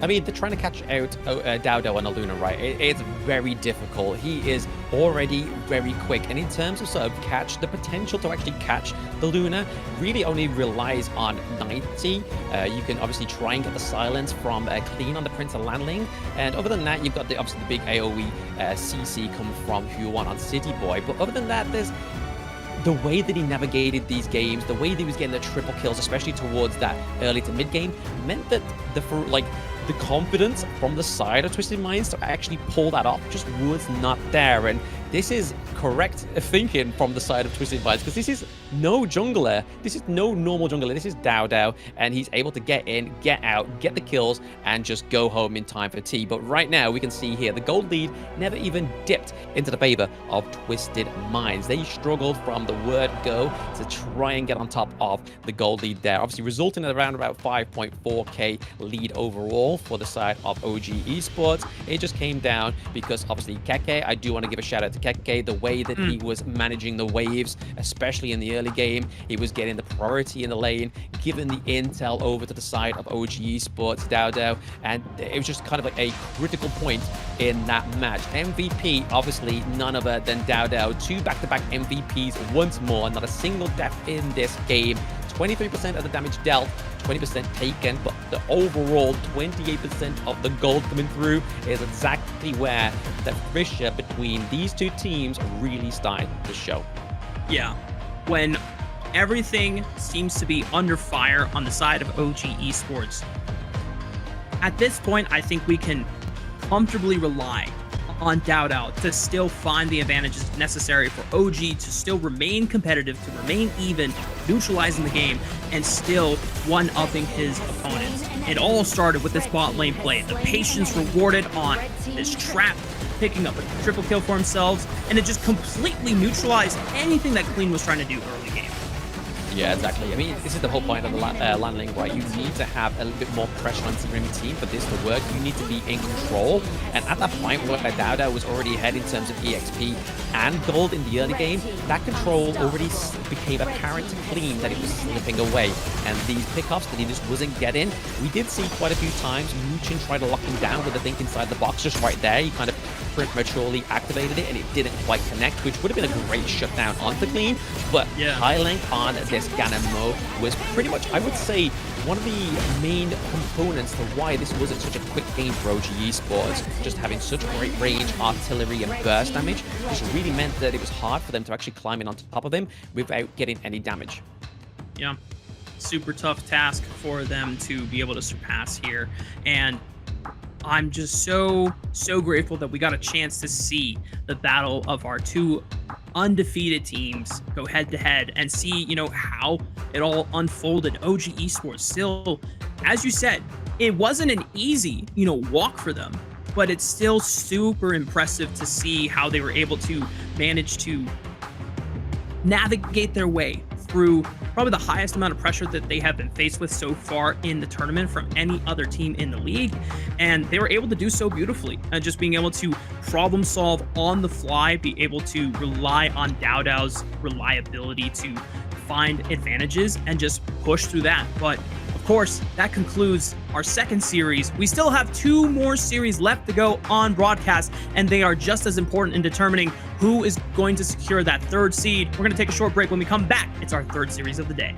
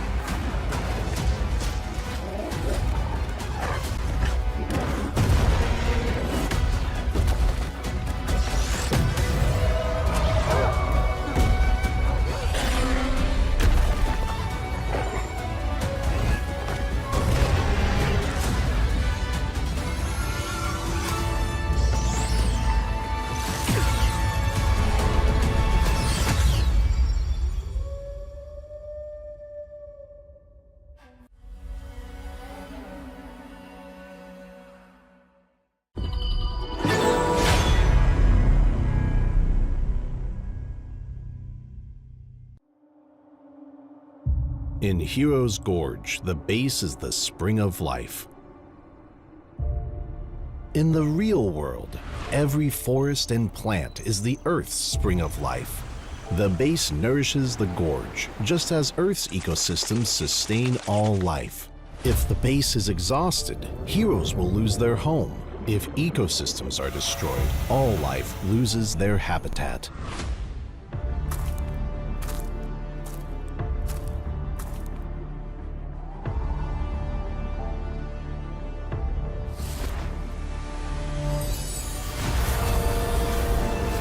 Honor of Kings is working with players worldwide to support real-world environmental causes and protect our planet's future. By participating in Protect Nature, Protect All Life, all efforts in the event will contribute to real-world causes, protect the environment, and let us defend the honor of our planet together.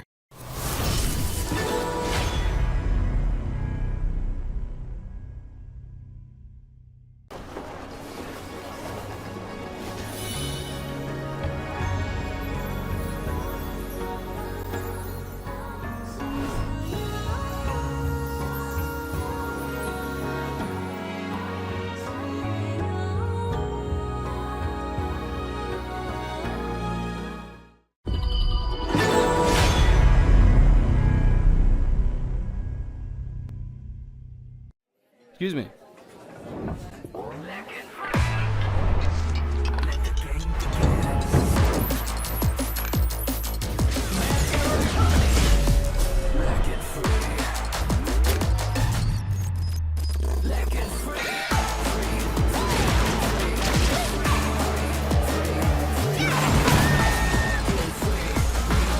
Hugging stings. Victory. Yes, yeah. Another round. Sure, but how about a smoother phone next time?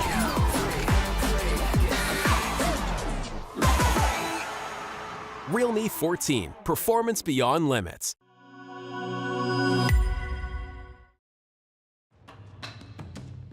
Welcome back, ladies and gentlemen. We're getting ready for game and series number 3 between AYLO and Virtus.pro. Now, there is some high stakes going into this series. I think, unfortunately for Virtus.pro, they are no longer able to clinch that 3rd seed off of the back of their earlier series loss today against 9C Globant. However, there is a possibility that AYLO could get that 3rd seed. We're not quite sure of if head-to-head score matters, but the best that AYLO can do is clean this series in a 2-0 to give themselves the best chance possible.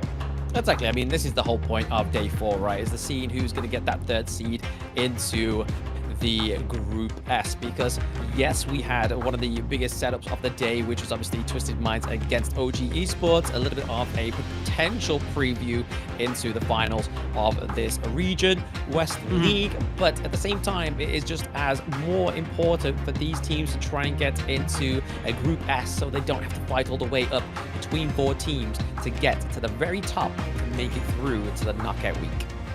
Yeah.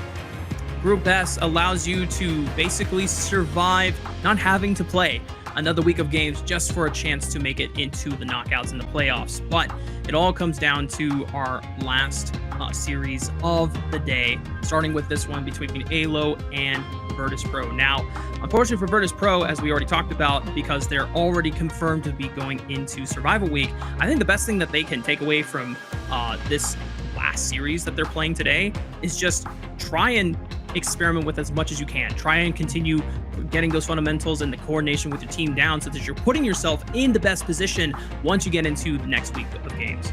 Yeah, I mean, there's still pride on the line, right? You still want to say that you won as many games as you possibly could within the ranking week. You don't want to kind of be like, let's play coy, let's play kind of like dead, and then wait till it's going to be the survival week, and then that's when we start to show, because already some of these teams we're starting to see a little bit of a struggle within the best of 3 anyway when it comes to drafting. So when a best of 5 comes around, it's going to be a little bit more difficult for them. Going to put them more to a bit of a test within those best of 5 formats. Luckily for some of these teams, they don't have to do a best of 7, so their best of the 5 is going to be their next hurdle. But if any of them try and get anywhere close to obviously KWC, which is going to be later on in the year, obviously we'll start to see some best of 7s come through there, and then that's where the real challenge becomes for some of these teams. Yeah, you get into the endurance test for these teams to see how long you can last, how long you can maintain that mental composure, and how many, heroes you can exhaust in your pool. What the creativity starts to come flourishing for some of these teams. We already have seen a lot of that creativity expressed early on, and we're just in best of threes, Blam. The fact that teams are already able to flex that kind of creative muscle, I'm super excited to when we get to the point where it is those longer series. Yeah, I mean, when you're already up by 1 point, you're going to start to flex the muscle, right? Like, it's where you try to do it at game 1. But we are going to go and introduce our first team of this game, and it is going to be Virtus.pro.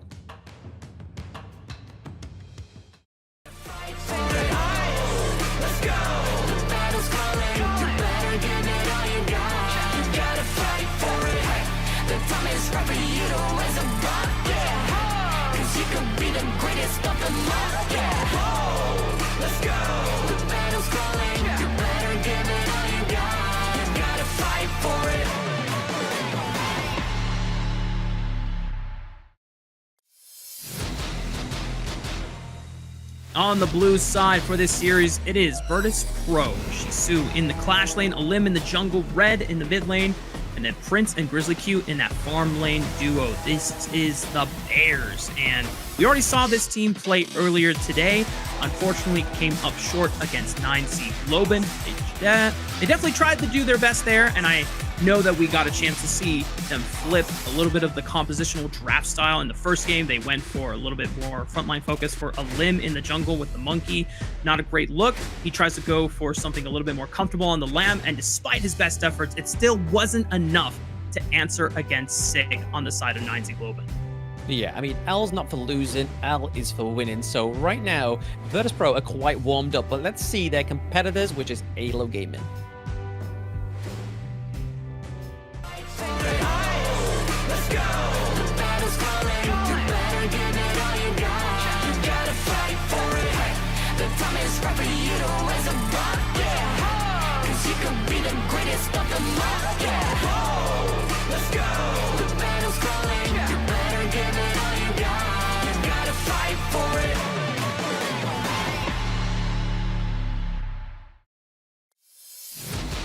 So here is AYLO Gaming. This is going to be the final opponent for VP in the ranking week, and they are comprised of Doxa, Vermont, Lomax, Solista, and Roba Almar in the support role. And again, this team's been it's teetering on the edge of that third place within the Group S. So they are definitely going to be coming out guns blazing, but they know that VP is all warmed up. They've seen VP already in their first game of the day. So again, yes, VP are warmed up, but AYLO Gaming are warmed up within their minds. They know what could potentially come through its drafts. They know how they may play it as well. But all I'm saying for VP is they need to play it like game 2, not like game 1.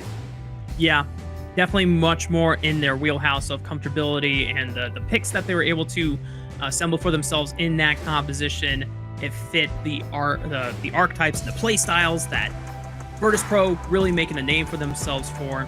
Our head-to-head graphic is going to feature our mid-lane matchup between Red and Lomax. Quite a bit of a disparity, right? Like in terms of kills, at the top side of the, obviously the 3 out of 4 points, quite a bit of a disparity for the side of VP, right? Like it's looking a little bit less compared to Lomax into the mid side, to the majority within that mid lane, but it's sort of towards the team play participation when we start to see that Red's, it seems like in that graph that Red is more of a team player than Lomax. Cool thing about this squad from AYLO Esports, they are the representatives of Peru, being able to qualify through the Open Latin American South qualifier. And this was a team that it was catching a lot of people by surprise off of the backs of, first couple of game performances. I think when we were looking at their contenders for the 3rd seed outside of, the top 2 projected in OG Esports and Twisted Minds, a lot of people were suspecting, okay, maybe it's going to be Movistar Koi or Virtus.pro or 9Z Globant. No one was suspecting AYLO to be able to come out on top against some of the rest of the teams here, but they have been proving themselves to be a force to be reckoned with in the middle of the pack, and now have a chance to snag that 3rd seed.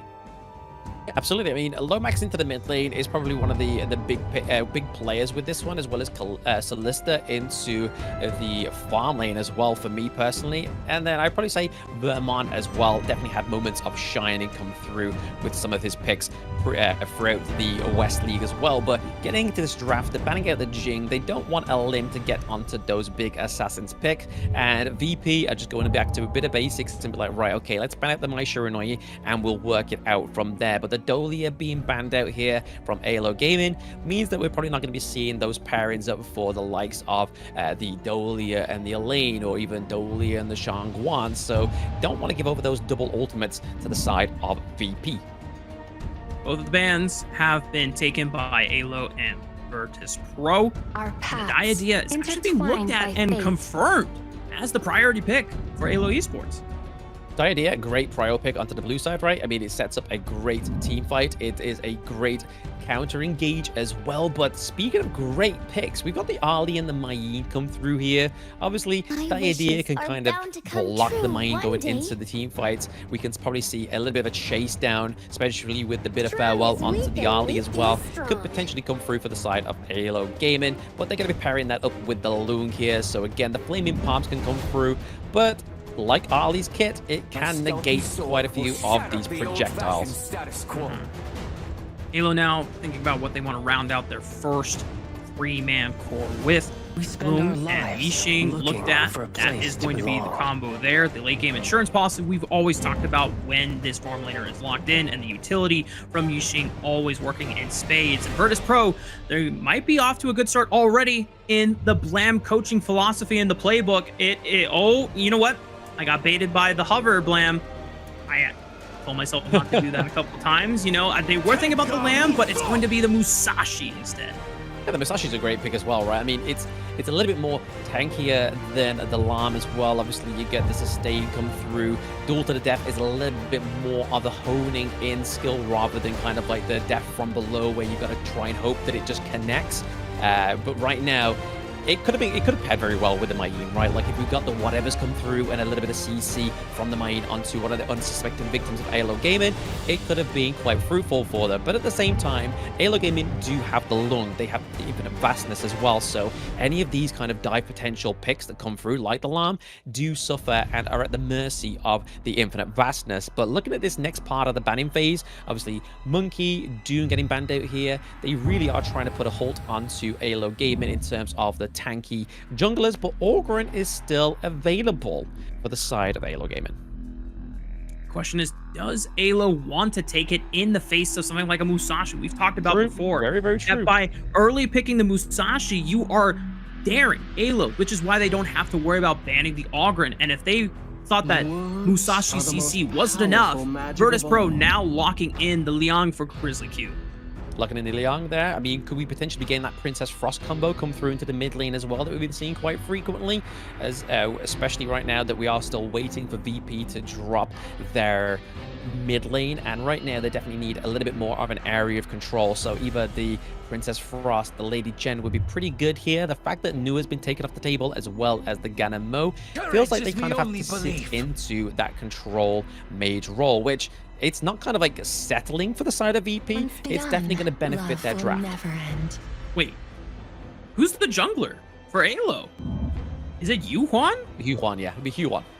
Wow. Okay. I've only seen this hero picked in the support role, so this is definitely a new one for me. But you know what? This is going to be the answer that AYLO Esports are looking for. Virtus.pro rounding out their composition with the Princess Frost. We see how valuable she can be, as well as being able to at least give over that lane of economy once she acquires the items necessary, which will allow for someone like Prince to get even more farm for themselves racked up on the early. But now looking at these two compositions here, Blam, where do you see the strengths? Where do you see the win conditions lying here? I mean, the strength for AYLO Gaming, especially with Yuan into the jungle, this was something they kind of learned from the KPL Dream Team of EWC, right? They were definitely flaunting this pick throughout the entire of that tournament, and then ever since then, especially when we didn't have Global Ban pick, this was one of the major picks into the jungle because they build it tanky, they don't build it AP. So it's, again, a solid front line. You have the Unending Sorrow that's able to dodge a lot of, and basically bait a lot of the abilities onto the enemy team, but then you also have the sustain part come through as well. And then when you're pairing that with the Dolia, you're going to get double the sustain come through, a lot of CC, and a great counter-engage potential for the side of AYLO Gaming. So I do like it. It is great against the Musashi. It's kind of going to be able to try and bait out a lot of the skills onto the side of VP as well. So honestly, I do like AYLO's Gaming's first game draft. But over to the side of VP, they have been picking that very fruitful Princess Frost and Liang combo, right? A lot of CC coming through from both of these teams. Yeah, it seems like any target that Grizzly Q wants to flash ultis on, and as long as Red is near there with the Princess Frost, that person on AYLO Esports is just dead to rights. It is very hard to imagine a world like, unless they're super tanky, any squishy is going to be biting the dust there. But we are on to the Gorge for our first game of our third series of the day, y'all. And just to remind you, this thrilling season of the Major West League is made possible with the support of EWC, helping bring top-tier competition to fans worldwide. Absolutely, it's going to be great. Anyway, getting KWC a little bit later on in the year as well. And then we also have the Realme 14 series. Our players are all geared up with the Realme 14 5G, built for performance, made for gaming, smooth, cool, reliable, just the way esports demands. Ready to level up? Get yours now and feel the difference. 1 minute so far into the game. Not much has happened in terms of early skirmishes. However, there's definitely been some posturing, a little bit of poking, prodding from between both teams, testing the water, see where they can find these small advantages so far. But it definitely does seem like it is a standard game between these two. Yeah, I mean, they're probably going to try and steal a few of these like sideline camps from the side of VP as well. I believe it did go over to Prince, as he is now level 3, is ahead of the curb compared to Solista, that's just chinged as well with the level 3. But right now, in the early game, we're just really looking at trading blows, looking at trying to get as much damage as possible. Obviously, Diadea and the Lung going against an Arlie makes it a little bit more trickier of a 1v1 down to the bot side of the map. But we could see some heavy rotations from the Princess Frost and the Liang for now. Lim on the Musashi poking his head into the red quadrant to see if there was any camps available. Unfortunately for him, all of them had been taken away already by Vermont. Now AYLO trying to focus down the Sprite on the top side to see if they can get priority on the first teleport of the game. Virtus.pro having Red and Chisu waiting in the wings. Maybe a trap here. Gold is my board, already used in response by Lomax, and it keeps Virtus.pro at bay and allows him to survive. Yeah, kind of baited, obviously, Shisu there into trying to take down Lomax, but obviously with the Yixing, he does have the passive that makes him a little bit of invincibility when it comes to him being low health. It is part of his passive. It does go on cooldown, so he has to be careful with this next invade into the mid lane, right? Like, now that VP has this intel, do they strike on it? Will they go in full Lomax? Only time will tell. Prince has been idly and very comfortably farming up a storm on the bottom side against Lista's Long. It's pretty hard to dive something like an Arlie with the amount of mobility and outplayability that you have just dancing between the parasols. We've seen a key example of that, I want to say a couple days ago. I do not remember the teams, but there was definitely one Arlie outplay that left me completely stun locked, and Virtus.pro gonna see if they can continue to rely on that safety. But with 3 members pressuring the turret, it is a little difficult, and Lomax even extending the World is my board just to force Prince off the turret. Again, just to force him off the turret, but the turret did take a lot of trading blows there. But I do think I know which outplay you do mean there, Rafa. It was none other than OG Esports is on, taking that 3v1 into the bot side of the turret. But right now, suppression coming through. And there is the combo. Liang into the Princess Frost. Lomax has nowhere to go. First blood picked up for Virtus.pro. Yeah, again, when you get suppressed, when you have the Winterers here on top of you, it becomes so much more difficult to move out of that one, right? Like, not even any kind of cleanse onto the side of AYLO Gaming can get you out of that one.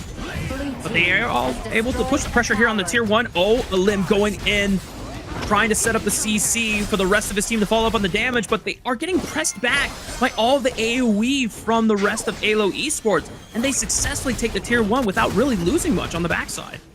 honestly the great thing about the idea, right? Like, honestly, the Destiny counter, not only dishing out the damage, but giving out the healing to your allies, right? So it means that they have a little bit of a second wind going into that one. It makes your enemy team kind of think, you know what? I am going to back away from this team fight just to live another day, because once you've taken that T1, and if you've got a few kills translated into that takedown of the T1 as well, could have been a lot more troublesome for the side of Virtus.pro. A flash was expended by Robo Alma on the support there, but ensuring that the rest of his team is able to make that escape might not be a window that Virtus.pro can comfortably punish in time. Both of the neutral objectives have already been spawned 5 minutes into our first game of the third series so far. And AYLO Esports have the comfortability of being able to play further up into that bot side since they took that tier 1. Yeah, exactly. I mean, Ali's not going to, Prince is not going to be having a easier game nowadays because he has a little bit less of a safe space to actually recall back to. Like, that T1's gone. It's 5 minutes in. You're going to be relying on sort of like flickering between that T2 into the farm lane, going back to the mid to try and farm up, maybe collect a few camps here and there. But this is where AYLO Gaming are kind of putting the pressure on. They're laying it down thick into the farm lane so that Prince doesn't have that room to grow. Showed 4 on the bottom side of the map. Looks like Doxa forced a flash away from danger since the rest of Virtus.pro tried to equalize the pressure on the top side, but it's a tier 1 for a tier 2 trade. That definitely favors AYLO, as now they're putting the pressure on the high ground tower. Prince trying to keep them busy and occupied. Infinite Vastness already used to reposition. Is he going in forward? My goodness, Solista!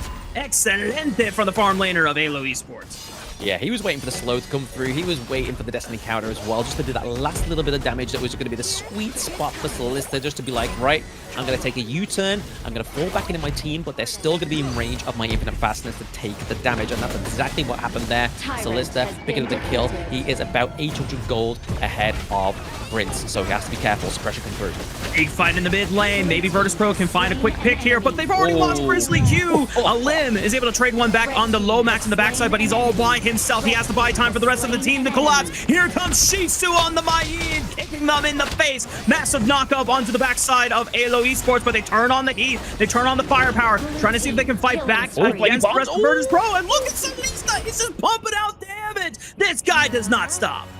Yeah, I mean, it looked very troublesome for AYLO Gaming. Obviously, they lost Lomax, they lost Robert Almar as well into the early game, but Alim had to run away. He was literally on the death's precipice. He had to get back, get some help, and then it was coming through. It was Solista that got the turnaround, made that an equal trade, and it was also thanks to, obviously, Doxa having that HP regen onto the Byron as well, having that kind of sustainability, having that tankiness from this pick. It's pretty huge, but we also saw the crucial function of the Q1 into this team fight, right? There was a crucial 3-man crowd control, so again, that big knock-up from her ultimate is deadly.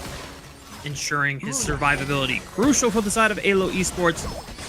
They now continue to leverage pressure into the mid lane. They have full access to this bottom side quadrant. Uh-oh, Shisu gets a little too close. Infinite Vastness allows Solista to reposition safely away. Is able to lay down some damage, but Alim finds a good trade into Vermont's back. AYLO Esports now without their jungler. Gotta be careful. Good setup here by the rest of Virtus.pro trying to catch out another member, but it's just not enough. Solista is pumping damage on this long. Yeah, I mean, the look is definitely the... Oh my god, that double kill. That was insane. I mean, this is just what happens when a late game farm laner is able to get accelerated this early on. Virtus.pro, they're running out of options to deal with this long. Now, this is the punishment of what exactly AYLO Gaming had in mind, right? They knew they were going to get the early game lead against the Arlie. Prince lost his T1 much early on. We saw that VP trying to get a bit of a saving grace, took the T1 up into the clash lane. At that point in the game, AYLO Gaming was like, right, bet I'm going for your T2 into the farm lane. So now, Ali has to kind of stick around and share the resources that were meant for her, rightfully meant for her. She's a late game hero that needs those resources. Lomax almost got caught out, but Prince just wasn't be able to translate that into a kill. So overall, VP are struggling for now. It's a 2,000 gold lead for AYLO Esports. So in terms of overall lead, it doesn't feel that damaging for the side of Virtus.pro, but you are staring down an over-accelerated, super-fed long. And if you do not have the CC combos, if you cannot find the window to lock him down, it definitely feels impossible. So Lisa has no flash. Can they find the window? But they have to get through the front line first. They deal with Lomax right away, but Solista trades back into a limb. They're able to find Red into the back as well, and now this tier 1 is susceptible to being struck down by AYLO Esports. They are continuing to run away with the game. Yeah, this is the problem, right? When you have Yu1 and the Diadea healing you up, so both Alama as well as Vermont actually just sticking with the team fight. You can imagine the team fight potential, team fight participation, sorry, for these two players is actually going to be quite a significant rating for AYLO Gaming, because as they stick around, the duel to the death is not going to be what is going to be normally a fruitful ultimate, right? Picking up the back line, getting a lot of damage onto one of the squishy heroes onto your enemy team comp. But it's also Solista with the Flaming Palms right now. He's level 13, Prince is level 12. The gold difference is also making the difference as well. And I like the use of the world as my board from Lomax. He doesn't even need to trap people. He just blocked off the entrance so that no one from the side of Virtus.pro could even walk in and try and gain space for that Tyrant take. It is completely secured by the side of AYLO Esports, and now they shift their control over to the top side. Yeah, I mean, look at this. What? Solista, 8.3k gold. Prince, 6.8 gold. That is just within one lane. Itemization, Starbreaker coming through. Eternity Blade, Master Sword as well. There is a lot of damage coming through for the side of AYLO Gaming right now. 6-0-1, and he's not stopping there. He's claiming turrets with the Flaming Palms. He's pretty much unstoppable. He's activated at this point. And another quick pick on to Grizzly Q, who is waiting for a little bit of a trap of his own, but he can only CC one target. He can't CC multiple. Maybe the collapse from a limb will change the story here. Going in, finds the knockup onto Solista, forcing the infinite vastness, but the fact that he could reposition safely away from harm gives AYLO Esports the firepower and the safety needed to get the hell out of there. Yeah, once again, obviously Masashi can't do the damage and can't maintain the damage with the healing that's coming from the Q1 and the Diadea. But not only that, he has to be online and active to realize that the infinite vastness was not on cooldown. So he went in with the duel of the death, exhausted it, but the infinite vastness came through from the lung, and it was just like, whatever you tried there, buddy, wasn't enough. And this is what kind of is feeling like a little bit of momentum or a theme here for VP, is when they're down in the dumps, it seems. Yeah. Comes down to threat overload. Maybe a pick onto left side here. Grizzly Q opening up on the Doxa, but he's just too tanky on the buyer. And that pick goes all for naught. Virtus.pro losing out on their support once again. And this is now 5-on-4 for AYLO Esports. Not sure if they want to start ripping the Shadow Overlord, but they're going to try for it, and I don't think Virtus.pro can even walk up and contest. I mean, they don't have anything really to do so. They don't have the suppression, they don't have the CC coming through from his abilities, as well as the AoE damage from those ultimates, those skills. But they did have a limb. A limb could have dived in there with extreme speed. It would have probably cost him his life, and probably wouldn't be as much a great return in terms of interest to come into VP, as they are down by about 8k gold right now. So they have to play these defensive plays very well to maintain staying in this game one. Yeah, any chances for a comeback now seem futile for the side of Virtus.pro, and AYLO Esports continuing to impress as one of the teams that we didn't really have our eyes on when this league first started. Maybe a good suppression pick here right onto Vermont, and now it's looking onto the next target. But as long as Solista is alive, he can still continue to pump out the damage, and that's where a limb needs to retreat. They maintain the numbers advantage for now, 5-on-4 against AYLO, so they cannot continue the siege, but the high ground turret already was destroyed on the bottom side of the map. And with these Shadow Vanguards pouring in, it's just more pressure that Virtus.pro have to deal with. Yeah, two things to point out there. The only reason a limb stayed alive within that fight was the Illuminating Slash connected and completely mitigated the damage from the Flaming Palms. But also, the fact that AYLO Gaming have so much slow come through now. I mean, you just saw that Lomax built the Frozen Breath. We saw the Ominous Premonition come through for Robot Alama. So again, a lot of movement speed decrease coming through, but now we can't go out here. Yeah, this is a quick collapse. They saw that Doxa was pushing out on the top side of the map. The rest of AYLO Esports hadn't really fully deployed yet on the bottom side, so it was just a great window for Virtus.pro to at least get a free pick, but they're going to have to retreat. They won't get a chance to contest for the Shadow Tyrant, since they still have to deal with the Shadow Vanguards pouring in through the bot side. Again, it's just, I don't want to keep beckoning on this point, but the fact that I know there's quite a few players within my ranked games that don't know that Masashi's Illuminate Slash can actually block projectiles. Do it. Trust me. Legendary. Well, Prince just got deleted by Solista once again, and now you already see that AYLO Esports are just corralling Virtus.pro members one by one. The pick on the Doxa didn't even matter because AYLO Esports can still win a 4v5. Triple kill for Solista on the long, and AYLO Esports will take the first game of the series. Yeah, well, there was just a little bit of minions coming through, and those flaming palms are going to connect and take down the crystal for AYLO Gaming. That was a very good game between AYLO Gaming, a very good game for AYLO Gaming, not between them two. There was definitely not too much of a kind of like pull and throw between these two teams, unfortunately.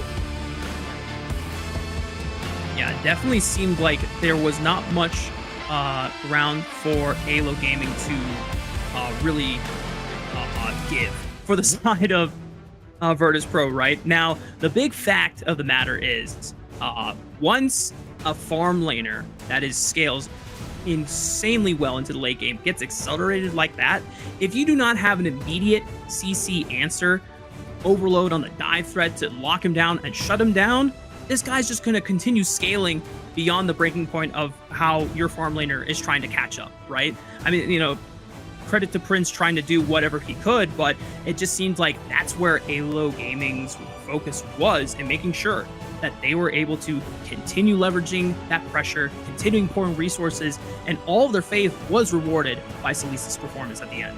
Exactly, this was one of their win conditions, right? AYLO Gaming knew they had to focus the bot side of the map, the farm lane. They knew that if Prince was given the room to grow like a mushroom, he would have come out, he would have activated, he would have been doing a lot more damage, a lot more slipperier to catch for the side of AYLO Gaming. But no, that early game pressure definitely bared fruits into the mid game, into the late game for AYLO Gaming. So right now, we're seeing a fantastic performance on Solista with the Lung, but this is the global BP. He does not have that pick anymore. He's got to find a substitute for that amazing dragon that's going to be able to not try and dodge a lot of those ultimates like the Duel to the Death. But we are getting into the post analytics here, and you can kind of see already that Solista did not die once. He was on 9-0-2, fully itemized, going for the Shadow Ripper towards the end there, as well as the Siege Breaker. So again, a lot of damage coming through, especially when your enemy opponents are at 30% health or below. And then over to the side of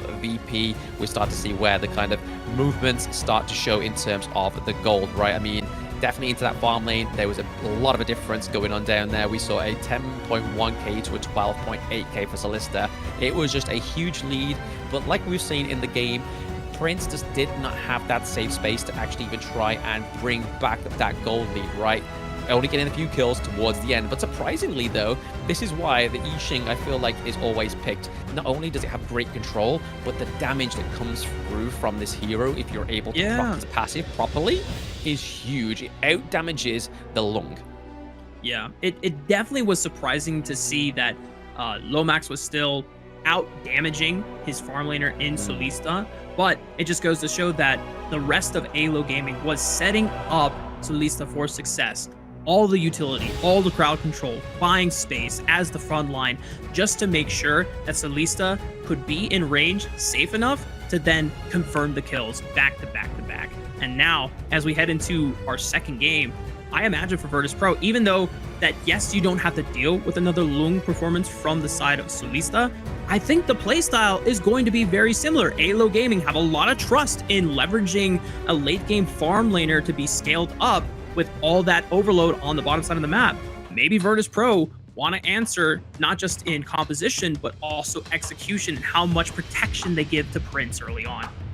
Exactly. I mean, this is where it's going to start to come to fruition in the BP of the next game, right? Is the fact that do they ban out the Arlie onto the side of Virtus.pro, or do they kind of ban out the Lung onto the side of AYLO Gaming? But either way, they're going to open up some really big picks in that first banning phase, so they got to be careful. It's going to be the name of the game, and our MVP of the series, I have an idea who is going to be, and yep, it is Solista with Lung, 9-0-2. If you had him, and you thought you had him locked down, he had the flash, and if you thought you had him locked down without a flash, he still had the infinite vastness, and there were still just so many ways that AYLO Gaming were relying on their ultimates to continue creating that barrier that unpenetrable protection from the side of Virtus.pro, where they just could not get enough threats through to actually pressure this farm laner out. Yeah, this was the beauty for the Hue1 and the Diadea combo, right? Like I was saying in the BP, there's a lot of denial, a lot of counter engagement. We're going to be seeing that into this highlight reel as well. But as you can see, this first little fight with the suppression coming through, they're able to take down Lomax here, but the crucial crowd control was really the tide turner here for the side of AYLO Gaming, and this is where Solista decided to activate. I mean, Lim had to run away literally on the edge of death right there, and then we saw Doxa just going in with the Byron, just be able to just deal a lot of damage, but then heal himself, and then that's when Solista comes in. The artillery, the barrage, to just finish off the enemy team is exactly how AYLO Gaming won these team fights. Now, the range on Solista at this point in the game was just filthy, and the fact that AYLO continuously created that space, created that barrier where Virtus.pro just could not get through, means that Solisto is having the game of his life. He gets to tap away on any member that steps up in his range. Yeah, exactly. I mean, the denial onto the loop as well, it just meant that Solista just had a very comfortable game, and it was all kind of from the onset, just the domination down in the farm lane as well. It meant that Prince just wasn't able to just do what he needed to do, right? So again, just the dividends paid off for that early game aggression, those great rotations, and putting the focus down into the farm lane really showed the difference there between AYLO Gaming and Virtus.pro in that game one. But whilst they're gathering their thoughts, both of these teams and ourselves are going to go on a break and be right there, well, be right back with game two.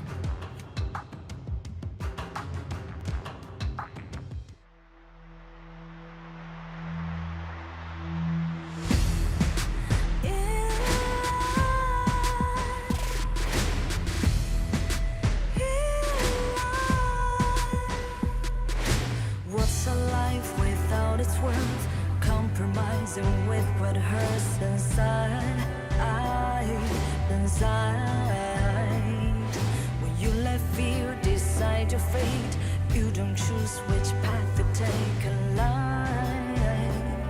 In life, I'm finally letting go of everything that still holds me. I'm against all odds, but I won't give up, 'cause it's my time to shine. Standing in the spotlight, can no one let me down. Destiny is calling high. I'm not afraid to fight for everything I love. Victory's on my side.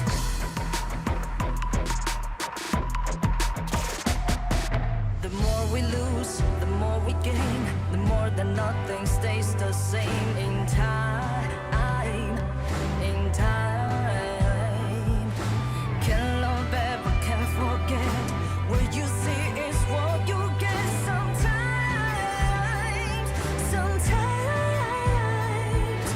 gonna show the world tonight. The light that shines inside us. We're against all odds, but we won't give up, 'cause it's our time to shine. Standing in the spotlight, can no one back us down. Destiny is calling high. We're not afraid to fight for everything we love. Victory's on our side. Takiki takiki takitao. Takiki takiki takitao. Takiki takiki takitao. Takiki takiki takitao.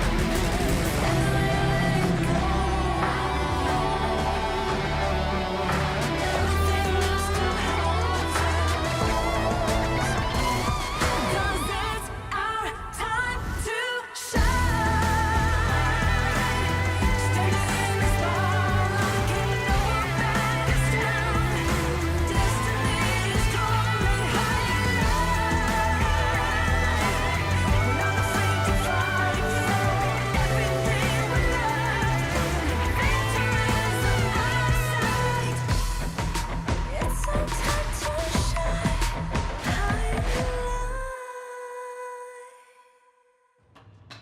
Welcome back, y'all. We're getting ready for game number 2 between AYLO Gaming and Virtus.pro.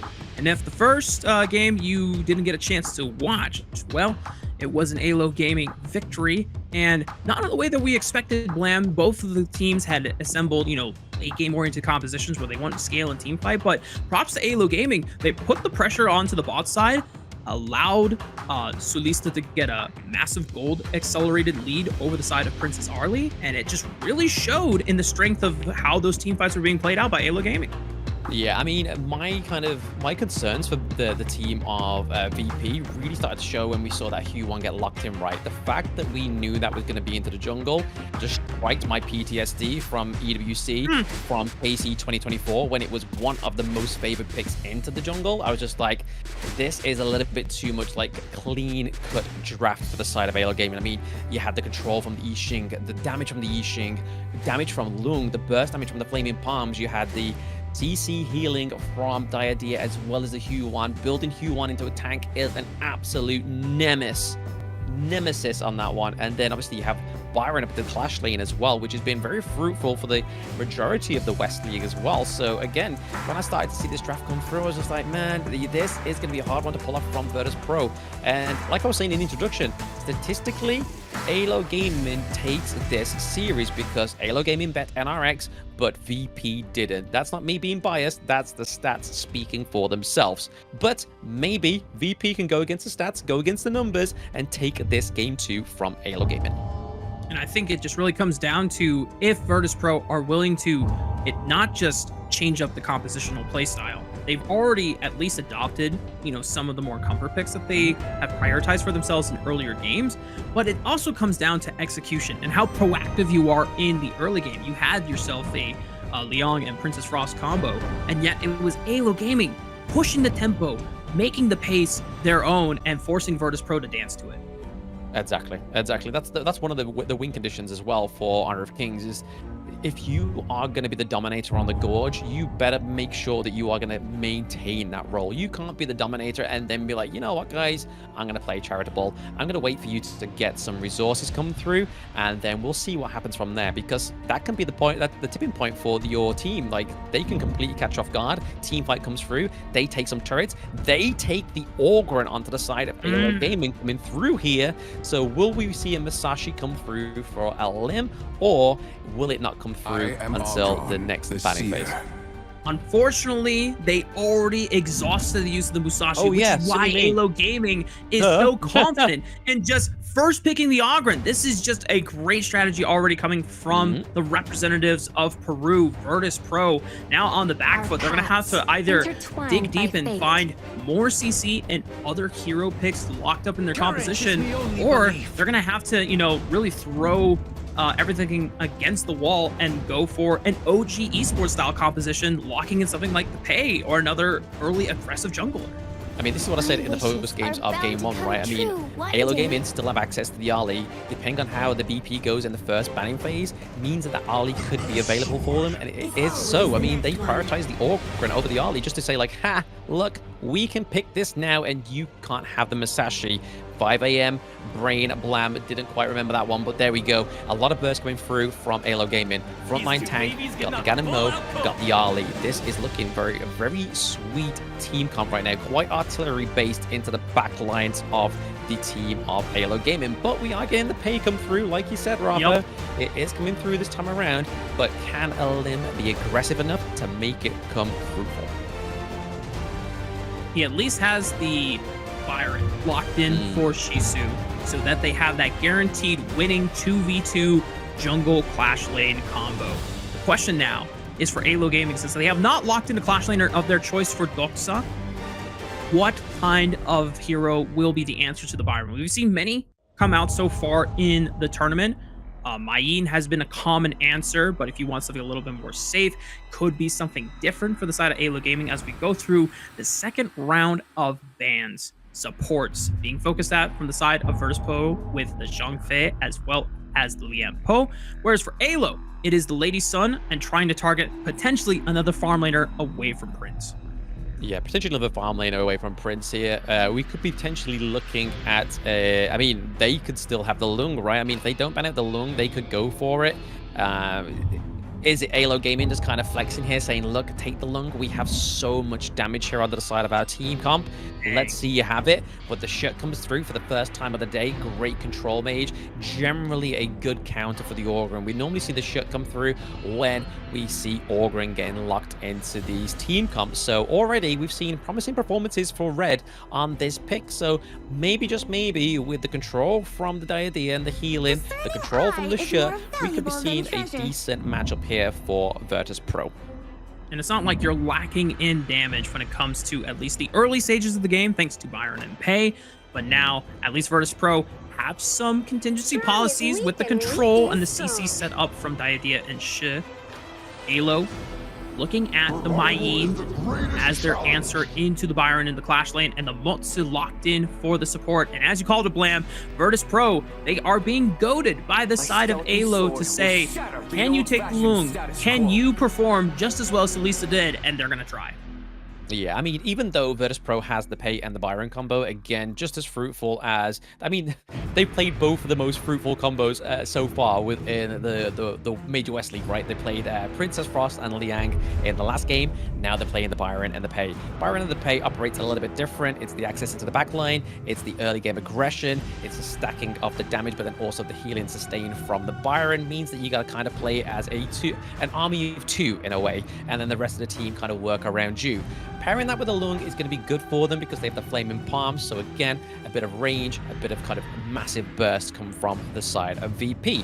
But respectively over to the side of AYLO Gaming, they have the Motsu. Motsu could completely deny the access into the backline with either Think Inside the Box or the Cannon Blast. So there is ways around this terrible twos that we have for the side of VP. And this could be very good for AYLO Gaming, or we could see a great masterclass here from VP, because Lord knows they need it, right?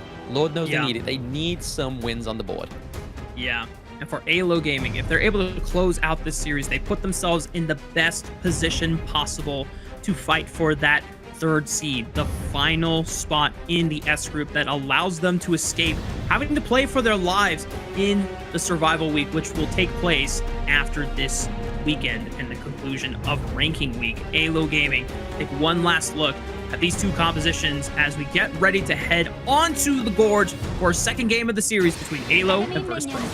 Yeah, I mean, I'm glad that the AYLO Gaming picked up the Motsu, right? Because I feel like if the side of VP went for the Motsu, they could really stop Ogryn getting in, especially with the Path of Passing, trying to set up those huge engage, because Vermont is going to be the front line of these teams, right? Mayim with a steady behind, looking to pick off the back line, but ultimately it is all down to the Ogryn, because you've got the Ganon Mo, Lomax on one of his big picks here, trying to do a lot of damage, but right now, got to make sure he gets the guard her grave, so if they do dive in, he can still get out. A lot of aggression by Robo Alma on that Motsu is able to help Lomax fight their way into the board camp, deny some resources away, but already there was an early invade from Alim on the Pei. I'm not sure what the early pathing was, but they didn't get a chance to at least snipe away the blue buff. However, Salista in trouble, just a little too far forward on the Arlie, and it's a quick collapse from Virtus.pro for first blood. Yeah, this is the problem when you leave your farm lane on his own lonesome, right? Especially playing the Arlie. If you get CC'd, you can't use that umbrella to navigate where you're going to be, right? Like, you're expecting to reposition on that Paracel very early on, but the fact that Celesta was CC'd, that Paracel made its whole way around the 360. So even if you went into the positioning of the Paracel, you'd be behind the enemy team, which is exactly not where you want to be. Just really great timing for Virtus.pro, and unfortunately for Salista, just maybe a little too overextended. Gotta make sure and remind the representatives of Peru, winning the first game does not win you the first series. Just gotta lock in and continue maintaining that composure as the 2v2 continues to erupt. A lot of damage from Salista, maintaining his firepower and using the shiftability on these Parasols. Yeah, the mobility is very high on the Ali pick, but then pairing that with the Motsu on Oroba Alma is going to be really good for them, because again, setting up the Cannon Blast gets them stunned in position for a very great engage for the Ali to try and get these early game kills. But the first blood obviously did go over to VP, which is a big improvement from game one. We talked about what we wanted to see from Virtus.pro, a little bit more proactivity, and especially when you are using the Pei Byron combo. That has to come in full spades. Oh, big CC combo right onto Prince. Was in danger, but still had a flash and the infinite vastness, so did not need to pop either two of those abilities or skills. But at least for Virtus.pro, their farm laner is going to be forced to recall. Yeah, I feel like we're waiting for Ollie's common skill to be off cooldown here, but I mean, 1v1 up with the Clash lane, a little bit of tit for tat. Shishu looking like he's dealing a lot of damage, but didn't quite get the kill onto the Doxa. But oh, those couple blades are now hitting. I think Doxa was able to snipe away the Sprite, was waiting in the brush, and then just yoinked it away at the last possible second, which definitely might be a little frustrating for Shisu, but just making sure that I can at least still maintain pressure in the top side. Ulti already expended by Shisu, still at full HP, but just trying to maintain priority as we shift our focus towards the bot side. The Overlord and the Tyrant spawning in the next 40 seconds. You can already see that AYLO still trying to maintain the pressure here. Maintain the pressure, maintain the gold lead, and maybe even trying to get a kill. I mean, we are seeing a lot of heavy rotations from the mid lanes into the farm lane because they know how much of a priority that is, and they know that that was AYLO Gaming's MO in Game 1, right? They don't want to let that fall as early as they did in Game 1 because that's where all the troubles start to brew. Yep. Trying to protect that tier 1 turret from falling, making sure that Prince is receiving enough resources to sustain themselves, and ensuring that he does not fall behind the gold curve against Solista's farm laner of choice this time around. It is the exchange of carries. Arlie versus Loon now flipped. Iron has spawned on the bot side of the map. Neither team has shown at least pressure priority, but as I say that, Vermont immediately trying to burst it down, and just thanks to the burst from Lomax on the Ganamo, they just yoink it under the nose of Virtus.pro. Trading the Azure Golem, though, for the Tyrant is a little bit of a troublesome one there, right? I mean, Orgren definitely relies on that, so Lim definitely getting something where he couldn't get the neutral objective. Taking the very well sought for Azure Golem is definitely the case for the side of VP, and a very good trade, right? But it's still up for grabs for AYLO Gaming. We could see Vermont come through here trying to steal VP's Azure Golem. They're able to get it. It does go over to Lomax, though. Again, still a good pick to give the Azure Golem over to, so he's not running out of mana, and he's getting that cooldown reduction on those freshly forward plates. And Lomax has been so vital in just putting so much pressure on the bottom side of the map, using the range and the power of this Ganamo.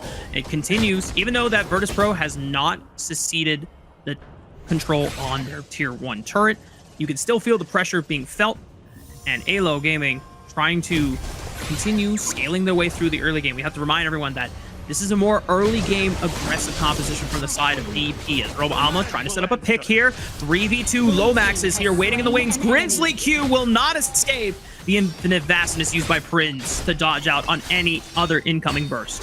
Yeah, I mean, it was a valiant effort, right? He tried to stop the thing inside the box, which he did, but at that point, he sacrificed himself. Potentially, this T1 into the farm lane. A lot of that. Oh my gosh. Flash from Lomax. He was ready to finish off Prince, but still had a flash available. Doesn't need to use it. Will escape, but the pressure starting to come in spades for the side of AYLO Gaming. Now, Shisu has rotated over to the bottom side of the map, trying to wait for a trap to spring alongside a Lim on the Pei. We haven't really seen that much action, that much proactivity from Alim's pace so far. He is very ahead in terms of gold and experience right now. We'll see if he starts to be able to leverage that pressure as he goes for a quick dive. Solista and feeling the pain of the Pei. Solista is definitely feeling the pain of that 3v1, right? I mean, they didn't really get anything onto the side of AYLO Gaming just yet, but okay, Doxa. Doxa, 1v1 on the tower against Prince. Gets the flash out. Doxa barely survives. The turret aggro was getting a little scary for him. But now, at least AYLO Gaming can communicate, hey guys, if Prince does not have infinite vastness, he is a sitting duck. Yeah, that's when you go to get a green flag, right, for trying to take down the Organ. But here we are. They might try and take the T1 down into the farm lane. They are able to get it. Okay. Lim actually once more getting more improvements onto the side of VP in this game too. Not only getting first blood, but also getting the first T1. Respectively as well, Lim is playing a lot more proactive, a lot more of a invade into the enemy jungle, like we saw him steal the Azure Golem for the neutral objective, which is that Tyrant. Yeah, even though we haven't seen that many kills come out from Lim in the first few minutes, once he has hit big item spikes, the first one being completed on this Pei, he is immediately starting to try to leverage that pressure, that early game, mid-game spike, where he is super strong, being able to push 1v1 on the side lanes, trying to pick off any stragglers here. And he is not necessarily playing a super bloodthirsty game, but he's just using himself as a tool of pressure. As now AYLO, have they overextended too far forward? Alim tries to go for the collapse here, but he's trying to dance in between. They find the first kill on the Lomax, and Alim's able to clean up Doxa now. They continue the chase. Robo Alma forced to flash away, but cannot escape the power of Virtus.pro. And this is looking like a more confident Virtus.pro, the representatives of Kazakhstan, making sure that they do not go down this series easily. I mean, this is just showing the pure privilege of when you have a good lung on your team, right? I mean, the flaming bombs coming through, not only do they run down your enemy team, they're great at taking these turrets down, and especially when your team's fighting on two fronts. We saw in that team fight that there was like 3 to the back, 2 to the front, and it definitely went in the favor of VP. They navigated that team fight very well, traded kills into 2 T1s as well. This is definitely the Virtus.pro we wanted to see. And now, we're seeing a more competitive series. Alim continuing to put the pressure with the rest of the squad, finding the tier 2 turret on the top side. And just like that, Blam, as we were seeing a very even gold game from both teams, all it takes is that one snowball, the first turret falling. Immediately after Alim finds the tier 1 onto the bottom side, it opens up the map for more picks, and that's where Virtus.pro just starts to let the dominoes fall. Exactly, yeah. That's the beauty of Honor of Kings, right? I mean, I think you must have just like bent into my brain there, Rafa, but my next like point was going to be, it's all about when that first domino falls on the game of Honor of Kings, because that's when it starts to set up like this. Yep, Doxa has no room to escape to. The rest of AYLO were trying to collapse fast, but they just could not do it quickly enough. There is some pressure on the bottom side that Buildup is exacting into the tier 2 turret on the bot side, but Alim can always answer it. And you got to be careful when now going up against the Pei that, you know, quiet for the first few minutes of the game, but as soon as that first item spike came in, he is now the highest level 15, whereas Vermont is still only level 12 on the Ogryn. What happens when you take the foot off the gas, right? When you pick the Ogryn, you need to maintain. It's quite like weary, right? Like the fact that you have to be so aggressive all the time for the Ogryn to work, it kind of just shows that some of these players cannot necessarily maintain that momentum. And right now, speaking of momentum, is definitely Virtus.pro as they take that T2 down into the bomb lane. So they've got to be careful. AYLO Gaming looking very shaky right now, especially with a 5k gold lead going over the side of VP. Shadow Tyrants up, Shadow Overlord up. Is this where we see AYLO Gaming try and get a bit more pressure onto their team? Let's see. They're trying to rip the Overlord right now. This is a gutsy call. You already see that Vermont is trying to make more damage onto the Overlord, but they have to forfeit it. And Lomax caught out in the rotation, quickly made by Virtus.pro. Quick recall from Vermont in the shadows will at least guarantee that he is able to escape, but Solista not going to be the same case. And Alim even finding a straggler on the Roba Alma, who is trying to make a quick recall under the safety of their own base. But now Virtus.pro on the verge of bringing us to a game 3. Yeah, I mean, I was excited about the Motsu pick, right? But when you're playing Motsu onto the back foot, it's very hard to make ends meet with this pick. Cannon Blasts are just hitting a little bit too far away. Yes, you can kind of delay the inevitable, especially at this point of the game where VP are at your higher ground turrets, especially into the Clash lane. Looking to take the T2 into the mid lane. The Cannon Blast only really just delays just the timing of these minions. Yes, we have Lomax onto the Ganon mode that's really good at the wave clear, but they have to maintain the Ganonmo's positioning into these team fights. But when they are aggressing you, like Shisu on Byron, like Alim on the Pei, it's very difficult. You don't have that privilege. And he's been doing such a stellar job of using the mobility, being able to quickly navigate throughout the gorge, pressuring the side lane, knowing that no one can beat him in a 1v1, and even in a 1v2. There's just not enough reliable lockdown from the side of AYLO to keep Alim in place so that they can burst him out before he's able to make his escape in Tiger form. This is the push and pull that we have seen used by the best teams in the Major West League whenever they have something like a Pei and they're able to successfully get the snowball to happen specifically on this hero. We know that Pei doesn't have that much to offer in terms of utility if he's behind, but when he's ahead like this, nearly 5,000 gold up on top of Vermont's Ogryn, this is the gameplay you can expect. Oh, absolutely. Yeah, Ogryn behind at this point is kind of like you're just basically susceptible to so much damage, right? Like, there is no sort of HP regen by this time on the enemy team. They have the likes of the Venomous Staff come through as well. We saw Red build this quite a while ago, so it's already sort of to show that the cracks are showing on this Organ pick, and Vermont not having the greatest of control in the early game is now obviously showing the damage splitting onto the side of AYLO Gaming. They need to sort of repair, or they're going to be taking this to game 3. The first high ground turrets in both top and bot already made. Oh, did he get a little too far forward? Okay, big shutdown for AYLO Gaming. Now it's a 5-on-4. Infinite Vastness already used by Prince to reposition AYLO Gaming. Can they make a comeback happen? The Flash is trying to dive into the back line. Doxa finds Red, and now it's the rest of VP that are under fire here. AYLO Gaming's continuing to pushing the pace, whereas Vermont is just going to continue picking up farm on the bottom side. Prince does equalize the trade, finds Doxa in the back, but what a massive fight for AYLO Gaming.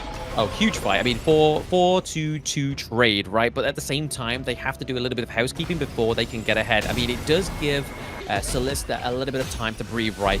Get the farm up into the jungle. He's able to get potentially go for the Crimson Golem here. It's no use onto Vermont at this moment because he's not going to be doing the right amount of damage. It needs to be funneled into Solista. Obviously, he's not fully itemized. He's got the Cloud Piercer going into the Daybreaker. He needs his item online before they can start to take some really good team fights.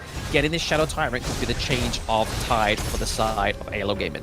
Lim is nearby, could easily threaten to steal it, but maybe it's a trap laying in the shadows here. Oh, but Prince already dealing with Robo Alma, and Lim is going to say, thank you very much. I'll take that Tyrant. He does go down, but Solista is equalized in the trade. And now Virtus.pro, they don't have to worry about an Arlie. It's just an Ogren. It's just a Ganemo and a Mayin. Should be enough for them to continue the pursuit and the chase as they look for another pick.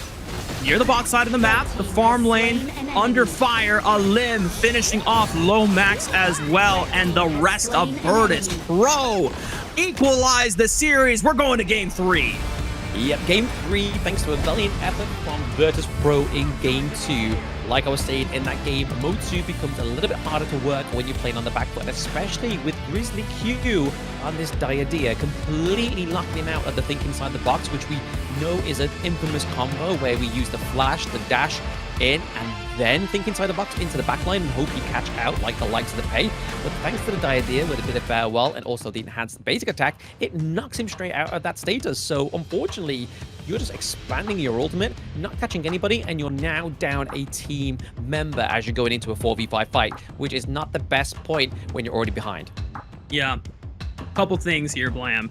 One, Virtus.pro made great adaptations in their early game execution in terms of protecting Prince on the bottom side of the map. They didn't leave him alone under the tower multiple times. They ensured that they were constantly rotating, having Red hover on the bot side, matching Lomax's God and Mo. They were also ensuring that their support was sticking by Prince the entirety of the laning phase and making sure that just because you had a long doesn't mean you should be, leaving him to his own devices in a 1v1 side lane. And even though we were slightly concerned that a Lim on the Pay wasn't getting a lot of, bloodthirsty kills on the top side of the map where he was focusing a lot of efforts, he was getting that gold for himself. He was counter jungling. He was, accelerating himself to the best of his ability without, taking objectives. They got that first tower on the bottom side of the map because of the pressure that he was able to get and the first spike that he was able to get into the game. And even though Vermont didn't necessarily feel, completely choked out of the jungle as we normally see from the other top teams, once they found that first tower, that's when all the resources started to bleed away. Yeah, exactly. I mean, we can kind of see what happened with the resources here in this game 2, but look at that. Lim is about 4k difference over Vermont in the jungle. But, I mean, at that fast pace, the way that it was dominating that early game in terms of taking the T1s very quickly down into the farm lane, basically paying back AYLO Gaming for that game 1 dominance, definitely just showed on a knock-on effect for the side of VP. This is definitely what they need to do. This is their MO. They need to play like this. They don't need to play reactive. We've seen it before. Their reaction isn't the greatest. They need to set the tone. They need to dominate. And right here, we can see the domination come through, the damage dealt right. 64k for the side of Lim. 67k for the side of Prince. Red just behind them with 50k as well. But I do have to give it over to Grizzly Q, right? Like, if it wasn't for this dire Dia, I think it would be dire straits for the side of VP. And definitely just making sure that Prince's protection was at an all-time high in this second game. And now as we get ready for game 3, I already have a prediction on who the MVP of this game is going to go to on the side of Virtus.pro. It definitely was the most instrumental change for the side of this squad to be able to at least equalize the series. But I want to continue the conversation of now, what do AYLO Gaming do now that they're on the back foot? Now they're on the back foot. They just need to make sure. I mean, obviously, what it seems to be like is the fact that when the Lung was drafted, that's who got the win, right? Like, they were just making sure they were funneling everything into the Lung. They basically resolved the mistakes they had in game 1 for the side of VP, which was the fact that the enemy's mid lane was always down to the bot side of the map, whereas Red was trying to get down there, but it wasn't always the case when it was needed, right? But also, this was one of the big defining factors, was a limp on the pay. Clearly, after suffering the masterclass from Dowdo, he's learned that the pay is a pick he has to play. And 613 KDA, 24% of the damage dealt, 24% of the damage taken, but still, in the game, only taking 1 L of a death is definitely the performance we needed from Alim. He stepped up when he needed to. And this was such a big morale booster. You even saw that in the game-winning moment of the player cams for the side of Virtus.pro, Alim exchanging high fives and, you know, just good, like, gap-ups from both of his solo laners. They knew how big it was for not just his individual morale, but also for the team's morale to have their jungler, who has been, you know, one of the stars for this team, to have a big pop-off moment when they needed it most. Absolutely. I mean, Alim back in his old roster was definitely one of the star players then, so leaning on Alim is exactly what they need to do on Virtus.pro. Whether it's because the other teams know that that is the case, that's why they're able to conquer VP a lot of the time, but when the time matters, like I just said, Alim definitely shows up. When he's given his opportunity, he tries his absolute best. We saw that in game 2 against 9CG when he finally got the alarm pick as well. Much better for him. He definitely suits the assassin playstyle rather than the tanks. But we do have to give obviously props up to Grizzly Q. He was one of the defining factors of stopping a robot alarm, actually gets in there and gets stuck in with the things inside the box and really turn the tide of those team fights. But yes, MVP worthy is Alim's performance on that pay. And now we find ourselves for the first time today a game 3 moment. When we come back after this break, it'll be the exciting conclusion between Virtus.pro and AYLO Gaming.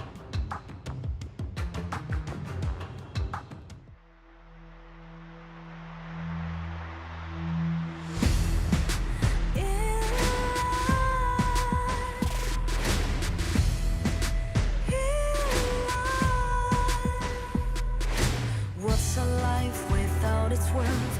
Compromising with what hurts inside. When you let fear decide your fate, you don't choose which path to take in life. In life, I'm finally letting go of everything that still holds me. I'm against all odds, but I won't give up, 'cause it's my time to shine. Standing in the spotlight, and no one let me down. Destiny is calling high.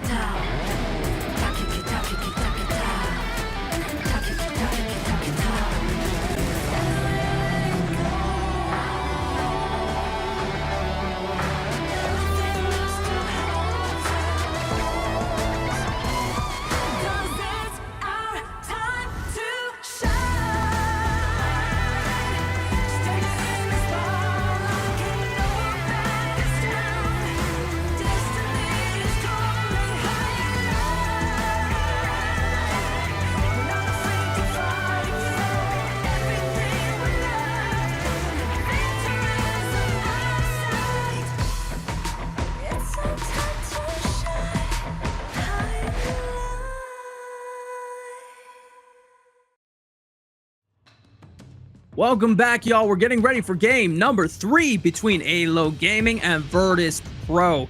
Both of these squads were able to show strong feats of strength and tests of might in both of their respective victories. But now, both of these teams, 1-1 in the series, it all comes down to one last game. And for AYLO Gaming, it is that much more important to close out the series to ensure their best chances for a chance for that 3rd seed. Whereas for Virtus.pro, even though they're already locked in for the A group and having to play in that survival week, more victories ensures more morale and more confidence going into such an important set of games next weekend. Yes, and there is the up-to-date global ban pick, right? I mean, we thought that AYLO Gaming were playing it smart with the Organ, right? And knowing that Lim already exhausted the Musashi, thinking that, right, okay, there's no real counters. They ban out their own Liampo, so they can't get the pairing of the Liampo with it, which I think is smart because they did result to the Mutsu, which has a very fine line within the win condition. They have to play from the front foot, right? They have to play with their best foot going forward.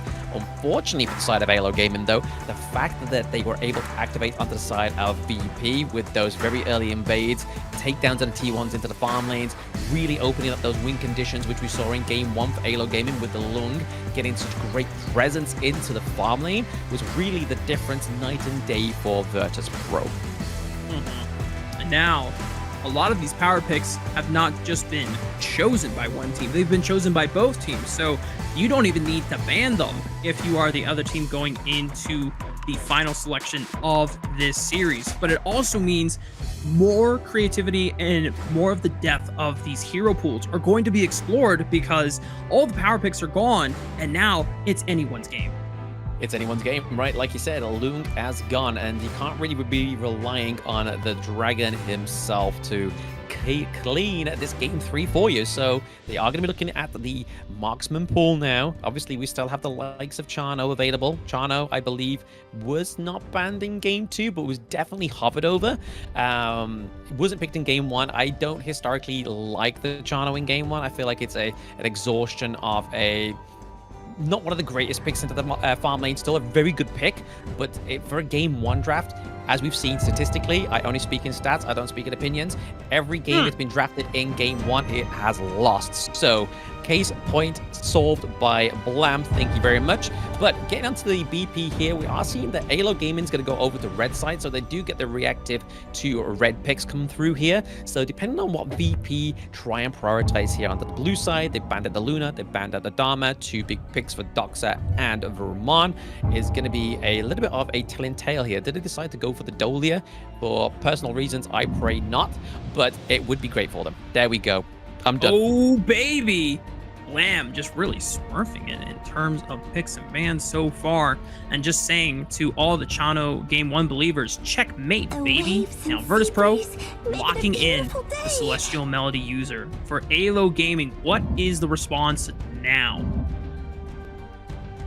The response now, there we go, the Chano. Like I said, it's getting into that game 3 territory, which when we look at the KPL region, this is generally where they like to draft the Chano. It's generally not like a first game thought, it's generally towards that game 3. And with a great pairing of the Sakir into the farm lane, I feel like with the Mulberry power, the knockups, the healings, they could be very fruitful for the side of AYLO Gaming. In a lane being hovered, a Clash laner, we don't see that often in this tournament so far, but I know that Yumu's has sung the praises of how powerful this hero can be in the right hand. Shisu locking it in for themselves in red now, this time taking a spin at the Ganemo. Taking a spin at the Ganemo, but it makes sense, right? With the Dolia, this is generally what likes to come through into the mid lane, the burst potential for this, but not only that, the fruitfulness of this lane, right? 2 Death on Sunsets, access into the backline is going to be very troublesome for Chano. I can imagine that we're going to get this sprint come through as well for the lane, just to make it a little bit easier to track down this this marksman of the farm lane. But look over to AYLO Gaming. They do lock in the Nua, quite a bit of control come through if they can land those blocks correctly, but also the effect of the Annihilation. Annihilation has been such a great oppressive ultimate into these team fights, right? Just whittling down the health of the enemy team, but then also those crucial kill thefts that came through in Season 3 from Mitsura of Elevate Esports. Ooh, huge! Earning him some bag, but also earning him some glory on the Gorge. A little surprised that AYLO Gaming are afraid enough to ban the monkey away from Alim, since it did not show it was the most comfortable in Alim's wheelhouse the first time we saw it earlier today in their series against 9Z Globant. But just, you know what, enough respect to not let it go their way. Yuhuan also taking the ban table from AYLO Gaming's side, whereas for Virtus.pro, trying to target the jungle pool as well. Both the Agudo and the Musashi taken off the table. Oh, wait, they haven't locked in an Ogren for Virtus.pro yet. This is an angle. It is an angle. It is an angle. Is it the right one to go for, though? I'm not too sure. I mean, they're kind of trying to predetermine onto the side of AYLO Gaming. The Netza here getting hovered over. Again, has the Starfall ultimate, again, which is a lock-on ultimate. Kind of a little bit like Lubang's, but not as global. But it is going to be quite a troublesome for them, because they need to be trying to build some true damage come through to actually try and take down the Netza. But at the same time, I do respect the ban of the Agudo. Not because I'm an Agudo stan, but the fact that it would work very well into AYLO Gaming's draft, right? The fact that they have the Wild Growth to heal, but also Furball to try and get the CC into the backline of Virtus.pro could have been very huge, but they ban it out. It is maybe potentially here a limb going on the Lamb. They're like, bro, we trust you. You're not taking the Ogren, you're taking the Lamb. We've got you. That's right. And honestly, I'm in that same camp with them on the side of Virtus.pro. If we have seen where Alim is able to excel, it is when he is able to be a damage dealer, a threat himself. Ogren, not quite the same presence if you have to be farming and focusing on getting those item spikes for yourself, whereas Alim can at least farm up a majority of the early game, but can still look for those picks thanks to the depth from below. And if it just comes down to a similar case where we saw on the pay, not much action, but just farming up and then exacting his power off of that first item spike, but a Guan Yu hover from the side of AYLO Gaming. Does it get locked in? That's the question, Doxa. Yes, it does. Okay. The Red Mare Rider makes his way to the Gorge once again. So top marks for creativity here. So it's going to probably, it's more likely to be the Netza into the jungle here. Yes, it is. So that Starfall, his ultimate, is going to be a little bit easier to actually proc onto his enemies, because he can be very close by rather than being all the way up to the clash lane. Guan Yu, however, the win condition for Guan Yu onto AYLO Gaming is the fact that they actually put the pressure into the clash lane, get the T1 very early, so then Guan Yu, Doxa, can actually just roam around onto the Gorge and offer his best help over to his teammates. But they have a horse, they have wolves. What more could they want? Animal spirits. It's almost a shame that they couldn't get the Agudo, because then you would have had like a trio of animal summoners right there. But for the side of AYLO Gaming, when they saw the Gonamo locked in, I wanted to bring this up to you, Bland. It seems like there's a big battle of long range in the mid lane. Oh, absolutely, absolutely. I mean, the burst range as well. But the thing is with the Ganamo, the one scenario I can see kind of coming to fruition here is the fact that they're going to try and take away the Guard Her Grave much early, try and exhaust the common skill on Ganamo, so he has no way of escaping. That's when the Netza comes through, right? That's when the Guan Yu comes through, because they'll just dive in on top of this pick. There's no way to get out of there. The only real way they can try and push them away is with the Lam, right? Using the death from below, trying to clear them out of the range of Ganamo that he can get to live another day. Red is going to be on the hot seat. For the final time between these two teams, we're taking to the Gorge. Virtus.pro and AYLO, both 1 game score apiece. This final game will net them the victor of the series. We're going to see how it all unfolds. As now Virtus.pro, a couple of members fishing around on that top line brush, mirrored by AYLO Gaming. Exactly, they're looking for something right there, just trying to make sure they can try and suss it out. But this is what I was talking about in the BP, right? This is what they need to do. Doxa needs to have a solid lane before you can even think of moving out of it, right? He needs to get that priority in there and then just deal what he needs to do across the Gorge. And you see Vermont foregoing his first camp, just making sure that they get the first wave pushed in, and now Doxa helping him speed on through all of these camps to just match the tempo that Alim is trying to go for with his own full clear. And having finished the bot side, making his way towards the top side now. Yeah, you can kind of see that it's already slower on the Netza, right? And that's why we see that Doxa goes in to try and give a bit of a hand there. But again, at the same time, it's the true damage that they're going to really trying to be focusing for to try and take down the Netza. So again, it's very oppressive with his ultimates, so they've got to make sure they check out, well, watch out where it comes for, because again, it's going to be a hot focus, a red seat, a nuclear button for the side of AYLO Gaming. The question is, who is going to press that button, Blam? Only time will tell. Only time will tell. But right now, we're looking at the gold lead, right? And AYLO Gaming is just ever so slightly ahead. It's not the greatest lead, but it's early game lead. They just need to make sure they put this potential on. We are seeing a bit of a teleport here, maybe to scare them. Lomax actually goes in. Oh my goodness, maybe a potential pick. Good use of the spells there. My goodness, the Nuwa hero can be definitely impressive. Already burning the skills from Prince and Grizzly. Meanwhile, topside 2v2. This is where the action has got to be for the side of AYLO Gaming to see if they can find that advantage. A limb forced out of the clash lane, and both Vermont and Doxa maintaining priority. This is probably a bit of a Hail Mary for the side of a VP with Shisu going for the lane, because with his Moonlight Slash, with the procs, he has that CC immunity. So if they do try and come through with the Ganamos, the Guan Yu's push around and the Razor Cavalry, he's going to be able to try and negate that. Almost a pick onto Lomax in the mid lane after the 2v2 or 2v1 Virtus.pro were trying to exact. They did burn the flash out of the Lomax's Nuwa there, and that last bit of damage from Red, not able to find its mark there, but a lot of common skills already burned off the board in the first couple of minutes here, Blam. They've got to be careful. They are very susceptible to ganks, and that is Red. Looking at Red, that's potentially the gank where it's going to go to, right? Obviously, Alim knows this. He's staying quite close by his buddy. He's able to go for his Azure Golem. He's keeping that intact, because a lamp without the Azure Golem is a little bit of a non-starter, right? You really want that cooldown reduction on those skills. Things have quieted down now in the past 30 seconds. We're just about 45 seconds away from the neutral objective spawning.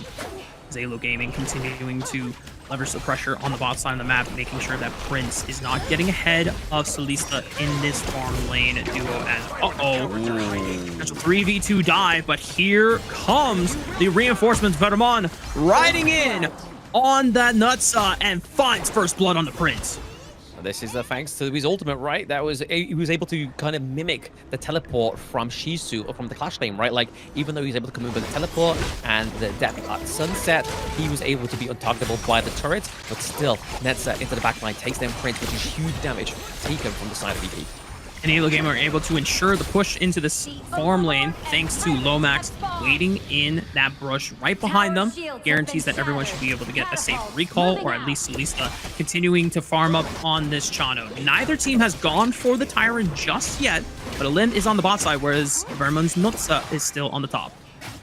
Yeah, I mean, Netza doesn't have the fastest clear right onto the Tyrant himself, so he kind of needs back when it comes to that. So I feel like they're going to try and get a bit of priority into the farm lane before they even attempt to go for the neutral objective down there. But right now, you're kind of seeing that between Netza and the Lamb, it's very pretty much neutralized gold lead. A really good CC onto Roba Alma, stunned into the wall. Rest of VP now able to at least force that wave to crash in, setting up priority around this Tyrant, but it did come at the cost of Prince's ultimate. And now the rest of AYLO Gaming trying to respond. Good toggle by our observers, just showing that VP don't have any information outside the river.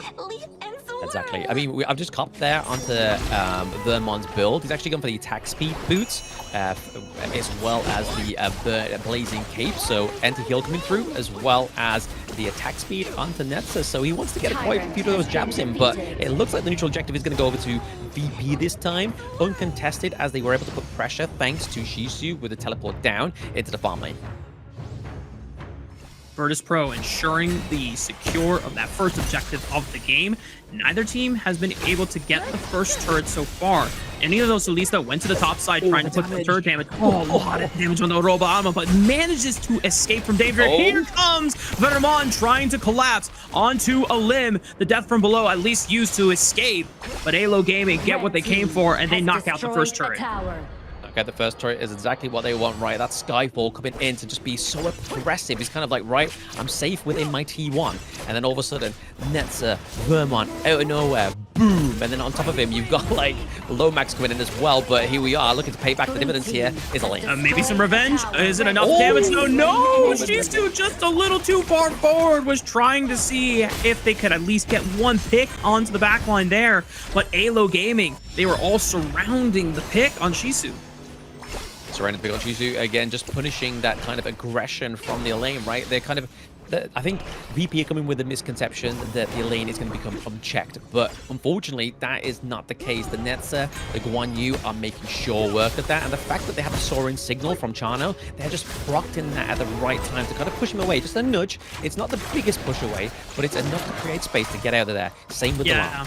And if you use it at the right time when the divers and the threats are already exhausted all of their mobility, you put them in an awkward spot. It's like, well, I can't gap close onto you anymore. And if I use one more gap closer at this point, that's still a lot of damage. Flash immediately from Red, trying to escape danger there.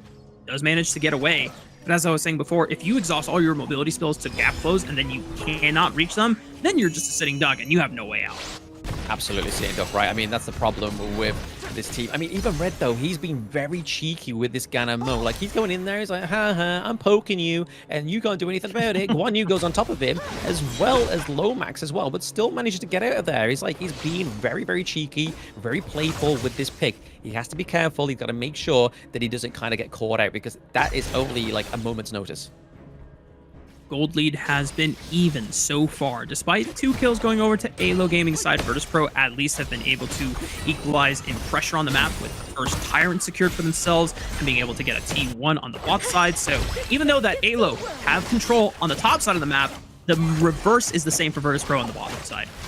Yeah, they're just trying to kind of mimic the advancements for both of these teams, right? They want to make sure that neither of those 2 side lane turrets get opened up right now, because, again, this has been the MO for both of these teams. Very early on, opening the side lanes means that the enemy jungles are just a little bit more attainable for their side, but at the same time, they've got to make sure that they are keeping their farm lane alive, right? Because there's a lot of damage that they will lose out if Solista or Prince goes down.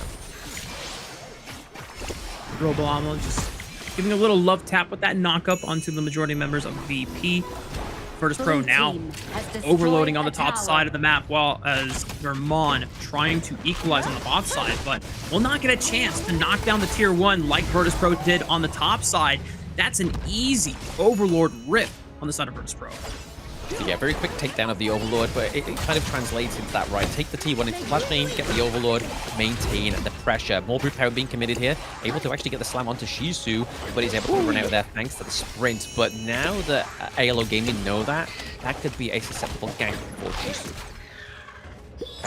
Next time that Shisu steps a little too far forward could be the demise of this lane. AYLO Gaming still needing to find these windows where they can quite open the game. Because Virtus.pro, despite, suffering a couple kills, they have still been playing the map relatively well. Oh, that's a lot of damage. And there's the downfall. Vermon super deep into the backline. Not able to finish anyone off, but did pressure a limb away from the rest of the group.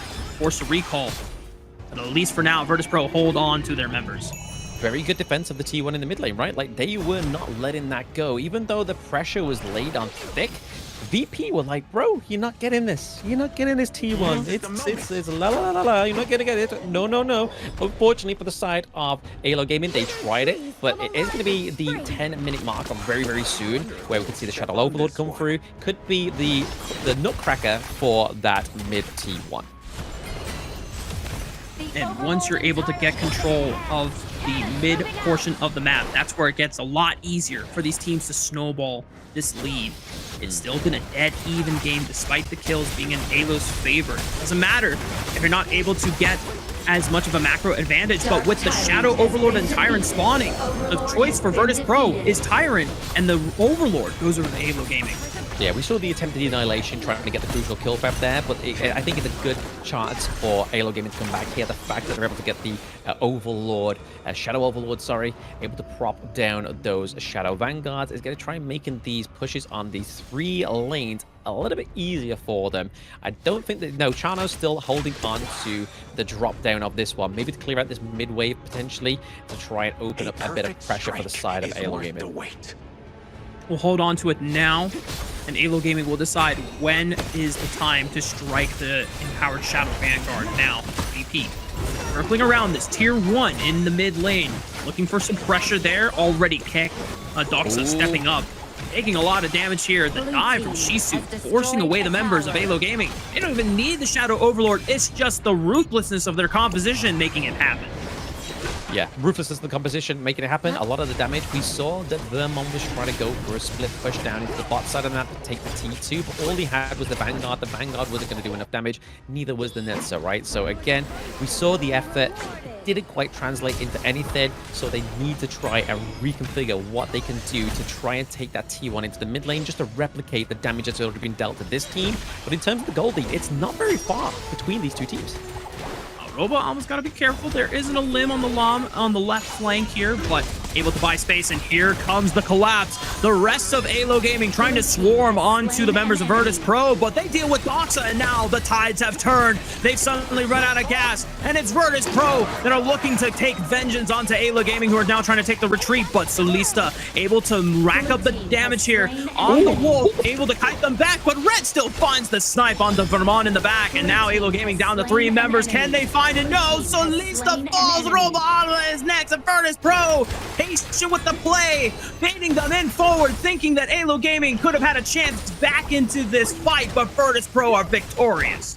Yeah, very nice team fight there for VP. They were able to take the T2 with the flash lane as well, so they're definitely trying to translate that team fight into some objectives across the gorge, and they're doing exactly that right. We see Elim is looking to push the bot side of the map as well, trying to take a second T2, making sure they keep Nua strapped to that mid lane as well. And it definitely means that they're able to claim that T2 into the farm lane. Watch out, Elaine, you get to use the Devil Sunset, but may get caught out here. Grizzly Q very low on HP right now, but keeping his distance, ensuring that he is still able to provide all the safety and utility Virtus.pro need him to do. And just like that, Blam, Virtus.pro have been able to successfully pry open the game. They get the window that they needed, and they take almost everything away from AYLO Gaming, starting with that high ground turn on the bot side.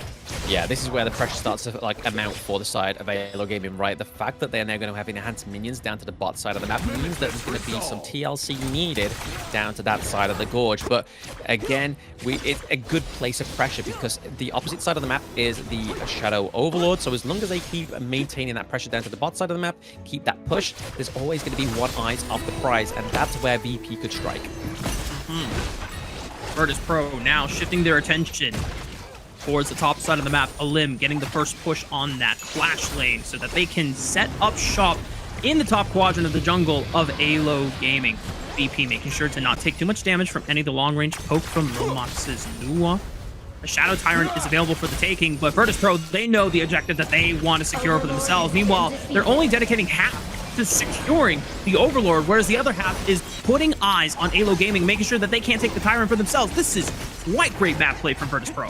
Yeah, very great pressure. This is exactly what the Elaine slash Dolia combo gives up, because accessing to the backline, double duels death at sunset means that you're just able to kind of go in, get out, but then also just push the enemy team away from the main prize. And it's just working to an absolute treat here for VP. Grizzly Q taking a lot of damage, but no matter to the side of Virtus.pro, they still have their support ready to continue providing utility for the rest of Virtus.pro. And now with the Shadow Vanguard empowered in the Clash lane, that's putting more pressure on this top side of the map, preventing AYLO Gaming from being able to invest full resources into pressuring for the Shadow Tyrant, and Virtus.pro maintaining and leveraging that pressure as a deep backline dive goes into AYLO Gaming's base, just buying space. The high ground turret is successfully stricken down. Virtus.pro continuing the pressure, not losing a single man, and even though AYLO Gaming able to at least survive for now, they just lose Vermont on the back fight. Yeah, Vermont just fall victim to those freshly forged couple blades from Red, but Red has been playing a phenomenal game. Honestly, I don't know who to give the MVP to at this point. I mean, it's a little bit kind of overzealous for me for saying that for VP, but the way that Elim, Shisu, and Red are playing, they all deserve a very good mention in this game 3, because these are the clear driving forces of these teams. Damage coming from Red, Elim just dominating across the gorge, and then Shisu with the backline access, putting so much pressure onto AYLO. Once more, poetry in motion.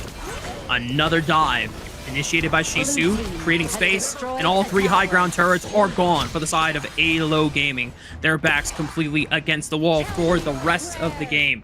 I have yet to see a moment where a team is able to come back despite having lost pretty much every single structure in every single lane, having an open crystal, and Virtus.pro just one more good fight away from closing out this series.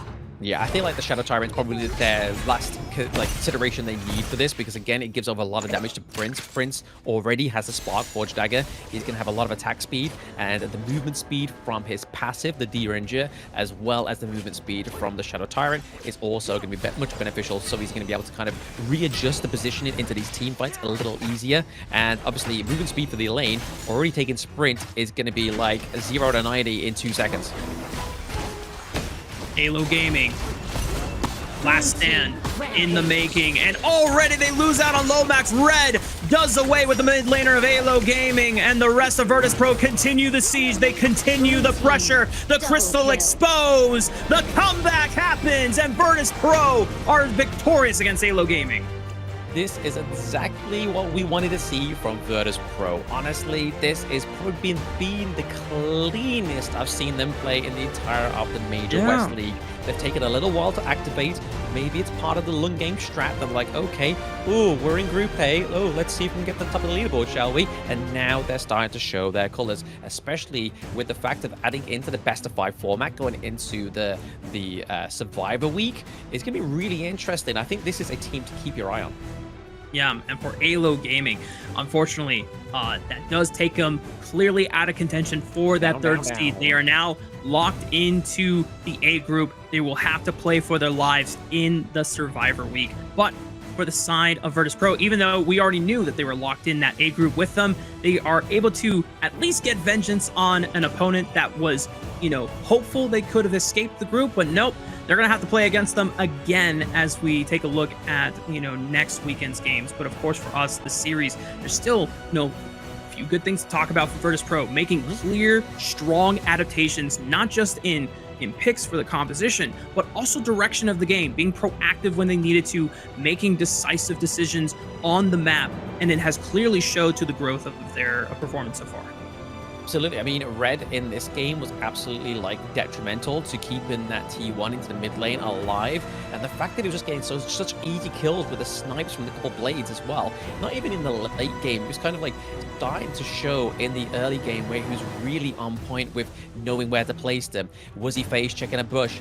He was always getting something from those couple blades. It was very little that whiffed with those couple blades, right? And it's showing here 6, 0, and 1. This guy was untouchable. The only 2 people to die on the side of Virtus.pro was Prince and Shisu.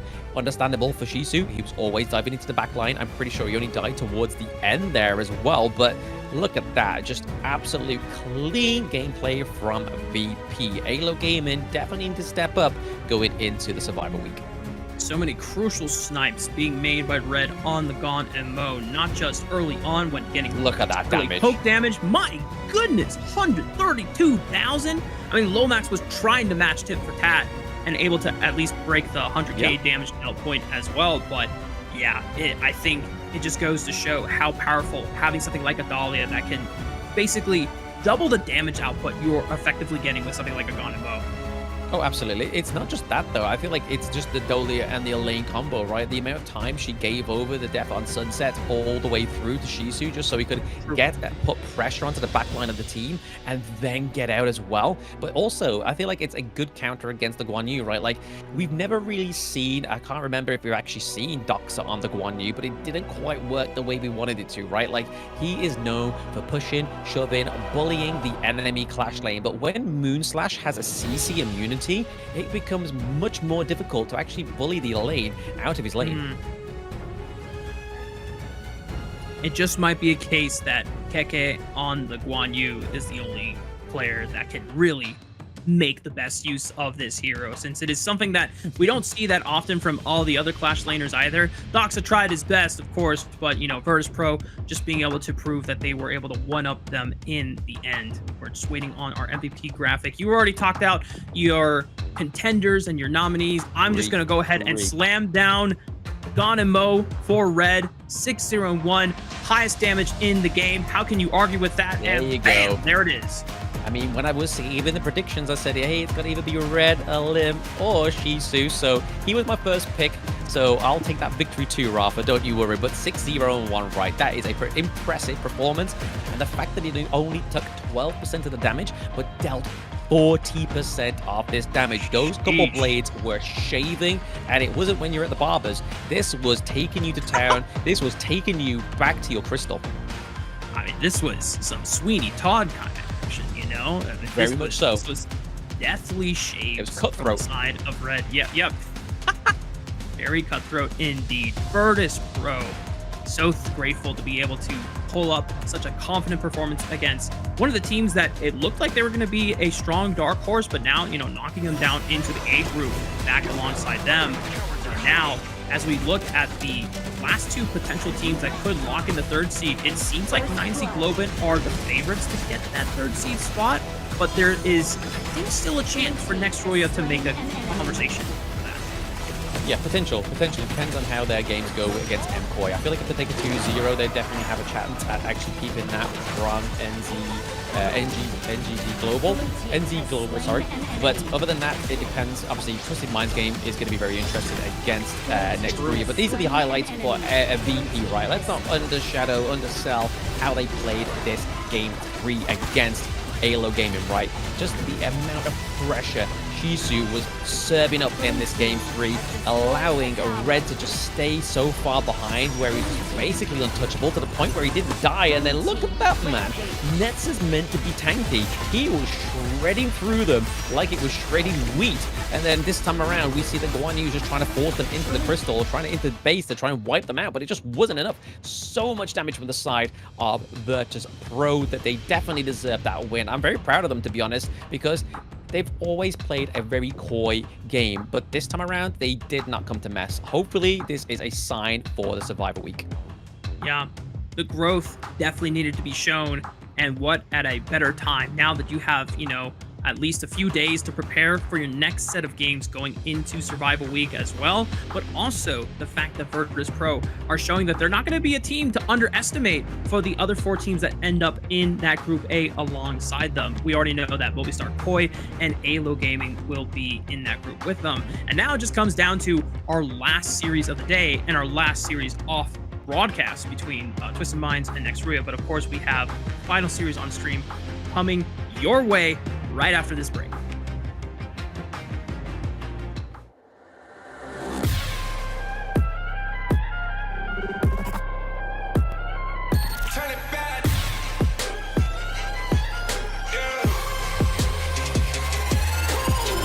Gear out the weapon, getting ready, counting down.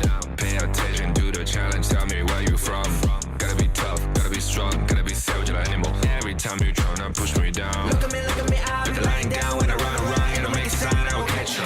Watch out, it's better feel, kind of mercy. Look at me, I'll be rising. Carry the season, look out the down, gonna weapon. You never hesitate for another moment, but my bone is golden. I'm invincible, just let him know I can show you all the glory I own. To the drunk, go find a way to the pad. It's time we did. Go, live from how can we go? It ain't a river, turn it back. Storm is coming, tired of your cold. It's my kingdom, fire, blowing up. We the kings, it's our honor showtime.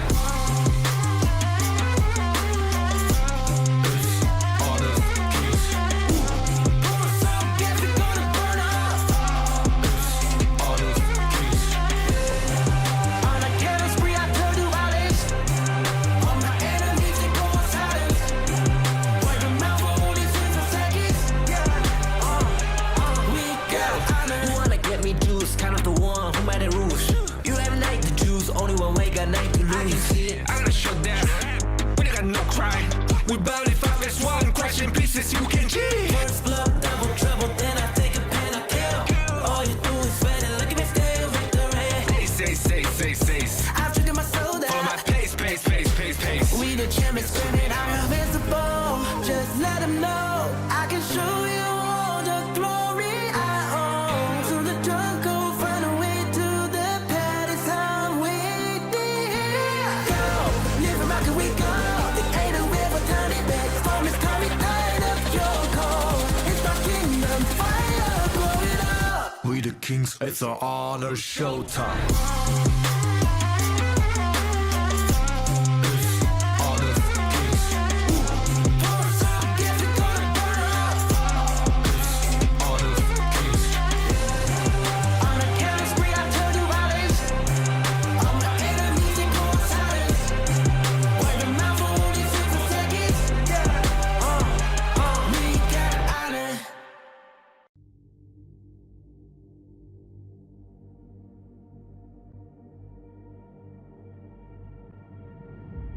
I feel it deep flowing through my blood. Rising up to become someone. And taking it all on my own. What a sweet victory. And taking all of my control. Awaken something deep in me. Like flames, feel it burning inside. Take a hold in pursuit of the prize. I've been told, ain't no way to survive. Keeping all of this fire that's locked up aside. When this is the time, enter the ring. All those mental chemicals doing they thing. I got flashes of battles inside of my dreams. I was made for this moment. At least now it seems like it's time to come face to face with your fear. Been battling reasons for all of the years, and I learned how to fight them with style and grace no one's ever encountered. You say it's amazing, I'ma come out swinging when they open the gate. Go ahead, call passion, I'm calling it rage. I'm taking what's mine like I already own it. Watch but don't blink, going here to the moment.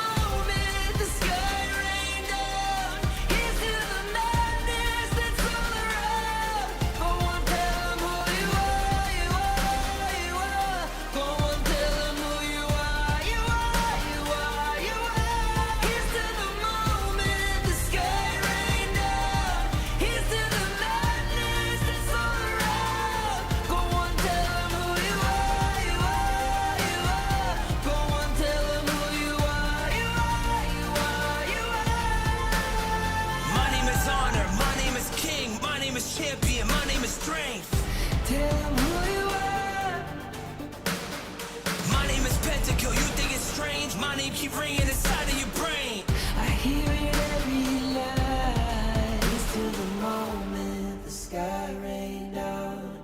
It's till the madness that's all around. So tell them who you are, you are, you are. Go and tell them who you are, you are, you are.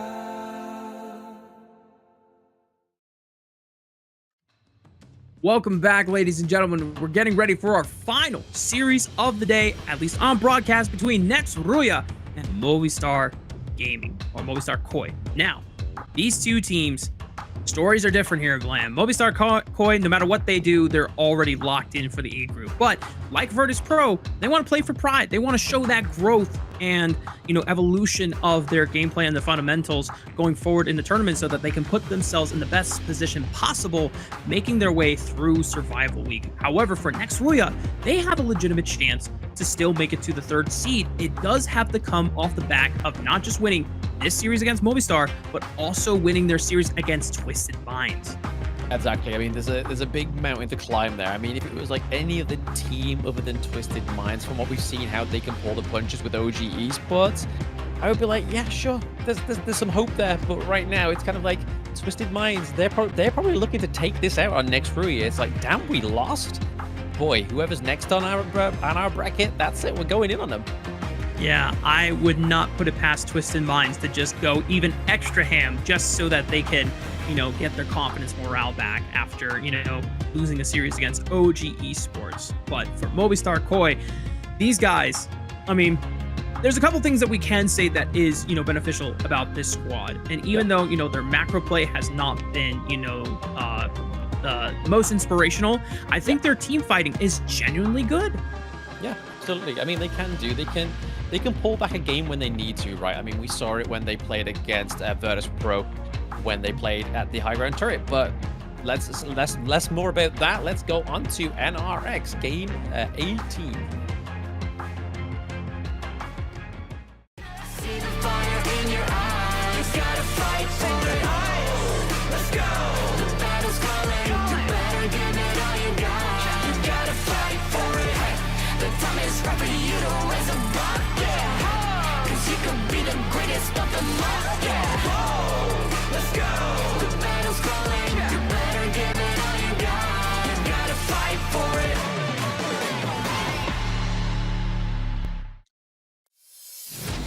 On the blue side, for our final series of the day on stream, it is next RÜYA, the representatives and partner team from Turkey, the Light Chasers. You got Knight in the Clash lane, Tix in the jungle, RÜYA in the mid lane, Void in the farm lane, and Demon in the support. Now, one of the cool things about this squad, Blam, is that they're one of the few teams that actively role swaps. We saw Void play a Dharma game in the Clash lane, while Knight took the duties of playing the farm lane.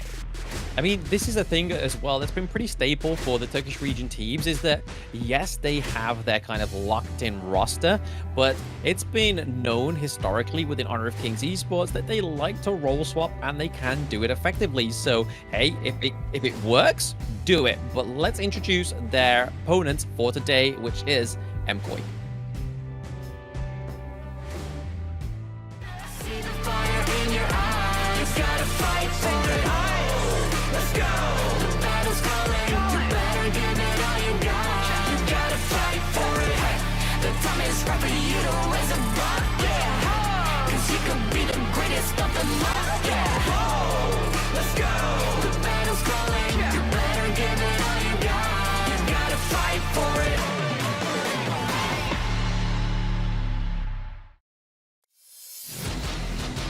And this is their opponent. It is Movistar Koi, and it is going to be represented by Waji, Demon Cat, Kentao, Leo Lee, and Goose coming through for the last time within the ranking week. This is a team that has much to prove, but doesn't have much to gain in this win. So it is all for pride, and Virtus.pro showed that pride is enough to win a series.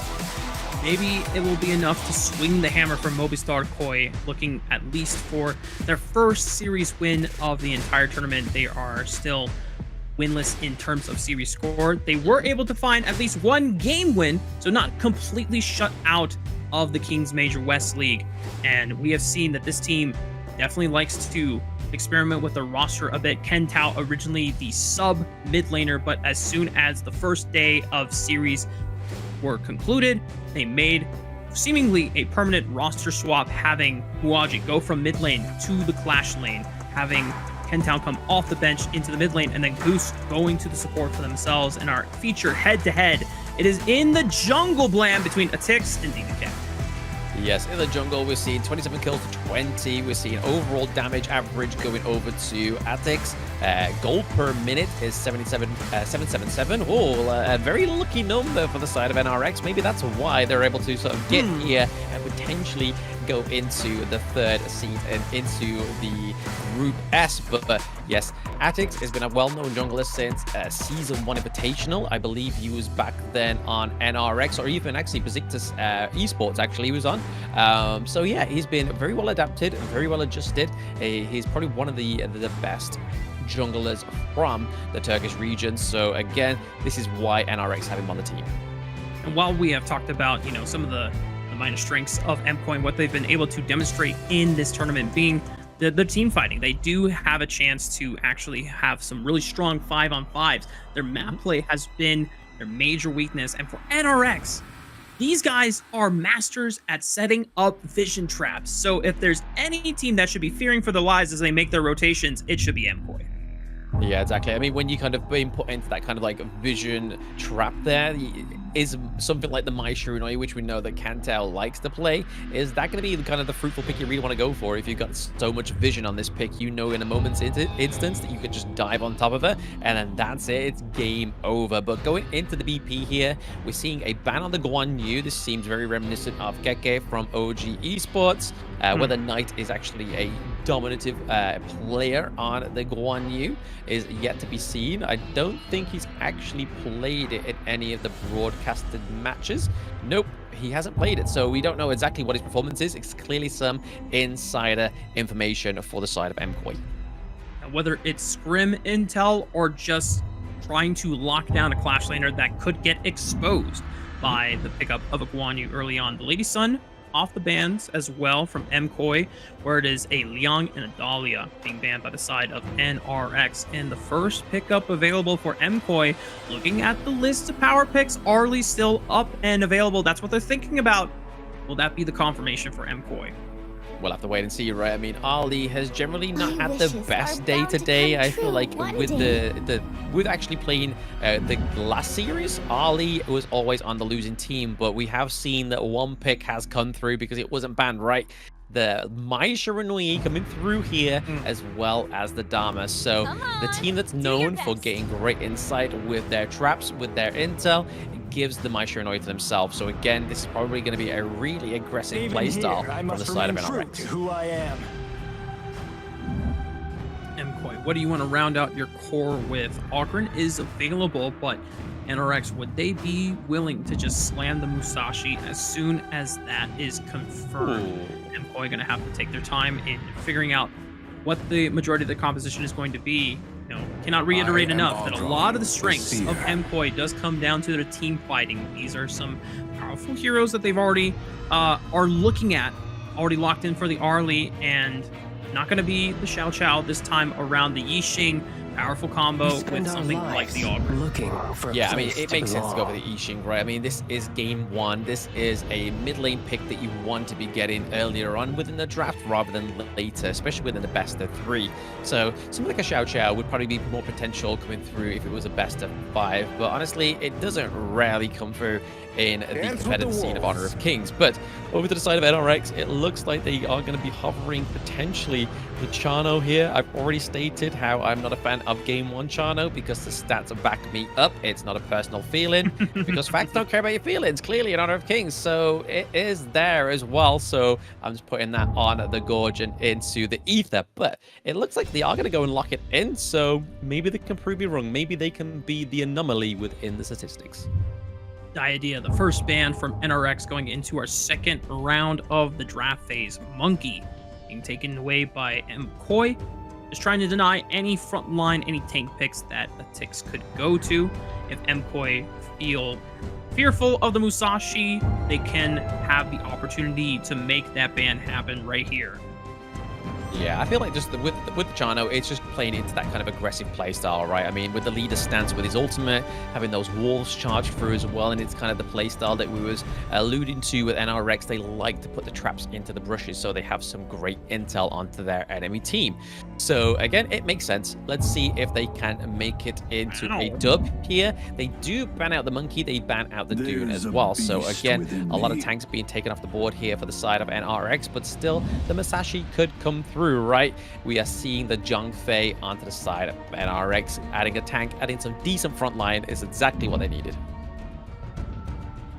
MKOI, what do you round out this composition with? Already, MKOI boys knowing what they're going to lock in, giving each other high fives and dap ups to give themselves the morale and the confidence they need to clean out hopefully for their sake, the first series win of our MKOI.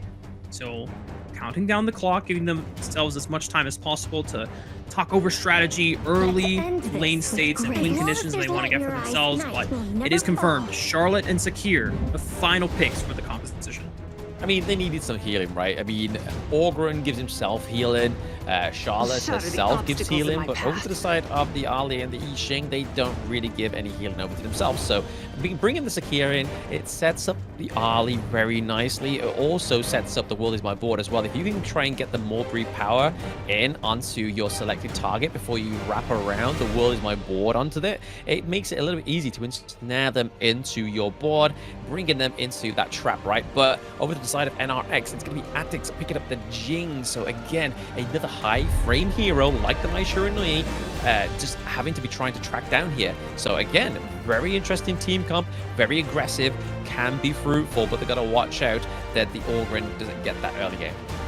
Yeah, and I'm definitely surprised that NRX didn't want to go the route of looking for a lot of CC crowd control into the answer of Ogren. But, you know, their response is, we're going to basically burst you. We're going to play aggressive early on and try to outclass you in the map game. They know that just from watching the tape, MKOI have kind of struggled in the early stages of the game when they've been forced to react and respond to strong map plays being made by their opponents. If they are not able to just kind of passively get through the early stages of the game and get to the parts of the team fighting phase where they feel very enabled, then MKOI, and it has been unfortunately the story for them so far this tournament, has been consistently the story for them. Yeah, exactly. They don't want to be kind of like the team that's meant to be sort of like the rising stars, the new blood. They don't want to kind of be like a complete sort of like the opposite of blemish free. It's blemish full record this far within the ranking week. So they want to make sure they're able to try and at least get a series on the board right. Maybe try and adapt a better macro game, because that's where they definitely suffer within their gameplay. But if we look at this like draft right now, obviously they don't have the Loom. Loom has been taken, well, wasn't taken off the cards in terms of the ban. It was still on the cards, but they decided to go with the Arlie first. Leo Lee looking like he wants to try and go for this pick first rather than the Loom, because they can try and fall back onto that in game 2. We're on to the Gorge for game 1 of our final series on the screen between MKOI and NRX. Already RÜYA using the mobility of the Mai, just getting intel and moving very fastly forward into the river. We'll see that there was 3 members fighting for control of the mid wave from the side of MKOI. Yeah, good dodge there from RÜYA, right? I mean, if he got hit by the Mulberry Power, it would be then that Leo Lee could go in and try and do a bit of damage onto the Mai Shiranui, which would be pretty fatal in the early part of the game. But here we can see that Void is just trying to proc the passive of the Chano, trying to get a bit of damage into the brush now, but he's able to clear the minion wave pretty fast down to the bot side for NRX. Yeah, that was a nice chunk of damage onto Luli's health bar right there. We'll be forced to take the relic once it spawns off cooldown. NRX still maintaining pressure, now rotating Demon's Zhongfei over. And now we're starting to see standard lanes here. The 2v2 proceeding as normal. Top lane proceeding as normal between both of these Clash laners here.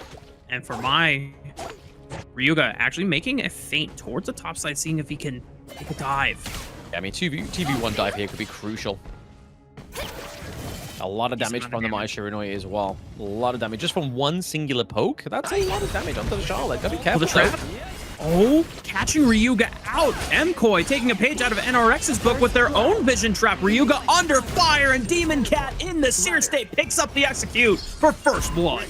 Yeah, very nicely done there by Demon Cat, just waiting patiently. Like I said, patience definitely pays off with an Honor of Kings. If you just wait for it, the first blood will be yours. But again, it was a good little jest here for MKOI. It gets them in ahead of a lead with the gold. So this is what they need to do, right? Just play very aggressive, invade into the enemy jungle, get some camps off, get those resources, and we could be seeing a good first game here for MKOI, playing a little bit better this time around.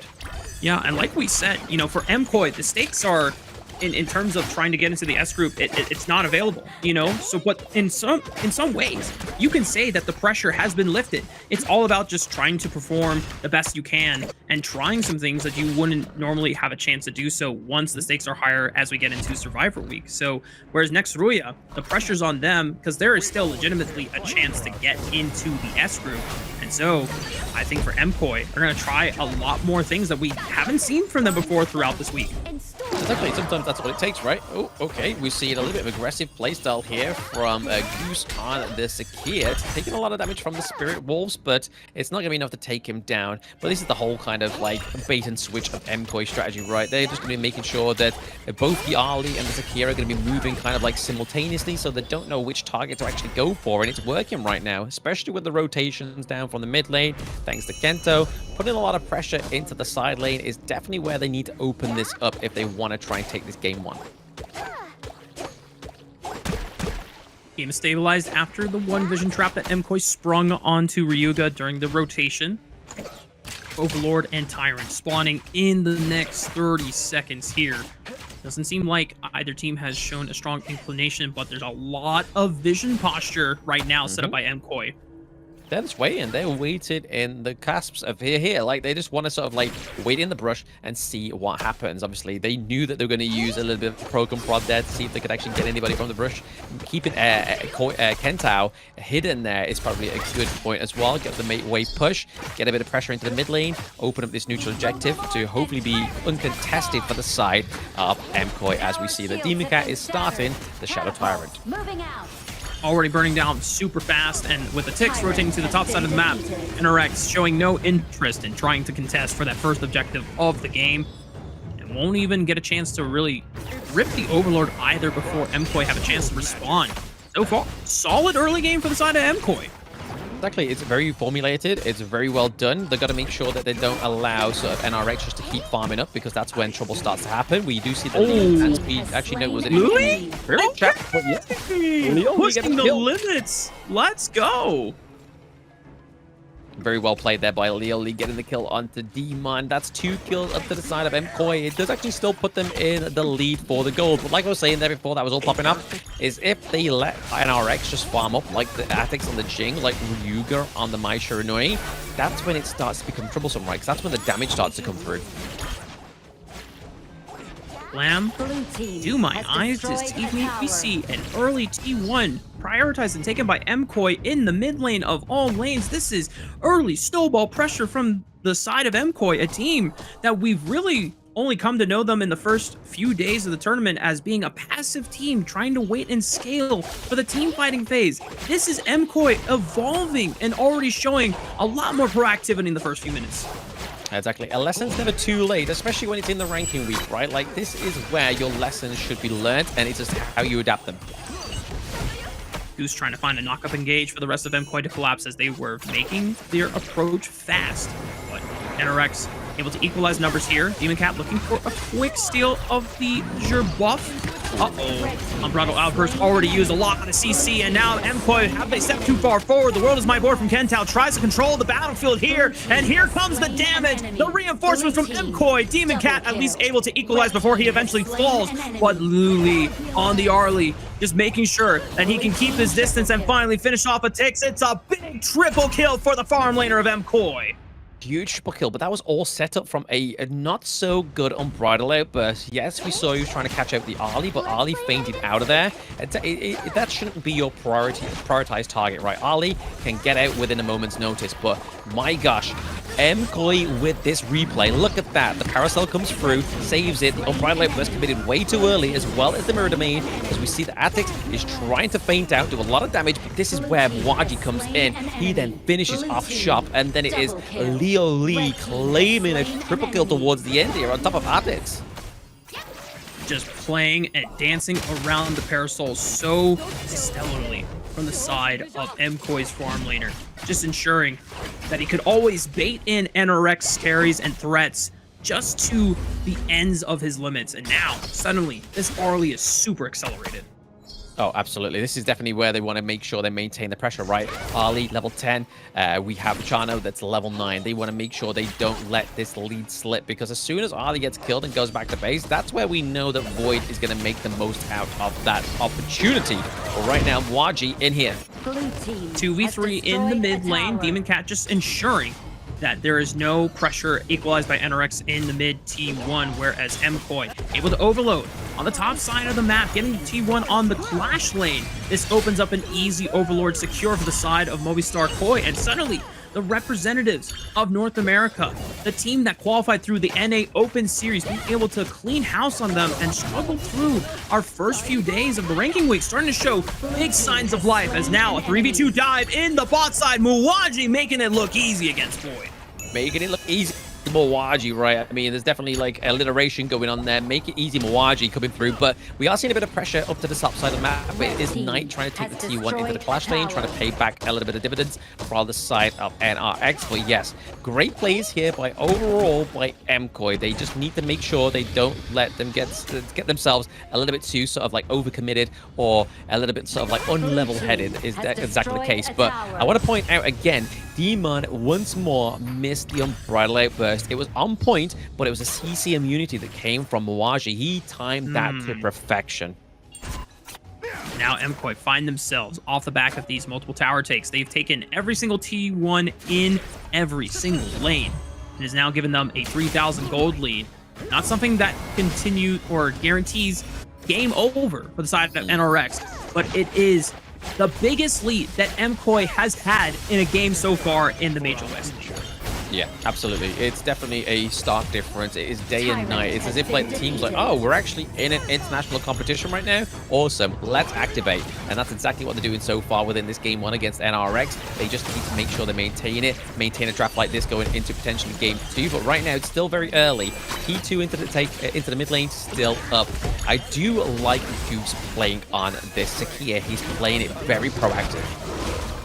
Trying to find multiple engage. Oh, the flash through Quanta right to the wall, looking for a crucial pick onto Luli's Arlie, and that just seals the deal for NRX to be able to find such a huge pickup onto the star carry for MKOI. Yeah, Knight meant business, right? He caught two of the most slippiest heroes into the Truth Mantra and able to come out on top of it as well. Obviously, he did lose his life. That was a 2-1 trade, but overall, it's going to be a great trade for NRX because they can take the T1 down into the farm lane and actually defend that T2 up at the clash lane as well. So maintaining that side lane is going to be crucial for them. Knight is actually going to collapse it onto the minion wave.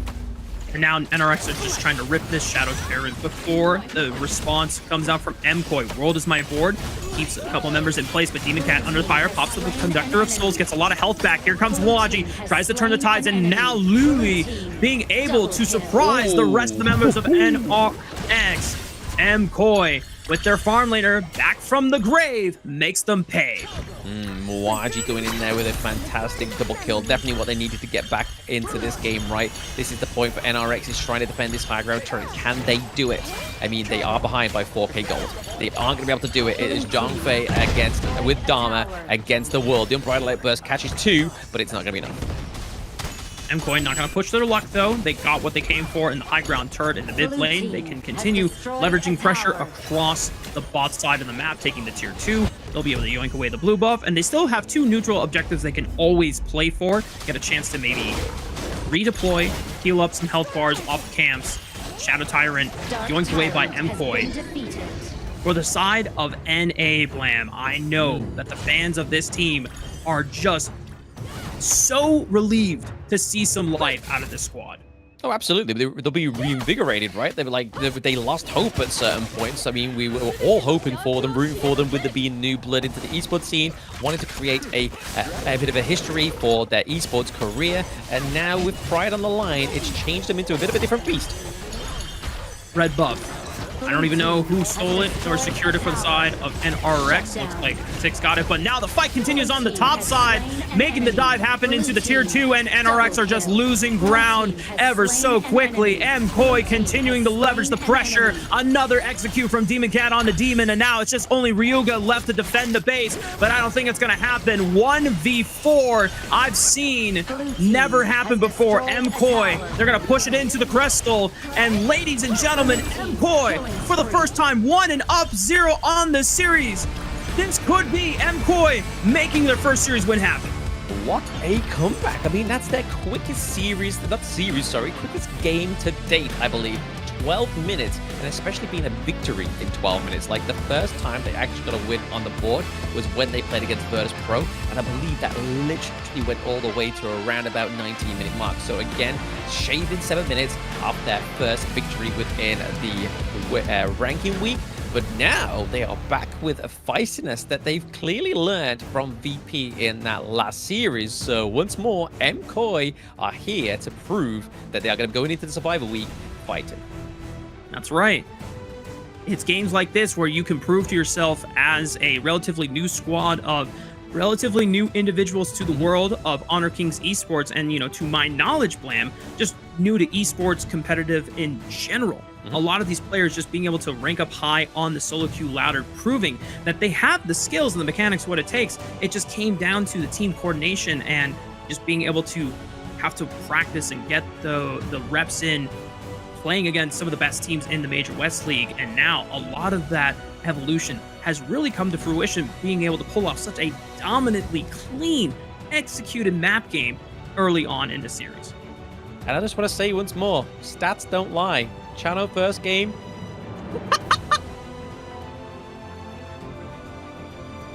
I love how that's the focus. Blam is just like, I told you guys, Chano, first game lock in, and don't do it. Not only BP and MKOI here for pride, I'm here for pride over my stats. I find them very good to learn from. So again, when I get it right, I'm going to rub it in. But let's look at the post-game analytics from MKOI here. So again, Demon Cat being an absolute demon. Honestly, pinpointing on who is going to be MVP, I really feel like it's either going to be Demon Cat or Leoli.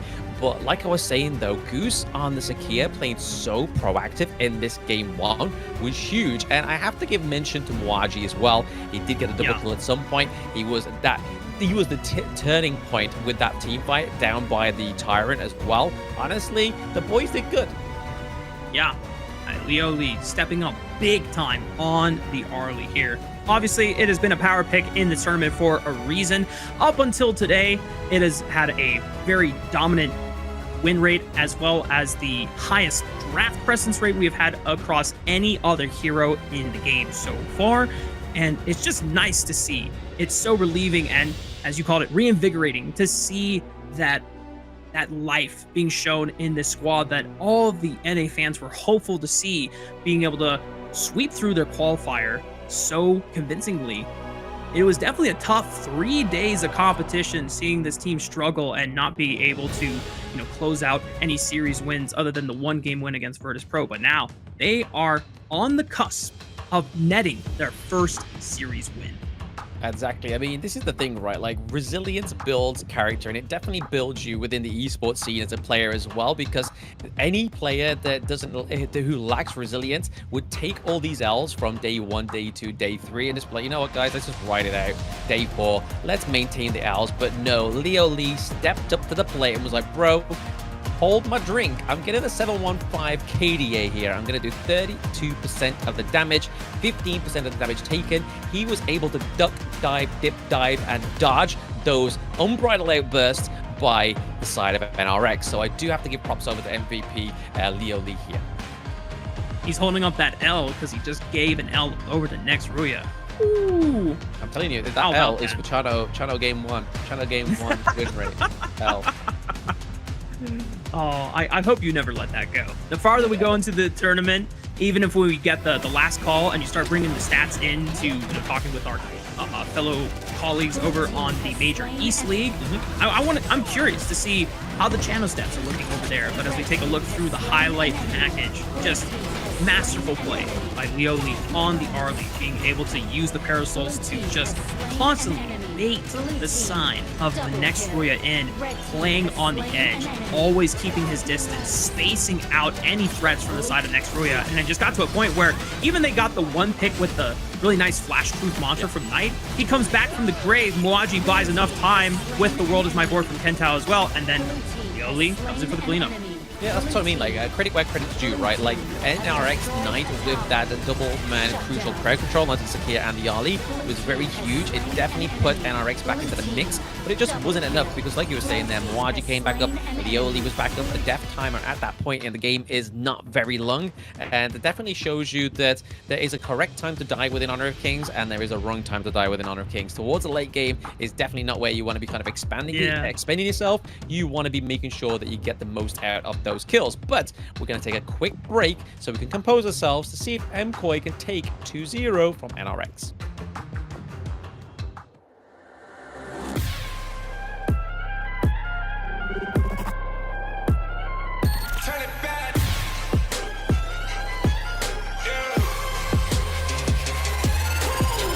Gear out a weapon, getting ready, coming down. Pay attention to the challenge, tell me where you from. Gotta be tough, gotta be strong, gotta be savage animal. Every time you try to push me down. Look at me, put the line down when I run around, and I make a sign, I will catch you. Watch out, it's better feel, got no mercy. Look at me, I'll be rising. Carry the season, look all the time down, gonna wibble. You never hesitate for another moment, but my bones golden. I'm invincible, just let him know. I can show you all the glory I own. Through the jungle, find a way to the palace. I'm waiting here. Go, never mind, can we go? It ain't a way but turning back. Storm is coming, tired of kings, it's an honor showtime.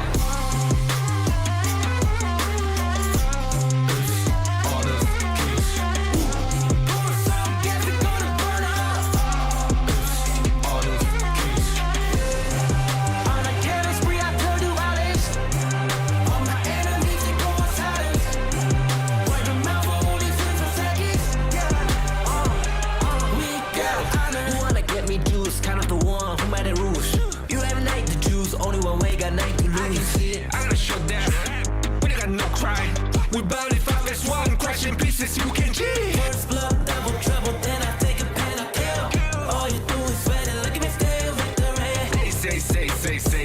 I've taken my soul down. Follow my pace. We the champions, screaming, I'm invincible. Just let them know I can show you all the glory I own. To the drunk, go find a way to the pad. It's how we did. Go, live from how can we go?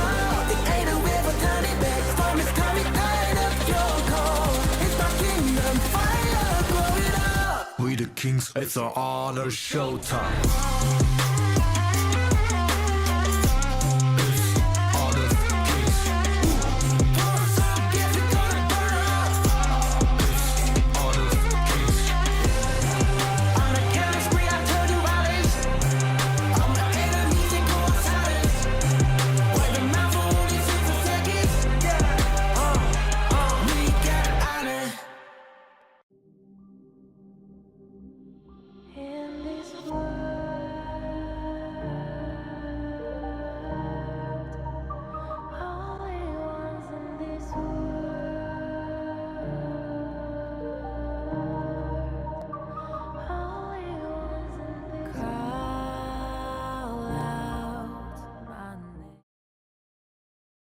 Welcome back, y'all. We're getting ready for our next game of our final series of the day between MKOI and next RÜYA. And if you tuned out and you are just tuning in now, guys, MKOI have doubled their overall game score, baby. They are now one game away from being able to pick up their first series win. Does it change their standing in the A group? No. However, pause, let me cook. If we can get this evolution from MKOI, it is at the right time being able to set themselves up now as a sleeper opponent that should not be underestimated anymore going into Survival Week. Exactly. I mean, this is what I was saying in game one, right? With Pride on the line, you get surprised what happens, but here is the updated global ban pick, right? So Charlotte, Orgren, Yixing, Ali, Zakia, all taken off of the board there. And the same over the side of NRX. They've expanded a few good picks here. So Zhongfei, Mai Shiranui, Dharma as well. All decent picks come through, but the Jing, not so much. Again, Jing into that team comp wasn't the greatest. A lot of CC, a lot of self-sustaining heals from some of the teammates on the side of MKOI. But again, let's see if NRX can draft a better game 2. Let's see if they will take the Ali off of them, or will they give over the Lung to MKOI again?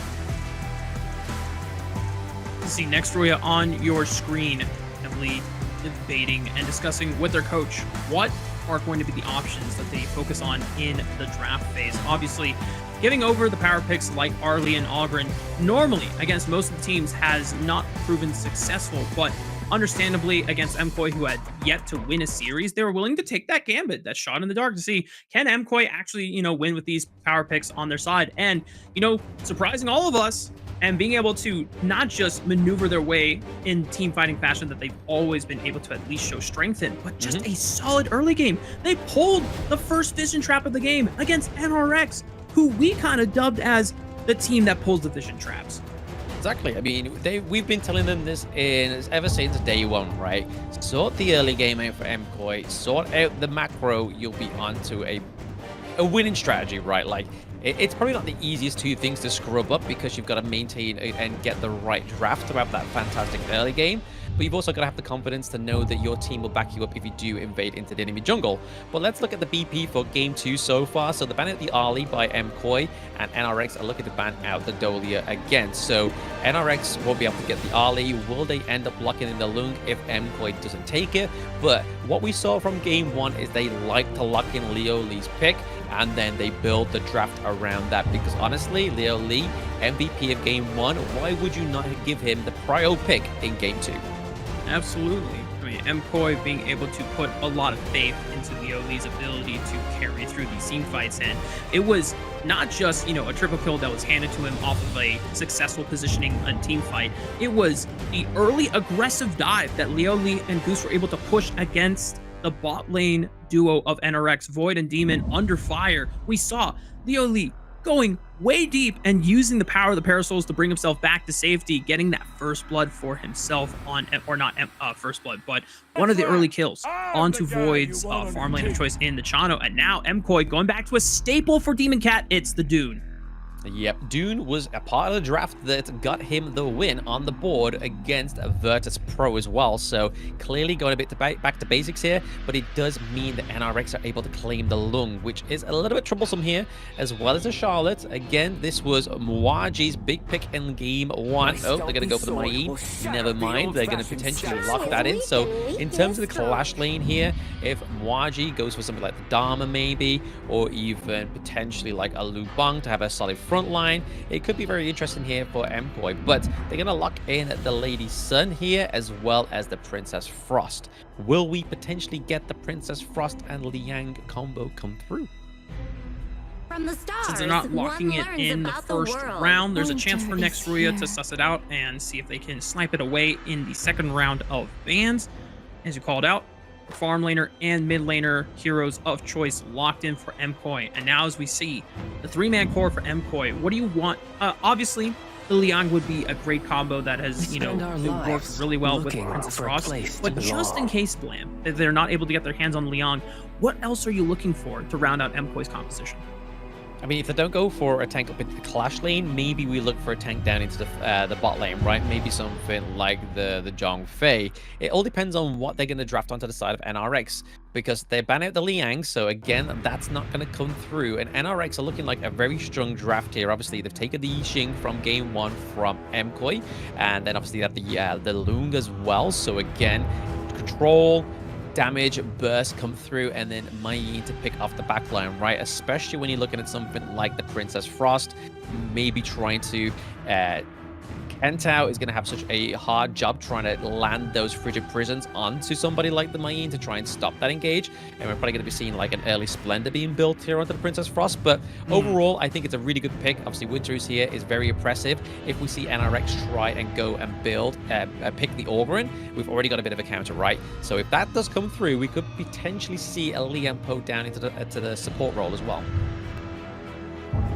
MKOI still have some options now that the Liang has been banned away, whereas MKOI trying to limit what kind of junglers Atix could go to since his hero had not been locked in yet. And NRX very well aware that MKOI have yet to lock in another frontline main engager alongside the Dune.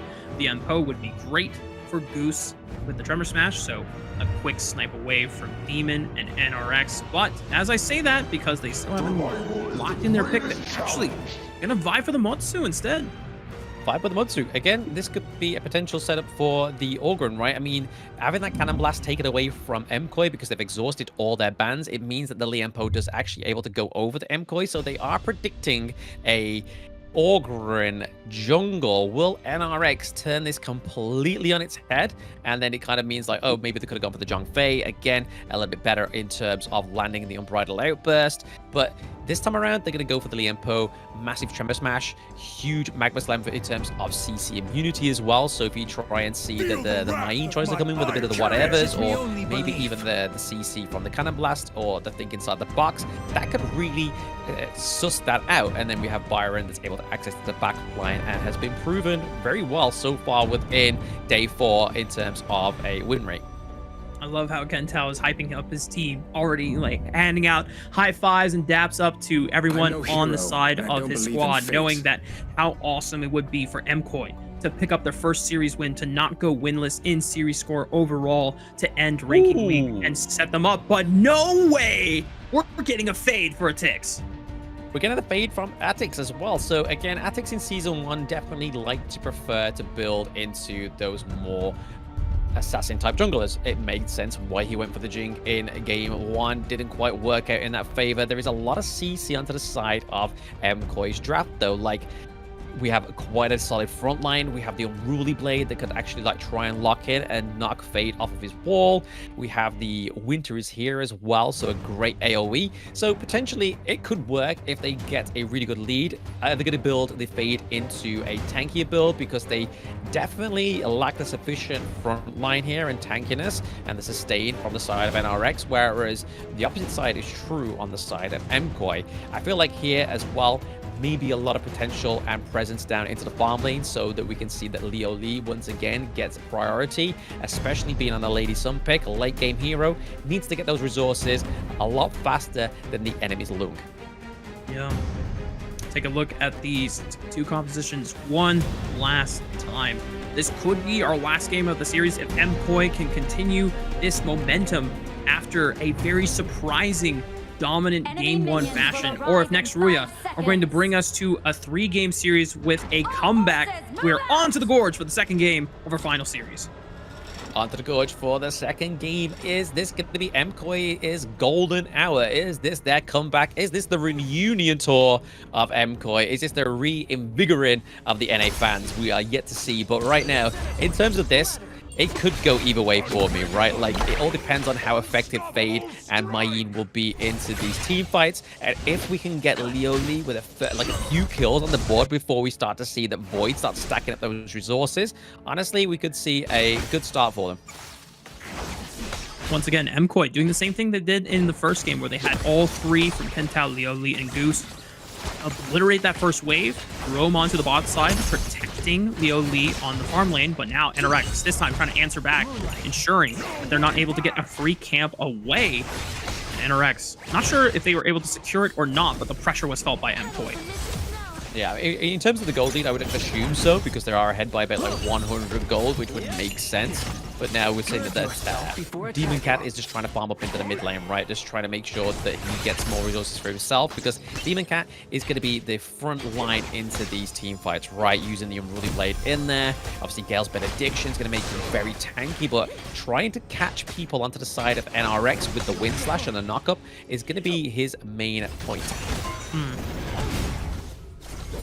Such a powerful and reliable CC combo that you can bring to the table as Dune. And definitely one of the junglers we have recommended to any newer or casual players that are trying to climb the ranks, especially if you are autofilled in the jungle. Meanwhile, some early action onto the bot side. Void getting quite low on HP, is able to retreat to the safety of the tier 1, but already Leo Lee and Goose keeping up the pressure that they were putting down in game 1. Yeah, putting up the pressure as they are in game 1, they just need to maintain that, right? They can't give NRX the room to breathe. They can't let them get the resources, right? It's slowly starting to show, because obviously they're already 200 ahead, but RÜYA here catching out Leo Lee into the board. Goose runs into it to just be the army of 2 that he can be, but he's not quite level 4 yet, so he does not have the Tremor Smash. Yeah, thankfully for Leo Lee's case, since Goose walks up, his presence is felt by NRX, and they don't feel confident enough to try and capitalize onto Leo Lee's trapped in that board set up by RÜYA. Waji now on securing the Sprite in the top side thanks to the early priority of this Byron. There'll be a chance for MKOI to see if they can look for an early TP play, look for that fast collapse onto the bot side. Yeah, hitting Mwaji with the whatever is nice. He's got to make sure that he's not taking a lot of damage in the early game. Obviously, Mayeen does not actually offer as much damage as Byron would in that early game. Level 5 as well. We know the force field suppression comes through for Byron also. So I feel like the 1v1s are going to be played a lot more tactically by Knight, especially under his T1 turret. Game has stabilized so far, but still solid gold lead for the side of MKOI just off of the strength of the rotations and the early scrap that they've been able to find. RÜYA right behind the farm lane duo of Demon and Void, ensuring that Goose and Leo Lee are not able to continue putting up the pressure. Was looking for what is my board, not going to throw it out since Goose and Leo Lee already gave enough respect in space.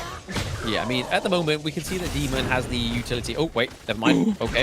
Yeah, flash away from RÜYA. There was a trap there sprung by Kentao and Demon Cat trying to get the CC. Already, you saw both ultimates expended by the jungle mid combo of MKOI. Not enough to take out RÜYA, but now the flash is down. Yeah, Winter is here being exhausted is a little bit of a worrisome. Obviously going into the Tyrant coming up now in about 2 seconds. Unruly Blade, it's too low of a cooldown. It doesn't really matter with that one. But right now they are able to expand, obviously, the flash from both Demon and RÜYA, which could be troublesome for them as they go for this fight. It's up to Goose to buy space and ensure that they can't get in. A take. Oh, he stole it away on the fade, slippery as ever, and he's pole vaulting, jumping onto the walls of all the camps. The flash from the Oli finally locks him down for first blood.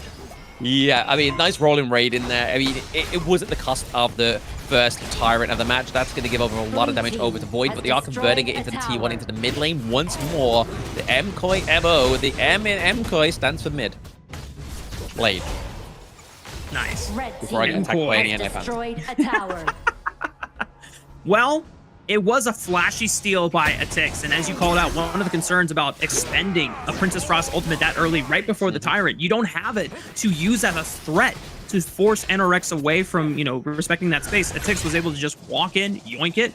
Unfortunately for him and NRX, not able to make a clean getaway, was close to it. But MKOI, off the pressure of eliminating a member off the Gorge, open up the map once again with tier 1 in the mid lane. And I still want to say that MKOI, even though definitely sucks to not be able to get the first Tyrant and yoinked it away from you, I think MKOI is still in a solid position. I mean, you got to be punished sometimes, right? They got to be careful, though. I mean, my in there going into the backline onto the dude is not exactly where you want to be. Maybe you're just trying to expand the wind slash a little bit early on, then go in. But for now, we're seeing that the gold lead is definitely in the favor of MKOI. Watch out, though. Oh, Muaji putting a lot of damage onto Atix. Yep. At least he has the health relic. Being able to health relic, stay back up. Able to get this T1 into the clash lane as well, though. So they're able to get the T1 down into the farm lane for the side of NRX. Obviously, good trade again, but it's not as vital as that T1 into the mid lane. So I feel like if MKOI keep the pressure onto the mid lane, maybe pry open that side lane into the farm lane as well, we could be seeing a very good, fruitful 2-0 here for them, or at least a good lead in the mid lane, in the mid game. It's a solid 2,000 gold lead right now for MKOI, not one to really run away with the game at this point. NRX still have ways that they can navigate through the first few minutes. A fight over the red buff, and Atix is going to be the victim. Wachi being able to lay down the pain with that hammer. NRX now forced to run away, and Lioli not letting any stragglers go to the wayside. Demon feels the pain and falls next. Yeah, I mean, we saw a Tremor Smash that was executed there, but just wasn't it didn't quite hit the pale, right? Like, nobody got knocked up. Maybe just uses a little bit of a zoning to kind of squeeze the enemies away from either towards each other or away from each other. But right now, a 2v1 there, but the HP regen from Waji is going to be enough to keep him alive from those barrage of flamed palms. Atix fighting over the board camp, forcing the flash out of Muaji. Now he's in trouble, but he's still got a shield. He's got reinforcements. Isn't enough, though. And Demon can now pay for the sins of Muaji, overextending his welcome. Yes, he does. Suddenly, just like that, NRX take 2 off the Gorge. Yeah, take 2 off the Gorge. This is probably the nice way to set up these lanes, but right now, MKOI fell, so Muaji and Deemcat fell, knowing that their lanes were pushed in the mid lane and into the farm lane. So again, they were able to prise open that T1 down into the farm lane, so opening up the Gorge a little bit more for MKOI. Yes, they lost 2, but they got something in return. So again, they're just making things count, which is exactly what they failed to do in day 1, day 2, and day 3. Yeah. And MKOI still got to be careful, even though that the momentum is clearly still on their side. They're feeling way more confident and being able to execute a lot stronger early game plays and decisive decisions here. Got to still pay respect to NRX, who are not going to shy away from challenging you. As now, NRX able to at least equalize some of the turrets on the map here. Still 3-2 in favor of MKOI, fighting for pressure and positioning in the red quadrant. World is my board already expended, keeping them trapped here. Atix commits, but just does not get enough damage. Lioli making him pay the price for overextending, and Demon Cat able to follow up on the RÜYA. Here comes Void trying to reposition with the infinite vastness, finds an assassination on the Lioli, but now it's a 1v4, and this Lung is not long for the world. MKOI picking up 3.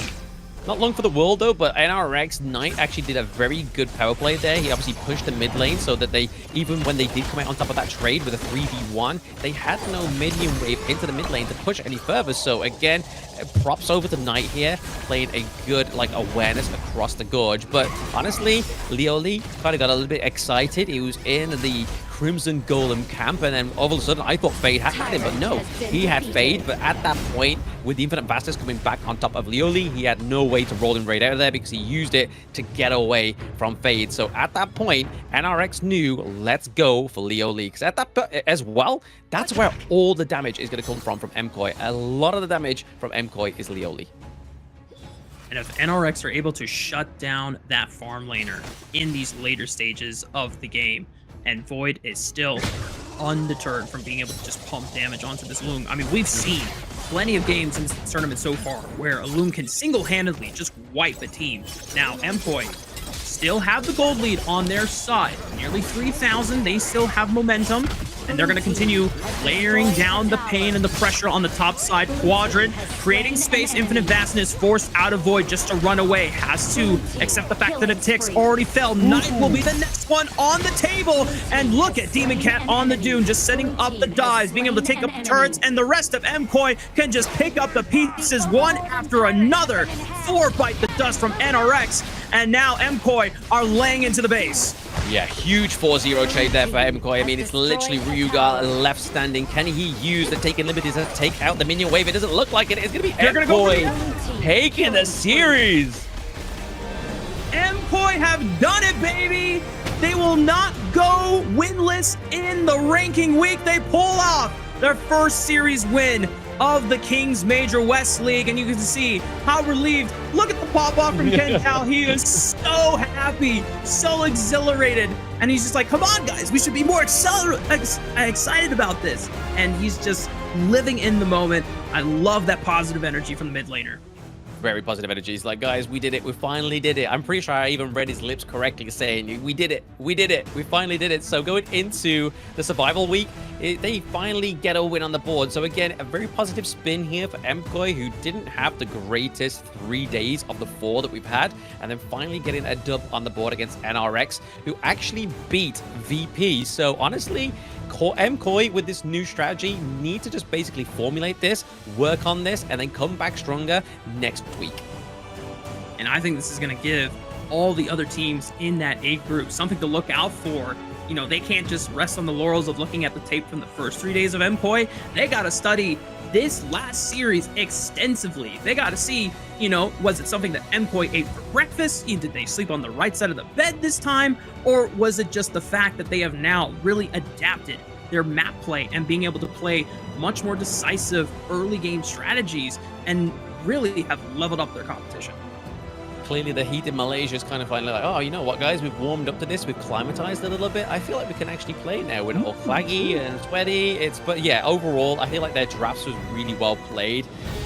Looking at it with Fade going into 3 tanks is kind of like a little bit of a mismatch here, honestly. The Orgrim probably would have been a little bit better. How much better it would have been, I'm not too sure, but it definitely would have played a little bit better than Fade. Obviously, Fade, Atix definitely had some highlights within that. Obviously, the crucial kill theft onto the Tyrant. We saw a kill onto Leoli, but other than that, it was very sort of low impact thanks to the CC on the overall team and tanks. But looking at the KDA there, you're seeing quite a few kills, obviously going over to Demon Cat once more.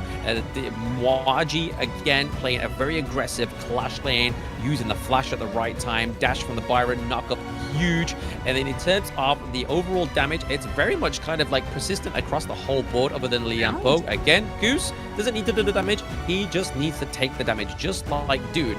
But 31k, 33k, 33k, 27k. So again, even if they took one of the team off the side of MKOI, they were able to still lay down the smackdown with either Dune, Princess Frost with the Winter is Here by the Frigid Prison, or even Waji with the Byron. So well played to MKOI here, and we're seeing that gold graph once more, not ever flirting in the favor of NRX.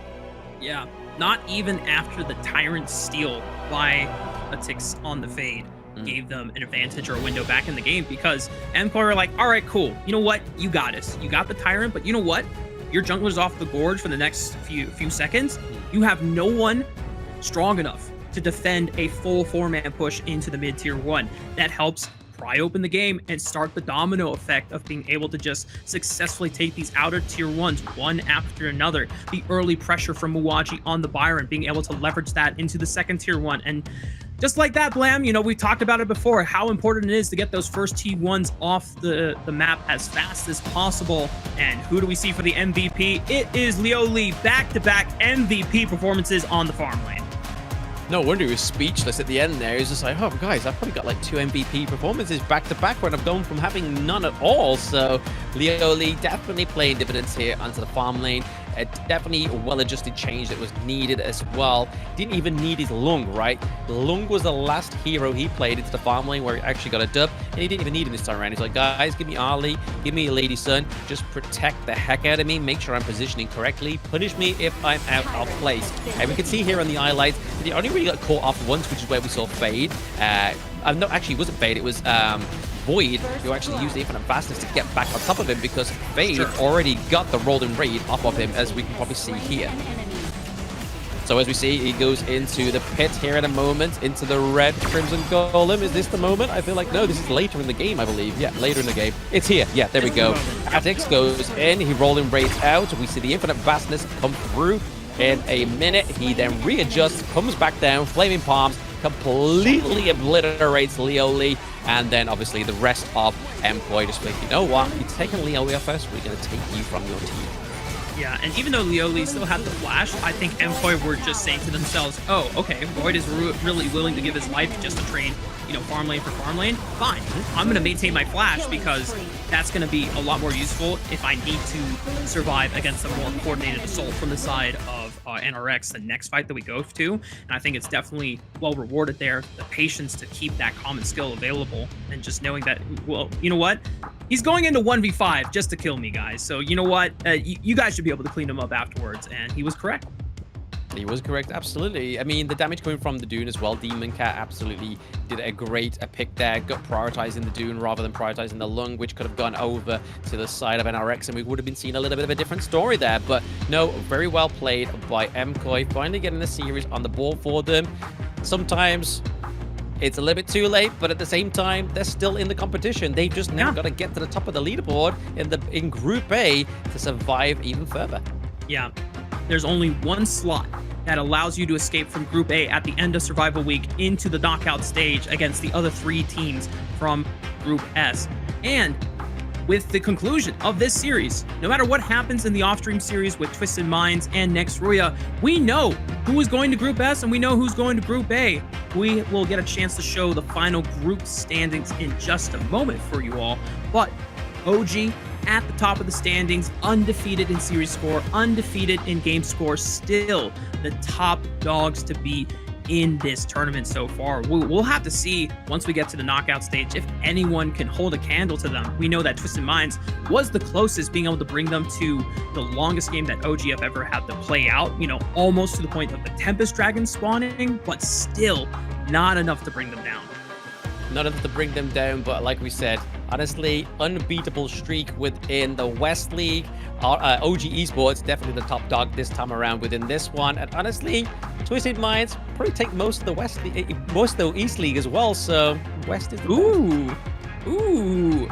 best. Blam, I feel like you have a message for a certain caster over on the Major East League. You know, any more thoughts?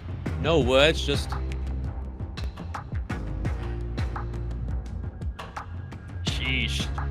Hauler. Yeah, this is Blam. You know, laying down the smack.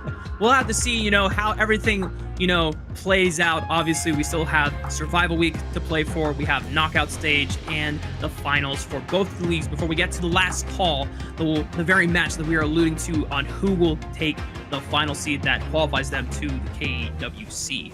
And finally, we got a chance to look at the final results from today's matches. It was a clean sweep from 9ZG, opening up against Virtus.pro.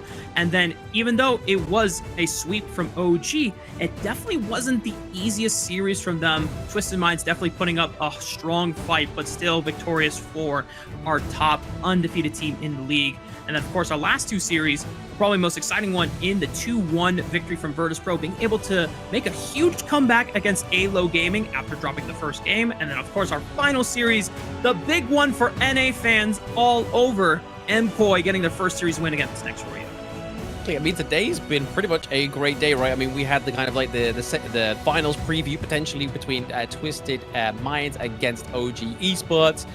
VP taking an L to begin with, making sure that 9ZG gets to that third place within Group S. And then obviously NA finally getting a dub on the board. It is 4 days too late, but still, it doesn't matter. That's a dub. I'm not going to take it away from you. You guys enjoy that whilst you can. But looking at here is the current week rankings. As you can see, it is going to be OG Esports at top, Twisted Minds at the bottom with no longer a blemish-free record, and then NZG in third place. So Group S on your left, Group A on your right. That's where the hardest match is going to be going into next week, because one of those teams have to get all the way to the top to make it into the knockout stage. And that concludes our broadcast, not only just for today, but for the overall week.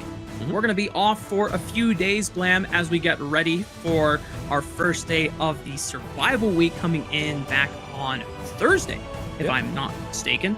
So it's going to be an exciting time. A lot of the games focused on the abilities for the teams in Group A to try and fight their way through as we transition from best of threes to best of fives.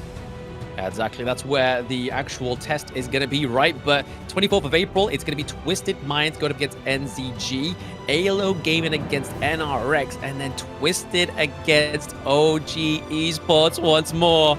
Oh, baby. Best of 3 is going to make that one a best of 5, sorry, is going to make that a huge banger. But yes, that is going to be something you have to wait for. Just a little bit of a sweetener around the taste buds there for you guys. I mean, I'm going to be waiting for that one as well. So just like a caster and a viewer, I'm excited. Yep. All of the teams getting ready as they take the next couple of days, to rest up, to continue, scrimming and leveling up their game and getting ready for those next layers of strategy. But Blam, that concludes our time on the broadcast today. It has been a pleasure casting for you all. My name is Rafa. We got Blam here on the side. Our socials are down right below our camera feeds there if you want to check out any of the content or other things that we are up to on all platforms. We are all pretty much everywhere that you can think of. We'll see you next time in Survival Week.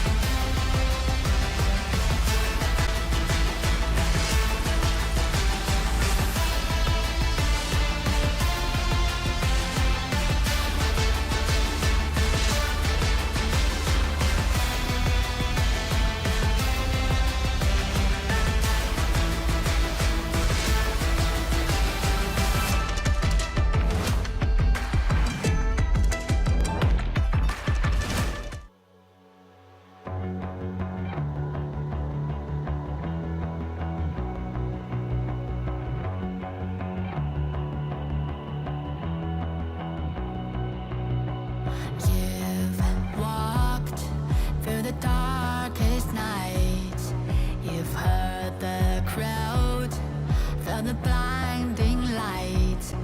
You were standing there when your heart comes alive. It's a dream I've had, and it never dies. Right here, right now, give it all, get it out. Never surrender, I fight and never fail.